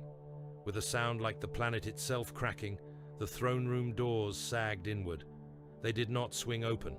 They collapsed, slumping, one sliding down over the other, leaving a jagged gap between them, wide enough for 3 men abreast. Beyond that gap lay the throne of skulls. The chamber was a vast amphitheater carved into the very crown of Skullspire Primus. Its walls were made of bone. Not faux bone worked from stone or plaster, but real fused skeletons, their forms twisting and merging into each other. Astartes' ribs curved into arches. Human femurs formed colonnades. Skulls of 100 species gazed down from niches, eye sockets hollow, teeth grinning. The floor sloped downward toward a central dais, and every step was a rib cage flattened underfoot, every flagstone a slab of vertebrae. At the chamber's heart stood the throne. It was not a simple chair. It was a sculpture of dominance and desecration, a thing that might have once been a command throne from a great warship, now overgrown with fused Astartes skeletons. Their spines formed the back. Their ribs flared into armrests. Their skulls clustered around the headrest, grinning down at whoever sat upon it. Chains, threaded through eye sockets and jaws, binding them together. Above the throne hung demon hearts. They pulsed in the air, held aloft by hooked chains that disappeared into the shadows above. Each heart was the size of a man's torso, black and red and slick with some foul ichor. They beat in slow, obscene rhythm, pumping warp-tainted fluids through tubes that ran down into the throne and out into the floor, feeding inscriptions carved into the bone with unending, unnatural sustenance. At the throne's base lay piles of skulls, arranged with care. Some were human, many were not. Kyle recognized the elongated crania of fellow Astartes. Some still bore the shadow of chapter markings etched into their bone. A winged blood drop here, a stylized lightning bolt there. He saw skulls capped with the remnants of officer badges, the etched laurels of commanders taken in previous campaigns. Kargan's Skullsire sat upon his throne and watched the angels enter. His armor was blackened and dented from the forge battle, brass trim charred in places, skull trophies cracked. Blood had dried in thick layers on him, turning his plate almost entirely the color of liver. The nails sang in his skull, delighted at the slaughter that had paved this approach. He rose as Kyle stepped over the threshold. Around the chamber, the last of his chosen warriors formed a rough ring, red and brass intermingled with black iron and demon flesh. Some were wounded, armor hanging in tatters, butcher's nails shrieking protest at even the slightest slowing of their bodies. Others stood almost whole, axes resting on their shoulders. Kargan spread his arms wide. "Angels," he said, Vox Grill warping the word into a growl. "You have come far." His gaze swept over the blood angels who had survived to reach this point.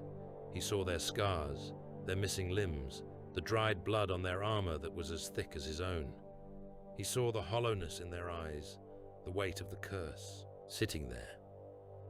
"Look at what you have done to reach me," he went on. "Look at the skull pile you have built.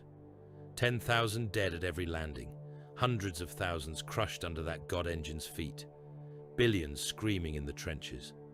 All so you can stand here and pretend you are different from me." His laugh was harsh. "You are not," he said. "You are mine. You are Khorne's, whether you like it or not. You have always been his. You took the nails into your blood the day your father let his temper rule him. You just let them rust under pretty words like honor and duty." He jabbed a finger at them. "Drop the lies," he snarled. "Admit you love the kill. Admit the taste of blood on your tongue is sweeter than any saccharine hymn your corpse emperor's priests ever spat. Come, kneel, take your place. Khorne will forgive your hypocrisy. He cares for nothing but tally and sound." He gestured broadly at the throne, at the demon hearts, beating overhead. "See what worship wins," he said. "This world, this engine, this throne. I carved this out with my own hands, with my own axe. I bathed in rivers of blood until even this poisoned rock tried to wash me away. And your Primarch, your broken angel?" His voice curled with scorn. "He had his wings torn off for nothing," Kargan said. "He died in his father's house while the galaxy burned anyway. He spilled his blood on the deck of a traitor's ship, and for what? Look around you. Do you see any less war because he fell? Any less killing? Any fewer skulls?" He tilted his head. "Come," he said. "You are tired. You have been lying to yourselves for too long. Admit what you are. Join us. Lay your wings down and wear chains with pride. You will sleep easier once you stop pretending." The nails hummed in his words, a resonance designed to dig into the minds of those who heard them. World Eaters were not orators by tradition, but the warp had a way of using any instrument at hand. Kyle stepped forward until he stood at the foot of the throne, sword and pistol in hand. His helm was off. His face was cut and bruised, a line of dried blood running from his hairline down across his cheek. His eyes were steady, dark. He let the Chaos Lord's words wash over him. He heard the truths buried in the venom. He heard the lies wrapped around them. "You are right," Kale said. Lucian's head snapped toward him. Seraphael's jaw tightened. Even Valerius flicked a glance his way. Kargan's grin widened behind his grill. "Say it again," he said. "You are right," Kyle repeated. "There is a part of us that revels in the kill. There is no use denying it. Battle sings in our veins. The scent of blood stirs something in us. that no sermon can quiet. He raised his sword a fraction. "But you are wrong about who owns that," he went on. "You think because you have given your throat to a god that you are somehow purer, that your open indulgence is more honest than our struggle. You mistake surrender for strength." His voice chilled. "Our curse is ours," Kale said. "We carry it because our father chose to carry his. We bind it because he refused to let it own him. You talk of wings torn for nothing. Every world where men can still speak the Emperor's name without vomiting blood is his legacy. Every brother who stands between humanity and whatever horror creeps out of the dark is a reflection of his stand." He lifted his pistol and pointed it at Kargan's chest. "We do not pretend we are not killers," he said. "We simply choose who dies. And today, that is you." Kargan threw back his head and laughed. "The Ninth still thinks choice matters," he said. "Very well, Angel. Let us see whose god claims more from this room." He dropped into a fighting stance, chain axe humming. The nails surged, flooding his nerves with white-hot rage, sharpening his reflexes, making the world narrow to the man before him. Kyle holstered his pistol and raised his sword in both hands. Behind them, the last battle in Helscar's throne room erupted. Angels and berserkers surged into each other, a vortex of red and brass and black. There was no room for formations, no space for grand maneuver. It was a knife fight in a shallow grave, a storm of blades where every swing found something soft to bite into. Valerius and Seraphiel held the flank, Bolter and Crozius working together, covering Lucian's back as the sergeant cut a path through Kargan's personal guard. Each step forward was a fresh kill, a new wound, a deeper drag on their dwindling reserves. The narrative of the war narrowed to a point at the foot of the throne of skulls. Kargan came in like a falling tower. His first swing with the chain axe was not elegant.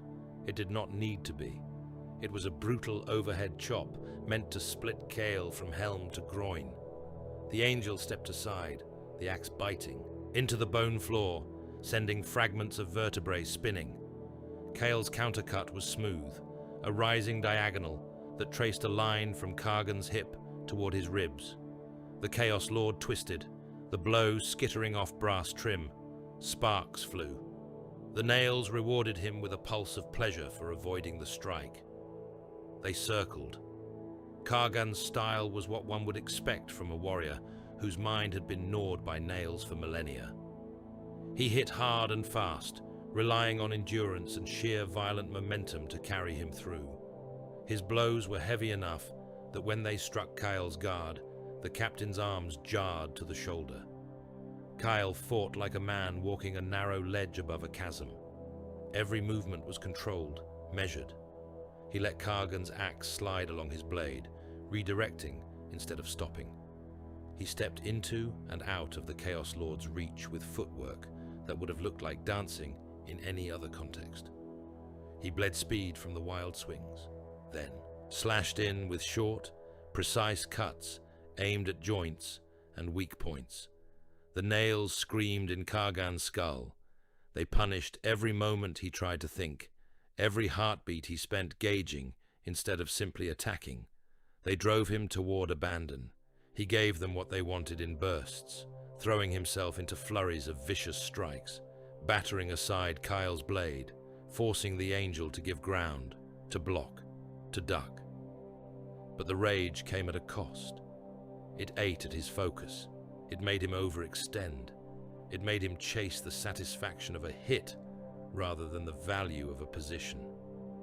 The red thirst whispered in Kale's blood. It urged him to lunge when he should wait, to taste the blood on the air and follow it blindly. It tempted him with images of teeth in Kargan's throat, of nails scraping bone, of hot arterial spray on his face. It promised release from the constant clenching restraint. He leashed it. He let the hunger sharpen his senses, but not guide his hand. He took the surge of energy it offered and channeled it into speed, into precision. Kargan's axe hammered into the bone floor again and again, missing by inches as Kyle slid aside. Chips flew. Each miss gouged the ground, shaking the throne above them, making the demon hearts sway on their chains. Kyle's sword traced lines in Kargan's plate. He scored the armored ribs. He opened a shallow cut along the Chaos Lord's thigh. He shattered one of the brass tusks on Kargan's helm, sending it spinning away. It did not look like much. Kargan laughed through most of it, the nails turning pain into fuel. But each cut was a route for blood to flow, a place where armor no longer sealed perfectly, a weakness to be exploited in the moment that mattered. Around them, the ring of battle tightened. Lucian took a blow that dented his pauldron and likely fractured the bone beneath, then repaid it by driving his chain blade up under a berserker's chin, teeth chewing through throat and spine. Seraphil pulped a demon champion's head with a backswing of his Crozius, only to take a chain blade bite across his side that opened his armor and flesh. One of his secondary hearts stopped, pumping black blood. He ignored it. Valerius fought less with his staff than with bursts of psychic force, shoving enraged world-eaters aside, knocking axes off course, freezing demon ichor in Madridan veins.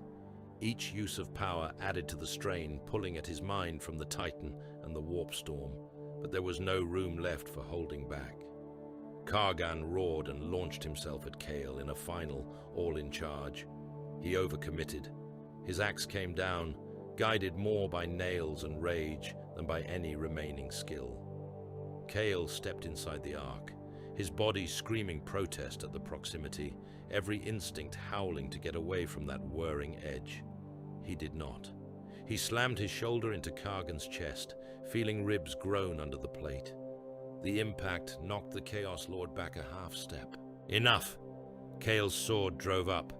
The blade punched under the Chaos Lord's gorget, between the brass collar and the bottom edge of the helm. It bit into the meat of the throat, then the spine. Teeth screamed as they met bone, then dug through. Kale did not give Kargan the mercy of a clean cut. He soared. He held the hilt in both hands and dragged the chainsword back and forth, feeling vertebrae grind and give way. Blood exploded out over him, hot and thick, spraying over his face and chest, spattering the skull thrown behind in fresh arcs. Kargan laughed, even as blood filled his vox grill, as his body spasmed, as the nails shrieked in a final wild crescendo. He laughed. It was a sound of pure feral exultation. "You are his," he gargled, voice breaking. "You always were." Whatever else he might have said vanished as his spinal cord parted. The Chaos Lord sagged. Kale tore the sword free with a wrench, the blade emerging from the back of Kargan's neck in a spray of gore. The World Eater Lord took one staggering step back, then collapsed onto his throne. He slumped there like a puppet with its strings cut, blood pouring down over the fused skeletons, dripping onto the skulls at his feet. The demon hearts above beat twice more, then faltered, their rhythm stuttering. Kyle stood swaying before him. He did not immediately feel the wounds that covered his own body. The cut along his ribs, where Kargan's axe had bitten deep. The stab wound in his thigh, the cracked ribs from earlier fights, the blood soaking his armor, some his, some not. His knees buckled. He went down on one knee before the throne, sword tip resting on the bone floor to keep him from pitching fully forward. His breath came harsh, each inhalation a rasp in his ears. Around him, the sound of battle dimmed. Without Kargan's voice in their vox, without the anchor of his presence, the World Eaters in the throne room faltered. Some threw themselves harder into the fight, seeking one last offering before whatever came next. Many died under angel blades within heartbeats. Others broke. The nails had always been their true masters, but even rabid dogs knew when the man who had held their leash lay silent. Some berserkers turned and ran, crashing through back exits, vanishing into the deeper hells of Helscar's hive levels. They would not leave the world. They would not stop killing. They would simply do so without a warlord to aim them. Angels who still had the strength cut them down where they could. None pursued far. There was too little left in them for that. Lucian limped to Cale's side, armor hissing where damaged systems tried to compensate for ruined plates. He reached out a hand, resting it on his captain's pauldron. "Still yourself, brother," Lucian said. "Breathe. You are not finished yet." Kyle looked up at the corpse on the throne, at the blood dripping onto the skull pile, at the demon hearts above slowing. "Helscar's head is cut," he said. His voice was barely above a whisper. "One more neck left." He meant the Titan. Outside, Gore-Crowned roared, sensing the change even before any mortal did. The bindings that tied it to Kargan's command wavered.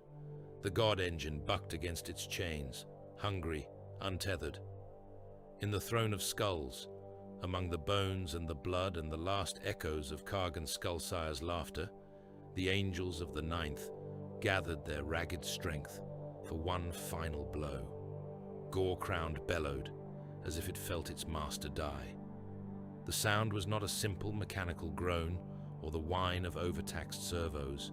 It was a deep, grinding note that shuddered through the bones of Skullspire Primus, a roar born of boiling plasma and caged spirits. The God Engine's lenses flared, burning brighter for a heartbeat, then dimming as the bindings that tied it to Kargan's will frayed. The Titan staggered. From orbit, picked feeds showed it lurching through the hive like a drunk god. Its great legs punched through Manufactoria roofs and Prometheum stacks, sending gouts of fire into the smog-stuffed air. One stride carried it through a hab sector that had once housed millions and was now nothing but rubble and ash. It crashed through an old ecclesiarchy spire, the tower folding around its knee like wax, bells and gargoyles tumbling in its wake. In streets and trenches miles away, men felt the tremors and looked up, seeing the Titan's silhouette weaving against the blood-colored sky like a vast, obscene metronome. The World Eater's warband fractured with Kargan's fall. Those berserkers closest to the throne of skulls died where they stood, either cut down by angels or torn apart by Death Company, who no longer knew that the battle had moved on. Others broke into smaller packs, their Vox discipline gone, their cohesion reduced to whatever group of killers happened to look in the same direction at the same time. Some warbands tried to fight there, way back to whatever passed for their landing sites, intent on finding their ships, forcing them into the void and hurling themselves into the warp's embrace. Others fell on whatever was in front of them and never stopped, carving bloody paths through loyalist lines until artillery or exhaustion finally dropped them. The wider crusade did not stop to track their every motion. With the Skull Forge smashed and the Throne of Skulls taken, Imperial command channels crackled with renewed purpose. Orders cascaded from the Vox Eterna and from other, more distant flagships relayed by astropaths whose eyes bled as they screamed. Across Helscar, guard armies and surviving angels pressed the attack. Hive by hive, bastion by bastion, the noose tightened. Orbital assets shifted their fire, trading cautious probing shots against void shields for more direct ruin. Macro shells fell in guided patterns onto secondary fortresses. Lance strikes speared through tower crowns, cutting them off from their lower hab stacks. Fighter wings and gunships scoured the ash seas between hive clusters, hunting any convoys that looked like retreat. Regiments that had been on the defensive for what felt like a lifetime finally went forward. In the northern hemisphere, an armored brigade that had been reduced from 1,000 tanks to a few dozen still mobile vehicles spearheaded an assault into a minor hive that had once served as a shrine to Cornate gladiators. Lehman Russ hulls rolled over pits full of skulls, their tracks grinding bone dust into the ash. The few World Eaters left there fought to the last, chain axes battering dents into plasteel, but they could not be in enough places at once to stop the slow, inevitable grind. On the ash plains of the southern latitudes, a line of trench works that had held for weeks collapsed in a single day as fresh regiments, ferried from orbit now that the worst of the orbital guns had been silenced, poured into the fight. they advanced over. The bodies of those who had fallen earlier, laser guns held steady, bayonets fixed, commissars for once too hoarse from shouting encouragement to bother with threats. Where angels still lived, they led the way. Half-destroyed companies of blood angels crashed into hive defense lines that had never expected to face Astartes so deep in their own territory. They breached gates, tore open bulkheads, and let the guard flood in behind them. Some hives burned themselves out from the inside, their promethium reserves igniting under stray shots. Others choked on their own smoke as block after block fell, the last pockets of resistance fighting behind barricades of corpses. Helscar was dying. It simply had not yet noticed it. Gore-crowned stumbled through that death with all the grace of a falling monument. Valerius clung to the Titan's mind like a man clinging to the flank of a beast he had helped wound, muscles shaking, fingers dug into flesh to keep from being thrown. The God Engine felt Kargan's absence as a sudden drop in pressure.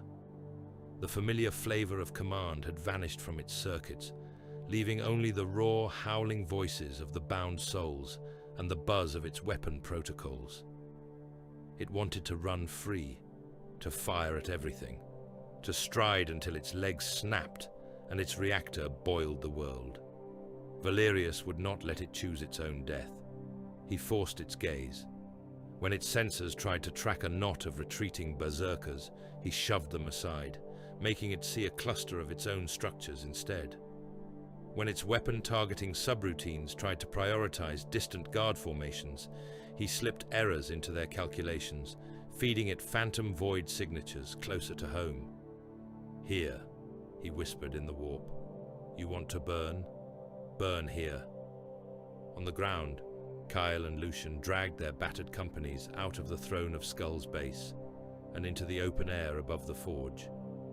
The top of Skullspire Primus was little more now than a cratered plateau.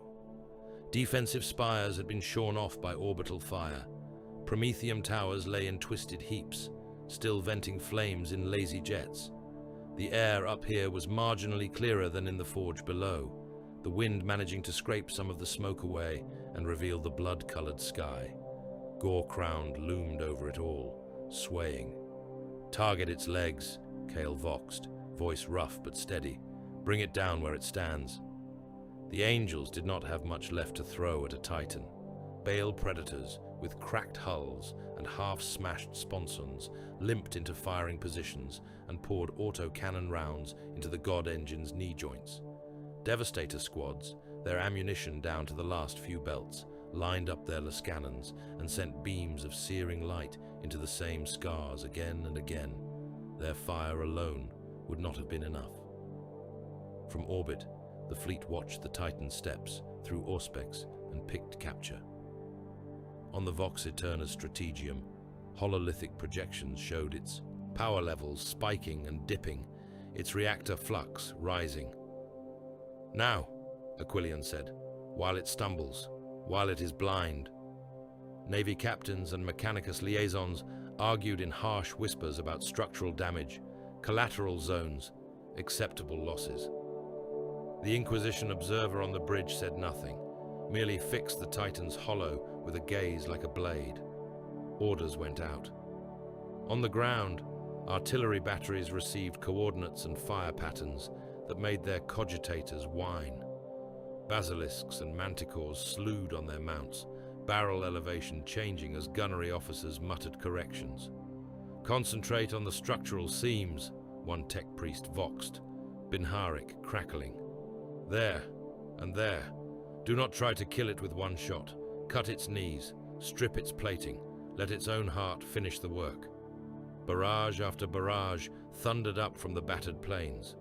Shells screamed into the air, their contrails briefly visible through the smoke before they arced down toward the Titan.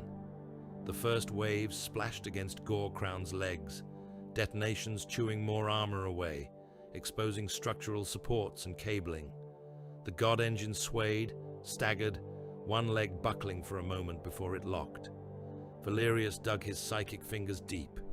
He hit the Titan's machine spirit with a lance of doubt, a spike of remembered pain from each of the souls bound into it. He made it feel every time its reactor had nearly breached in the past. Every time it had felt heat too intense even for its colossal systems.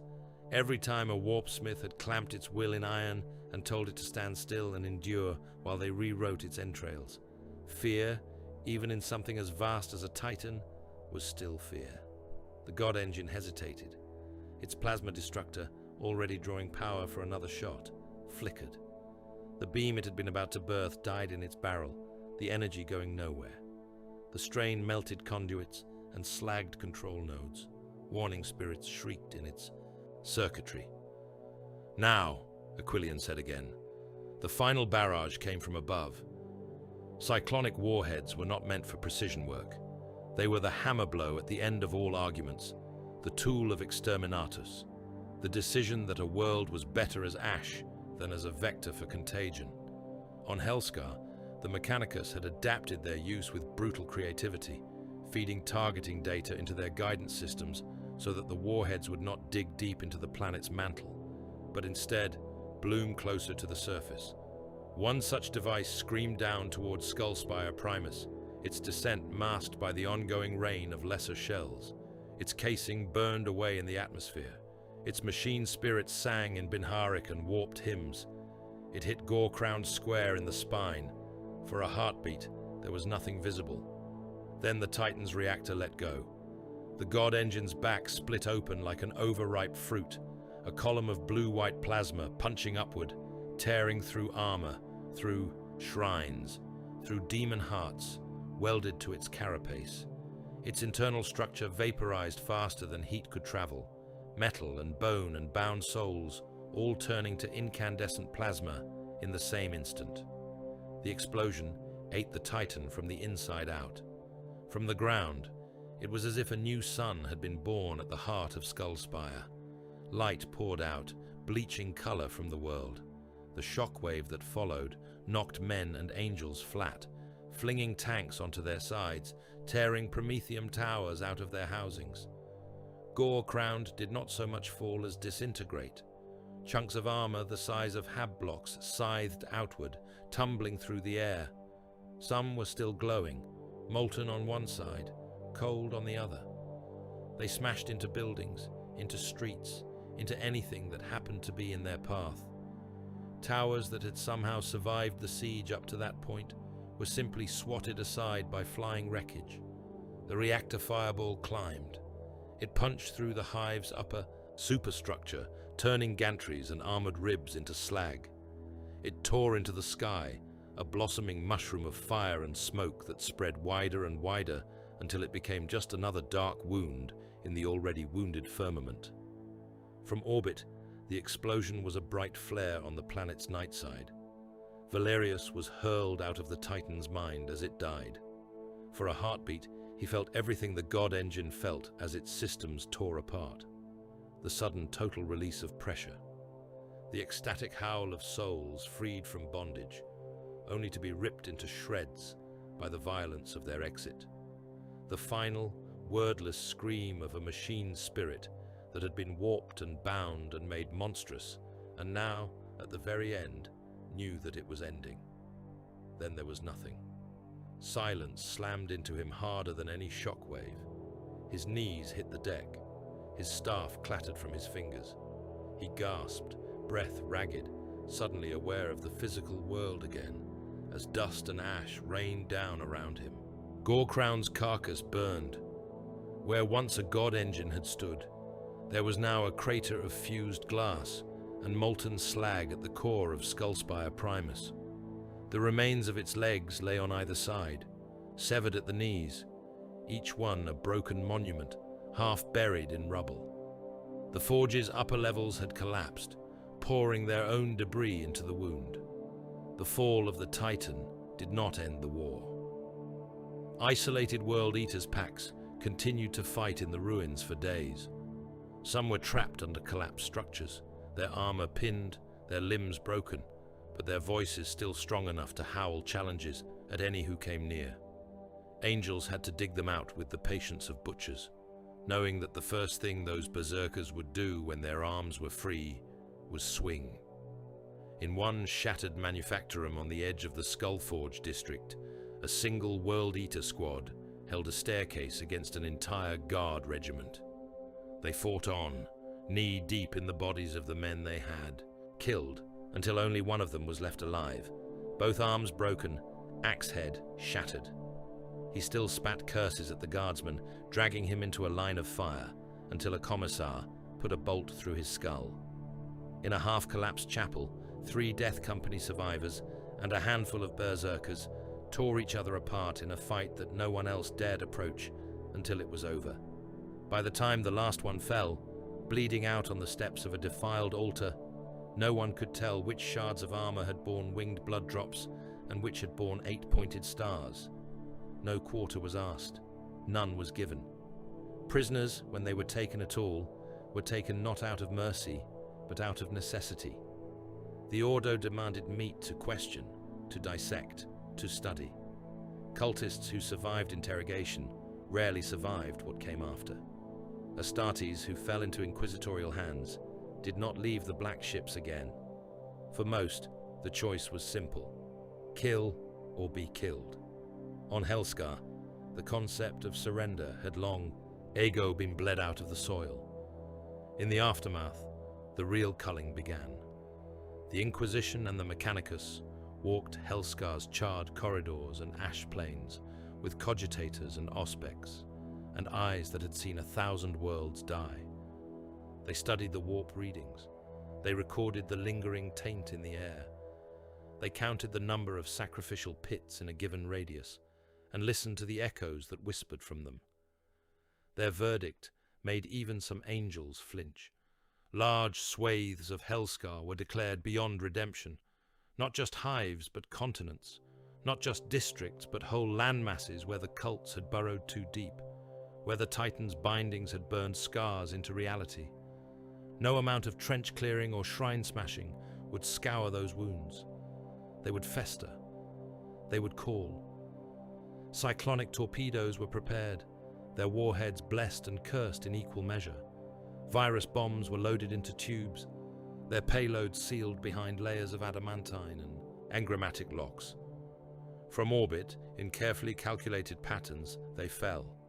On a southern continent where the ash storms never ceased and the ground itself bled when cut, a virus warhead burst in the high atmosphere. Its payload drifted down in invisible veils, clinging to every surface, seeping into every crack.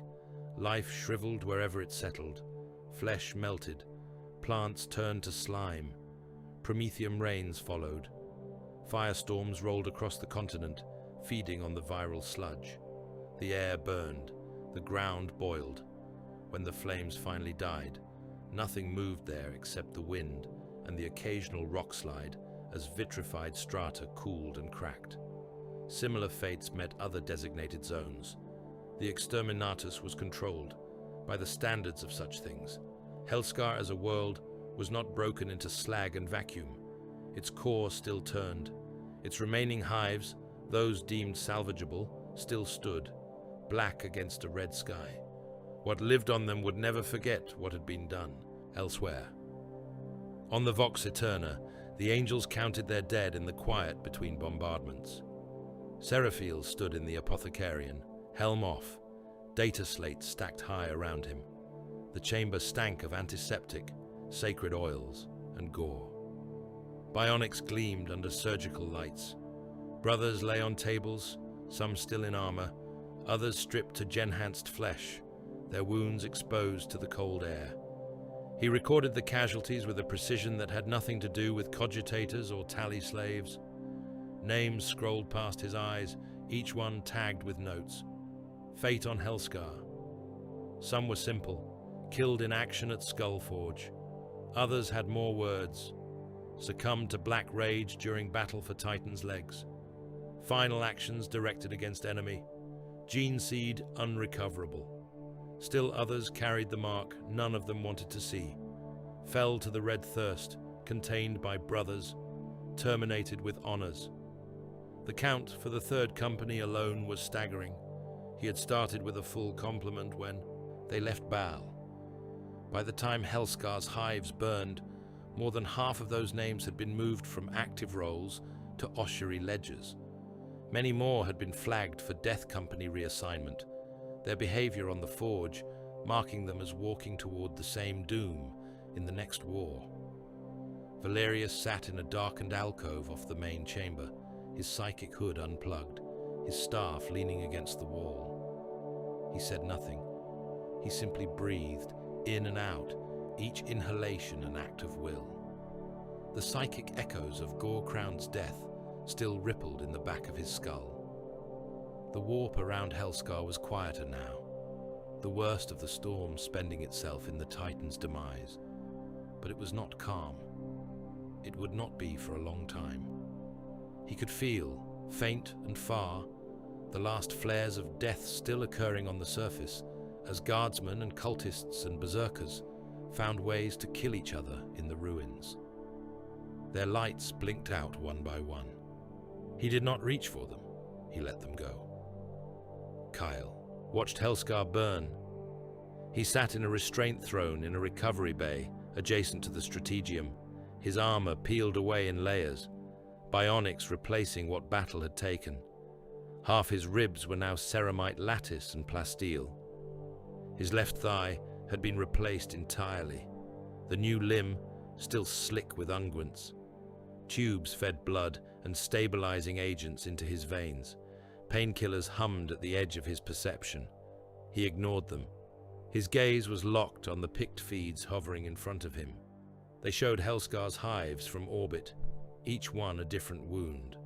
Skullspire Primus was a gaping crater where the Titan had died, its surroundings flattened and glassed. Other hives smoldered, their spires broken, their outskirts pocked with fresh impact craters. He watched cyclonic flares bloom in the dark, silent from this distance. He felt nothing he could put a name to.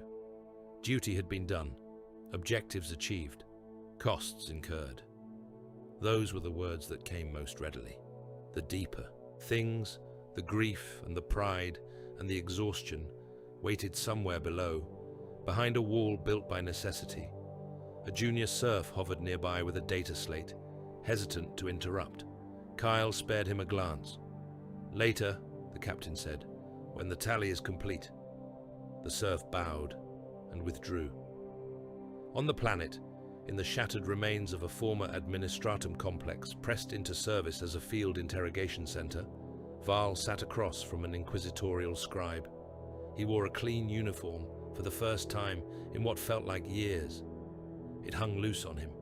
He had lost weight on Helscar, the war burning away whatever softness he had carried from safer postings. The medals on his chest looked out of place amid the new scars on his face. The scribe was a thin man with a smooth skull and eyes that did not quite look like they belonged to him. He held an autoquill in one hand and an auspex in the other, both devices linked to a cogitator by a snake's nest of cables. For the official record, the scribe said, voice flat, describe the actions of the Blood Angels in the liberation of Helscar.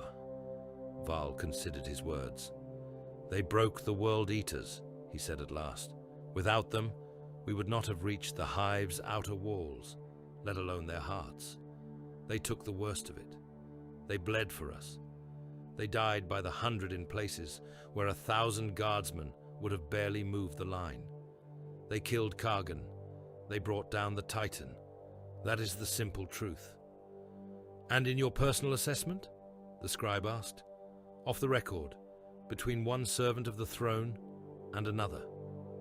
Val's mouth twisted. He remembered angels in the trenches, helmets splattered with blood, movements too perfect. He remembered Death Company passing his lines, eyes full of things he could not see. He remembered watching them on scopes, carving through defenders with a grace that made his skin crawl. There were times, he said slowly, when I could not tell them apart from the World Eaters they fought. Both sides loved the kill, both howled when they cut. Both seemed made for this place, more at home in the gore and ash than any of my men ever were. He met the scribe's gaze. But when the shells fell, he went on, they stood between my people and the worst of it.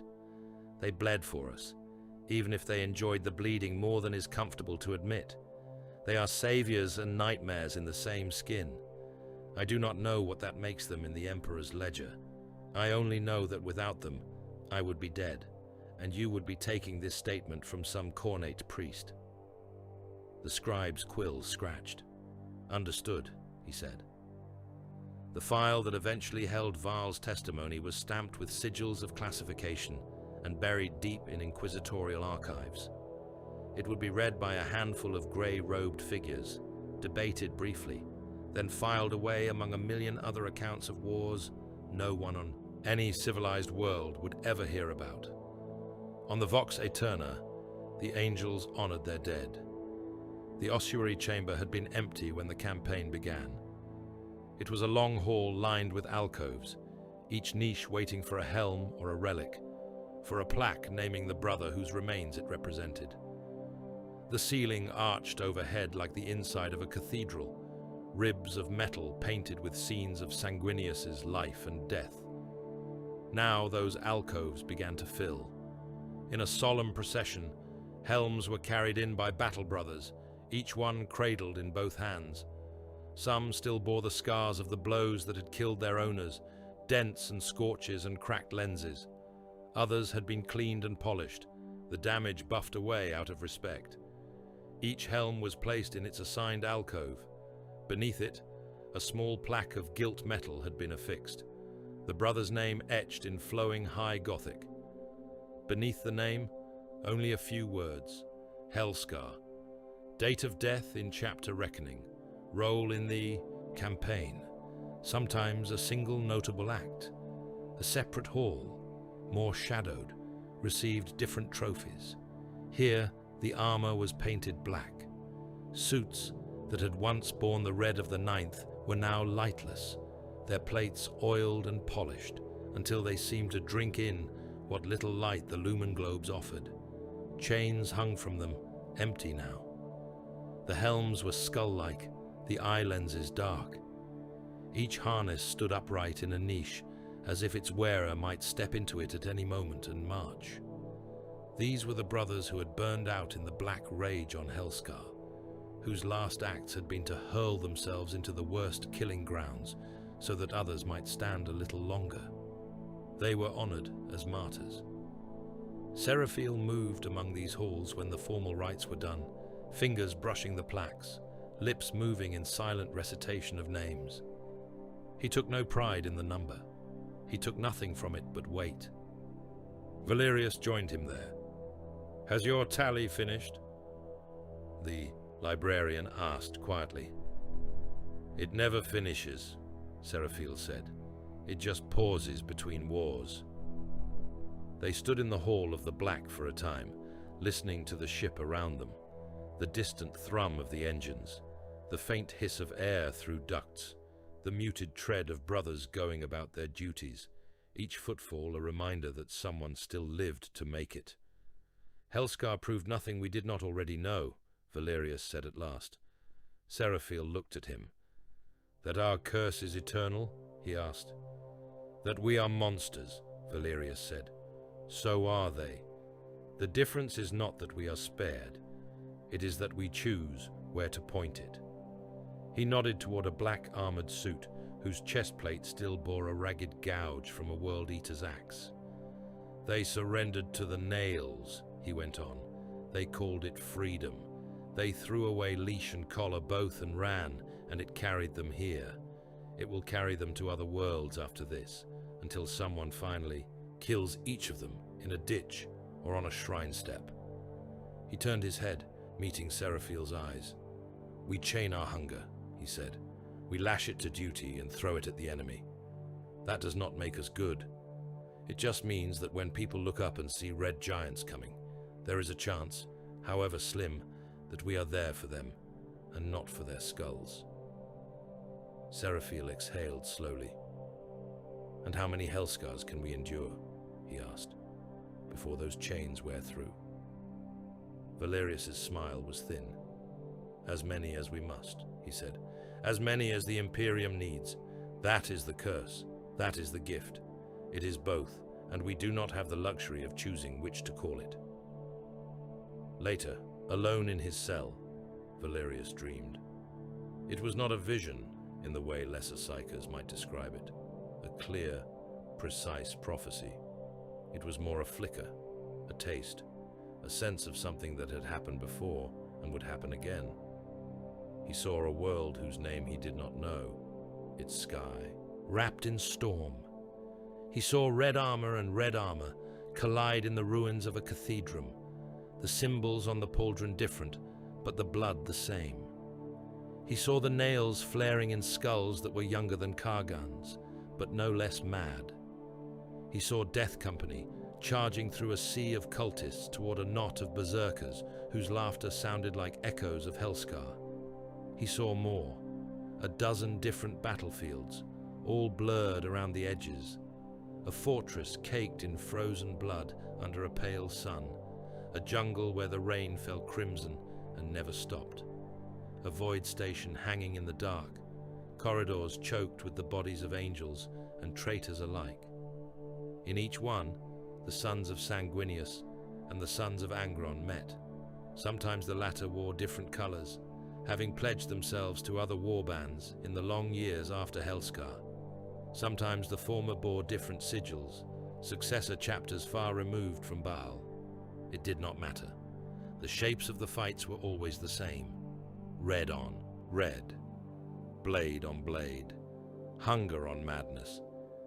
He woke with the taste of iron in his mouth and the knowledge that Helscar had been just another line in a ledger that would never be full. The galaxy would never run out of skulls. On Helscar's surface, the fires burned themselves low. Vast sections of the planet were now lifeless glass, reflecting the red sky in jagged shards. Former hive plains lay under blankets of ash meters thick. In places, skeletal frames of towers still jutted from that new ground, their upper floors shattered, their lower levels buried, their interiors holding nothing but dust and bones. No one walked there. No patrols were sent into the zones the Inquisition had scoured. They were left to cool, to crack, to sink. Perhaps in some distant age, someone would mine those fused strata for salvage. Or perhaps the world would finally be judged too cursed to ever touch again and left to drift around its star, another scar in a galaxy full of them. On the edge of one, such glassed plain, where the heat had faded enough that a man could stand without his boots melting, the wind blew ash into small, shifting dunes. Half buried in that grey was a helm, red once, the colour now dulled by scorch and soot. The brass trim at its brow was warped. One lens was shattered, the glass crazed, the other blank. The grille bore the ghost of a winged blood drop picked out in black. Beside it lay a broken pauldron. Its surface was crimson, deeper than the helm's, its outline recognizable even in ruin. A faint outline of a teardrop within a stylized wing marked it as blood angels. A deep gouge scarred its face, the mark of an axe or a chainsword that had bitten deep. The two relics lay together, their origins opposed, their fate shared. The wind shifted, ash cascaded over them, whispering, filling in the gaps. Grain by grain, the world began to take them back, to fold them into itself. Above, the sky was still red,